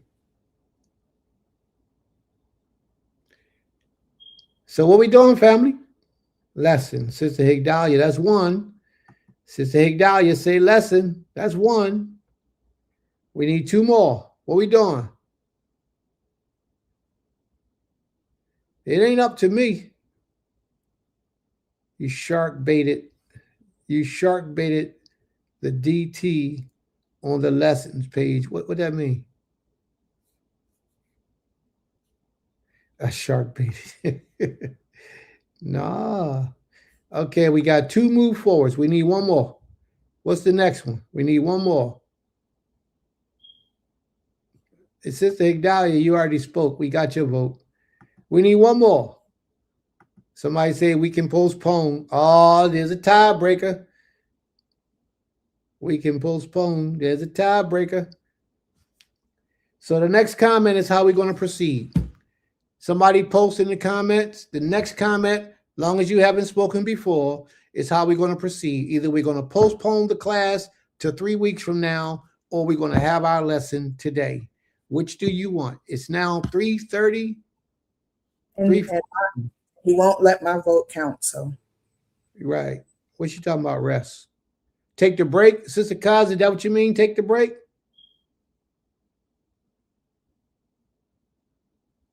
She said, "Wait." All right, then we'll wait. That was the deciding vote. Sister Kaza says. Sister Aisha says, "Wait." All right, so that was it. That was the next one we was waiting for to determine which way we're going to go. So we won't be doing the lesson today. Gosh, I had so much to give. Can the evil man be serving the Most High? Wow. All right. So may the Most High be praised. All right. So are there any other questions or comments before we close out for today?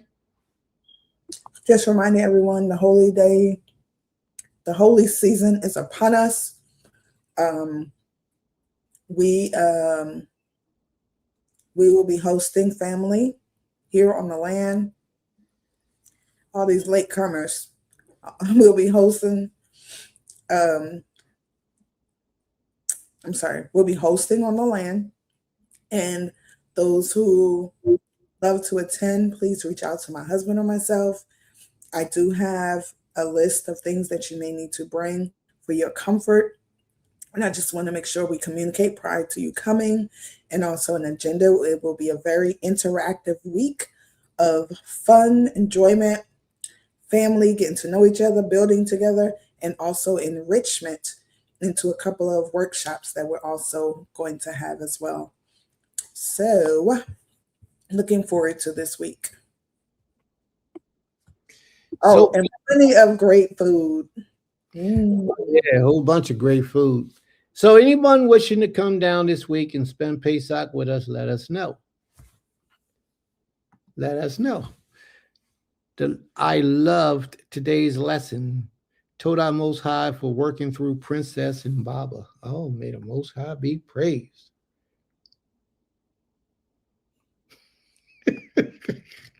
Oh, no, my vote was first. Yes, your vote was first. But that deciding vote put everything to sleep and said, close the class. I can't wait to see y'all. May the Most High be praised. So anybody wishing to come down for this week, Pesach coming up next Friday night, all day Saturday, I would suggest you be on the land on Thursday. My suggestion is that you be on the land on Thursday so that you'll be fully acclimated by the time Shabbat comes in. All right. Paying to set up the tents, just get to know where everything is. Yeah. I definitely suggest that as well. I mean, if you come on Friday, but just come early. Don't come close to the Shabbat because that's harder. And we're not going to be setting up. We don't really want to set up the tents during the Shabbat. What?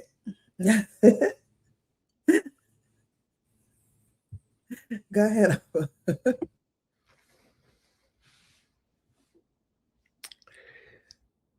I really hope to see several of you who I reached out to. You said you would come. You know, one brother said he's not sure Who was that? Who was that brother who said he wasn't sure? What was that brother's name? What was his wife's name? Yeah, bro, you know who I'm talking about. Brother Kezu say he might not make it. I gotta shout you out, bro, because we gotta do better than that. You can bring a tent, but you don't have to spend no money for a tent because we have tents. So you can do, if you want to bring a tent, bring a tent. If you have a tent, then you can bring it. If you don't have a tent, you don't need to bring a tent because we got plenty of tents. All right. I would suggest if you want to bring an air mattress to do that. Some people don't mind sleeping on a sleeping bag or blankets on the ground inside their tent. That's fine. But some people want a little more comfort. So please bring an air mattress. And my brother, Fresh to Life, he says the book says Cyrus was the creator's anointed. Why are you bringing it up, bro? What, you listening to another lesson or something? His name was Koresh. Koresh was the Most High's anointed, so it says. But why are you bringing it up? I'm confused. You just pop out of nowhere. How does that apply? Is that because I mentioned you?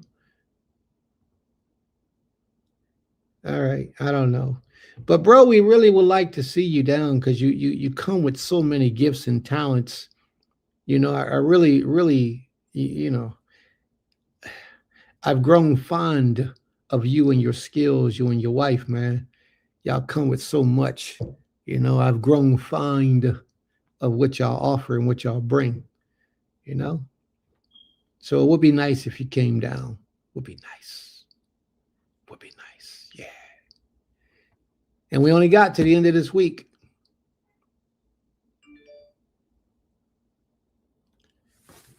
Yes, we only got to the end of this week. Pesach is all day April 4th, 2026.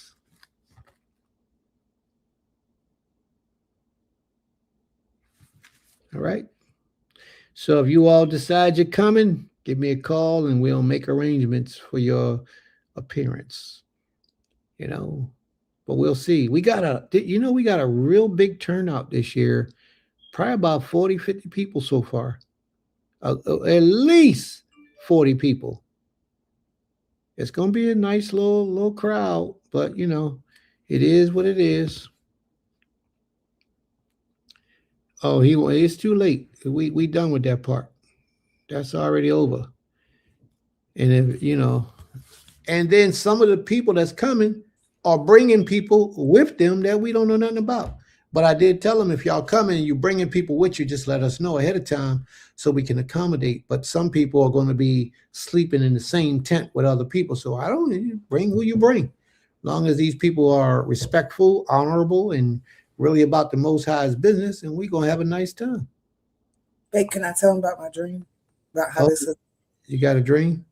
No, remember I told you about the dream, and now Do you want to share it with the family? I thought that was just for me, but if you want to share it.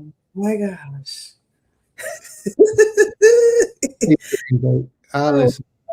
No, y'all. Just a brief of my dream. I won't go all deep, but about 2 weeks ago, I woke up and then I went back to sleep. And in my dream, it was a holy day.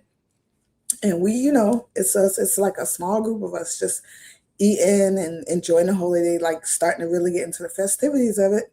Then I look up and I start seeing just people walking like into the gate, like coming for the holy days. And I was like, now who let these people in? But they was just coming, like showing up where we were on the part of the land. And then just a few days ago, my husband just started telling me about all these people who said they're coming, like out of nowhere. And I was just like, okay, well, the Most High is allowing it to manifest. So all praises to the Most High. You know, and I pray that it is just as beautiful as the vision that he gave me a couple of weeks ago. And that is a beautiful experience. So we're definitely, you know, welcoming to our people to come and have a great time.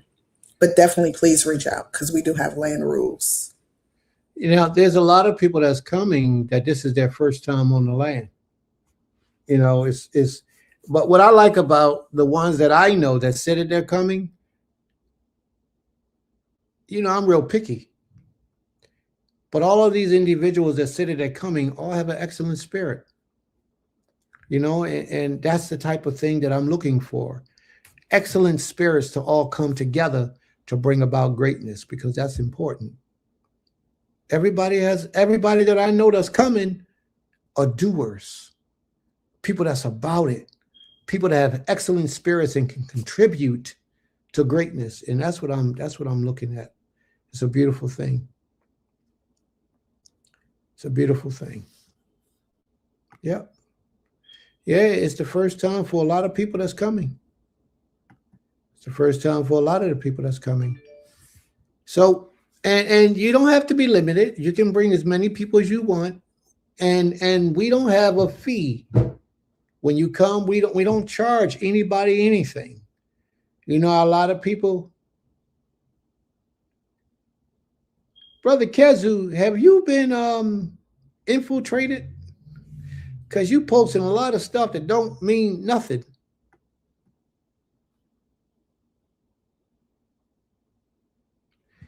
So what I was saying is we don't charge a fee to our family. And it's going to be plenty of food. The only thing we do is we request that you give a donation of any size or whatever you can afford. Yes, Sister Laurel said, don't come empty-handed. Whatever it is that you can afford, you offer as an offering. But we don't have no certain fees that you got to pay or else you can't come.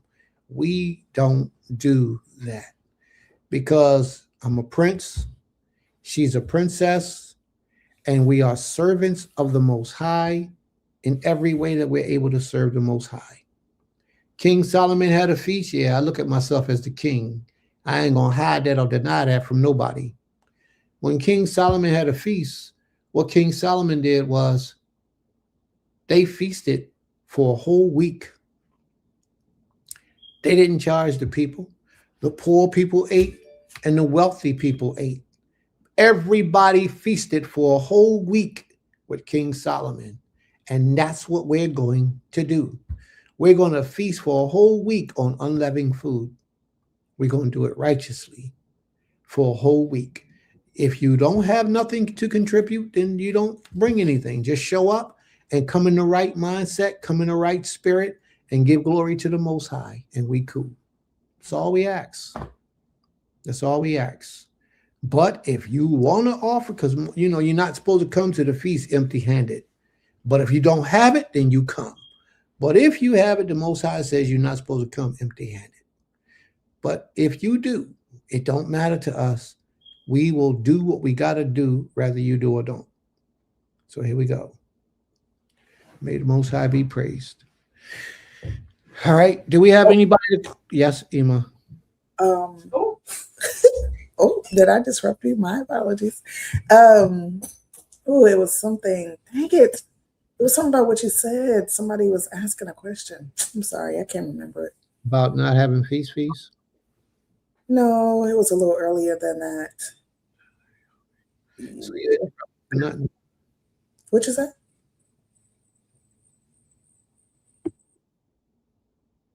No, I just can't remember it. So my apologies. That's it. Okay, no problem. No problema. Yo es, no es mi problema. Es tu problema. Probably me. Too. So it's not your problem, it's my problem. I got you.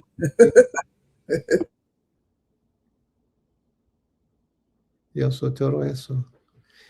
Anyway, like I was saying before I was so rudely interrupted,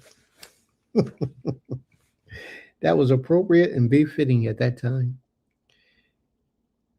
Is there anyone who wishes to close us out in prayer today?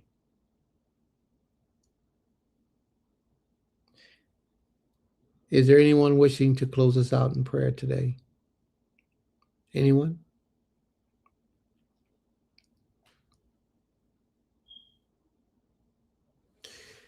All right. Then I'll close us out in prayer. Hey, Brother Asa, you still present, Brother Asa? if you're present, would you be able to close us out in prayer?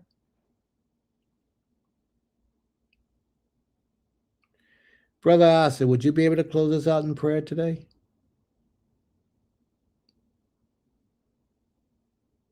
Happy New Year, sis. Toda Rabah. I guess Brother Asa is not present anymore. All righty. Prince going to have to do the prayer. Close us out. Nobody's volunteering for prayer today. You do it, Prince. Okay. Prince going to do it.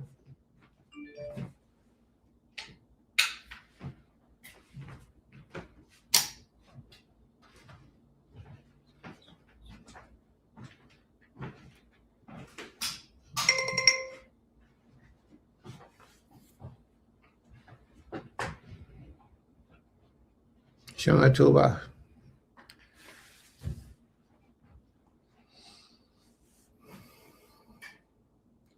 Can we all humble ourselves and face the east? Take a deep breath and exhale slowly out your nose. Allow your spirit to calm down.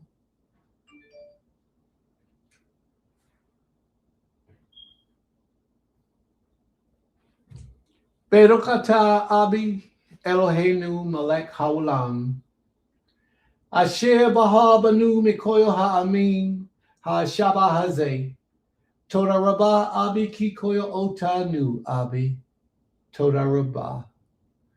Tain Lanu Darik Shelka. Asher Naknu Hosin Biabetika. Na Abi.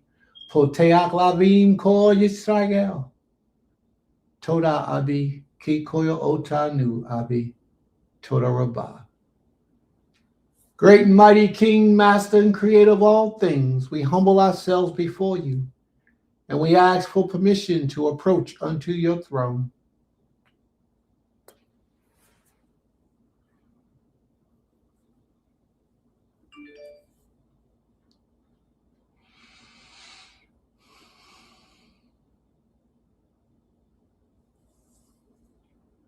Father, thank you for your mercy. Thank you for your kindness, your protection, your peace that you place within our spirits. Thank you for keeping the desire alive within us to serve you, to worship and to honor you.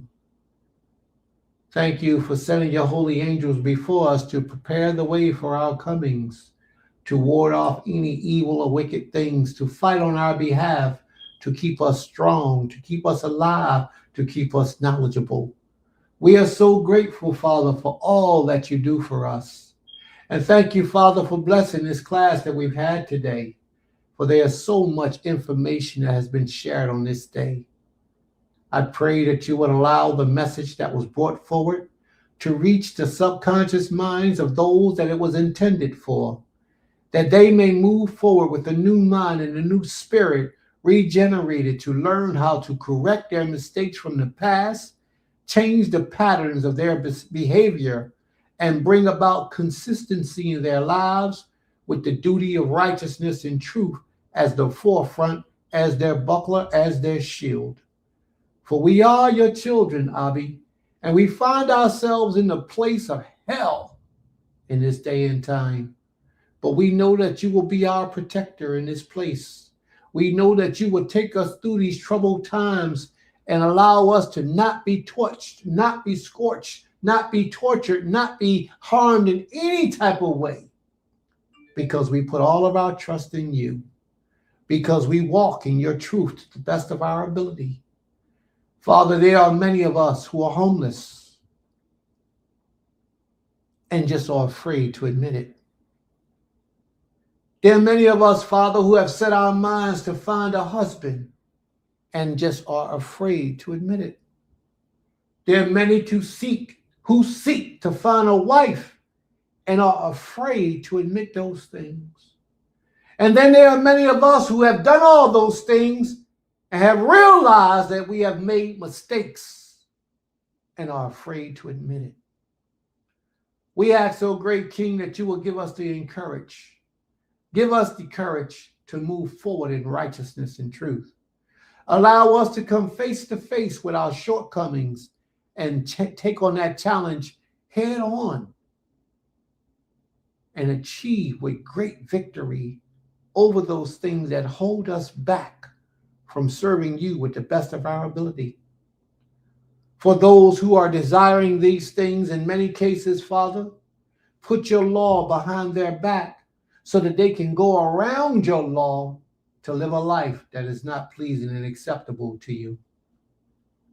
Therefore, Father, I ask that you will have compassion and mercy upon them too, and that you will look into the hearts of every one of us and find what our desires are in righteousness, and if it be your will, allow us to fulfill those desires according to your command. For those women who are worthy, who have been making a sacrifice in their lives to better themselves, to change their behavior, to become more appropriate wife material, I pray that you would bless them with husbands, righteous husbands, husbands that will serve you, husbands that will worship you and provide for them mentally, physically, emotionally, spiritually, and financially in every way possible. And that those marriages will last for the duration of their lives. Please, O great King, cause it to be. And those brothers, Father, who are desiring to have a Isha or Nashim, I pray if they, Father, have done the work to prepare themselves to be able to provide for these women, mentally, physically, emotionally, financially, and spiritually, in every way possible. They have put the work in to better themselves in their minds, in their essence, to reflect righteousness in their actions and their discipline in their behavior. Give them their desires in righteousness and allow them to find the appropriate woman, the appropriate wife, the appropriate gift from you to allow them to be at peace and happiness and fulfillment in their marriages. Those women who feel trapped in their marriage because they're married to unrighteous men, I pray that you would turn their desires into righteousness, that they will learn to pray on the behalf of their husbands, and that you will hear their prayers and grant their petition and do what you know is best to do and to be done. Sometimes it's separation, but that's not what we're looking for. We're looking for correction. If the sin or the fault lies in the way of the man, then correct him in his actions, his thoughts, and his deeds, and his responsibility. And if the sin lies in the way of the woman, then correct her, Father, so that she may look through a new lens and be able to appreciate the righteous man that you have blessed her with. However it be, Father, we ask that you will bring peace within the households of the nation of Israel. Cause us to be able to walk together, to work together, to build together, to live together in a righteous covenant that we have placed before you. Allow us to be the perfect examples for our children, our Yeladim, that we have raised up before you, that they themselves will become beacons of light in the midst of this darkness. Please, O great King, hear my prayers and my pleas as I approach unto you, our power, our King, and our Master. For you know the needs and the desires of your people. And there are many requests that the people may have that I have not spoken on this prayer at this time. But great King, you know the minds of us all. And if it be pleasing to you, I pray, I humbly pray, that you will grant our petitions in righteousness, but do it according to your will to bring about the best outcome for their lives. Peace be unto all the people who call upon you, whether near or far. Peace be unto all the earth who strives to walk in your ways in truth and righteousness, whether they be of our nature or not. If they desire you, Father, then allow them to find you. And if you don't bring them directly into your circumference, bring them to your righteous servants, your righteous children, and allow your children to govern over them. It is unto thee, O great King, that we pray. We humble ourselves before your throne. As always, we all say, Toda Abi, Toda Rabah. Thank you, Father, for hearing our prayers.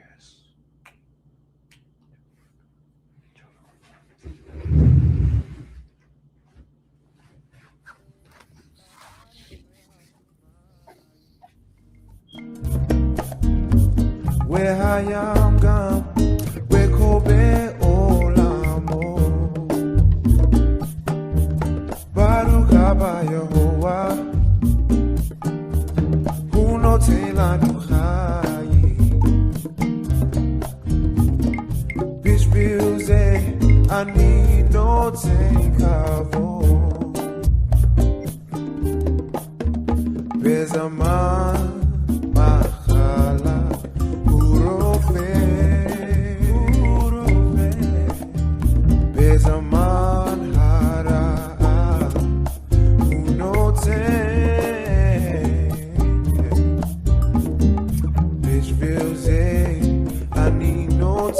Cabo, Cabo, Cabo, Cabo, Cabo Lea Ubore, Cabo Lea Ubore. Haaretz ve'hashamayim,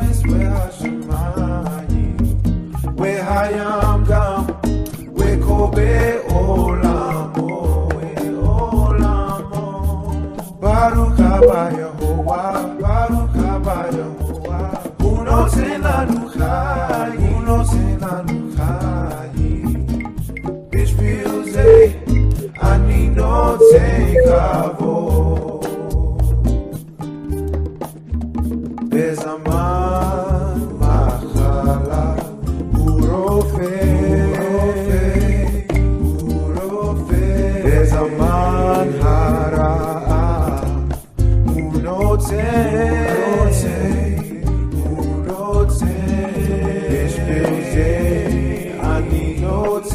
Cabo, Cabo,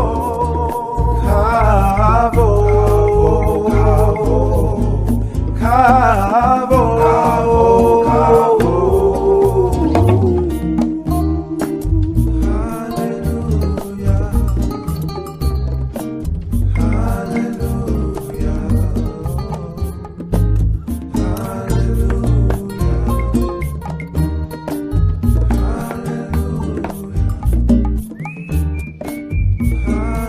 Hallelujah, Hallelujah,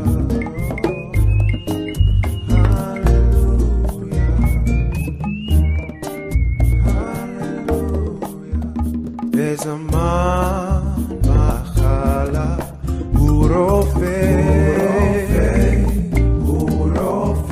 Bezaman Hara, Unote, Bishbiuze, Ani no Tekavo, Cabo. Cabo, Cabo Lea Ubore. Baruch Abi. Haaretz ve'hashamayim, ve'hayam gam, ve'kobe olamo. He gives it all unto Baruch us. Haba Yehovah, Blessed art thou, Most High, Uno Telanu Chayi. who gives unto us life. Bishbiuze, He's the giver. Ani no Tekavo. Gives unto us his peace. Cabo, Toda Rabah. His honor, his praise, and his worship. Yes? I just said, and Baya? May the Most High be praised. Take us home, Ima. Shabbat Shalom, Lakim. Shabbat Shalom. In the And most with you all. Shalom. Okay. I did want everybody to look at this art behind me. One of my students did this art, and I'm so proud of her. And it just reflected today when I was looking for a background. I was like, oh, an art piece full of women and young daughters. And she lives all the way in Belize, so it's a beautiful piece. Toda Ariel. Anybody else, Murray? All right. Shabbat Shalom. See you all. What is she, Emma? Oh, she's in 10th grade. She's 13. That's right. See you all this week. Everybody. See everybody this week. Shalom, shalom, Lala Tov. Shalom, shalom, Lala Tov. Beulah Land at Temple Kefar Yim. This is for the people in the front and the back. Going through the day. You had a lot to do. You know you got a lot on your plate. We are Beulah Land at Temple Kefar Yim, a community, a school, a family of faith working to build something greater together. Our mission is simple but powerful: to restore, to teach, and to grow. Here at Beulah Land, we bring together the vision of Temple Kefar Yim with hands-on action. Stop it. You got it. You got it. Yeah, you got it. Through our Goshen Hebrew Academy, we teach our children the Hebrew language, history, and principles that ground us in our faith. We celebrate Shabbat services and holy days with joy, keeping our culture and traditions alive for generations to come. Our work also reaches beyond the classroom. We focus on community growth, agriculture, training, and safety, building a place where families can learn, worship, and thrive. The name Beulah Land comes from scripture, representing covenant, renewal, and a people restored to their land and purpose. That is exactly what we are doing here, restoring faith, culture, and community life. But we can't do it alone. If our mission speaks to your heart, we invite you to support us. You can give through Cash App or PayPal at Build Yisrael, or learn more at www.GoshenHebrewAcademyTempleKefaryim.org. Feel free to contact us at beulahland@templekefaryim@gmail.com. You can also subscribe to our YouTube channel and even become a member to stay connected and help spread our message of faith and restoration.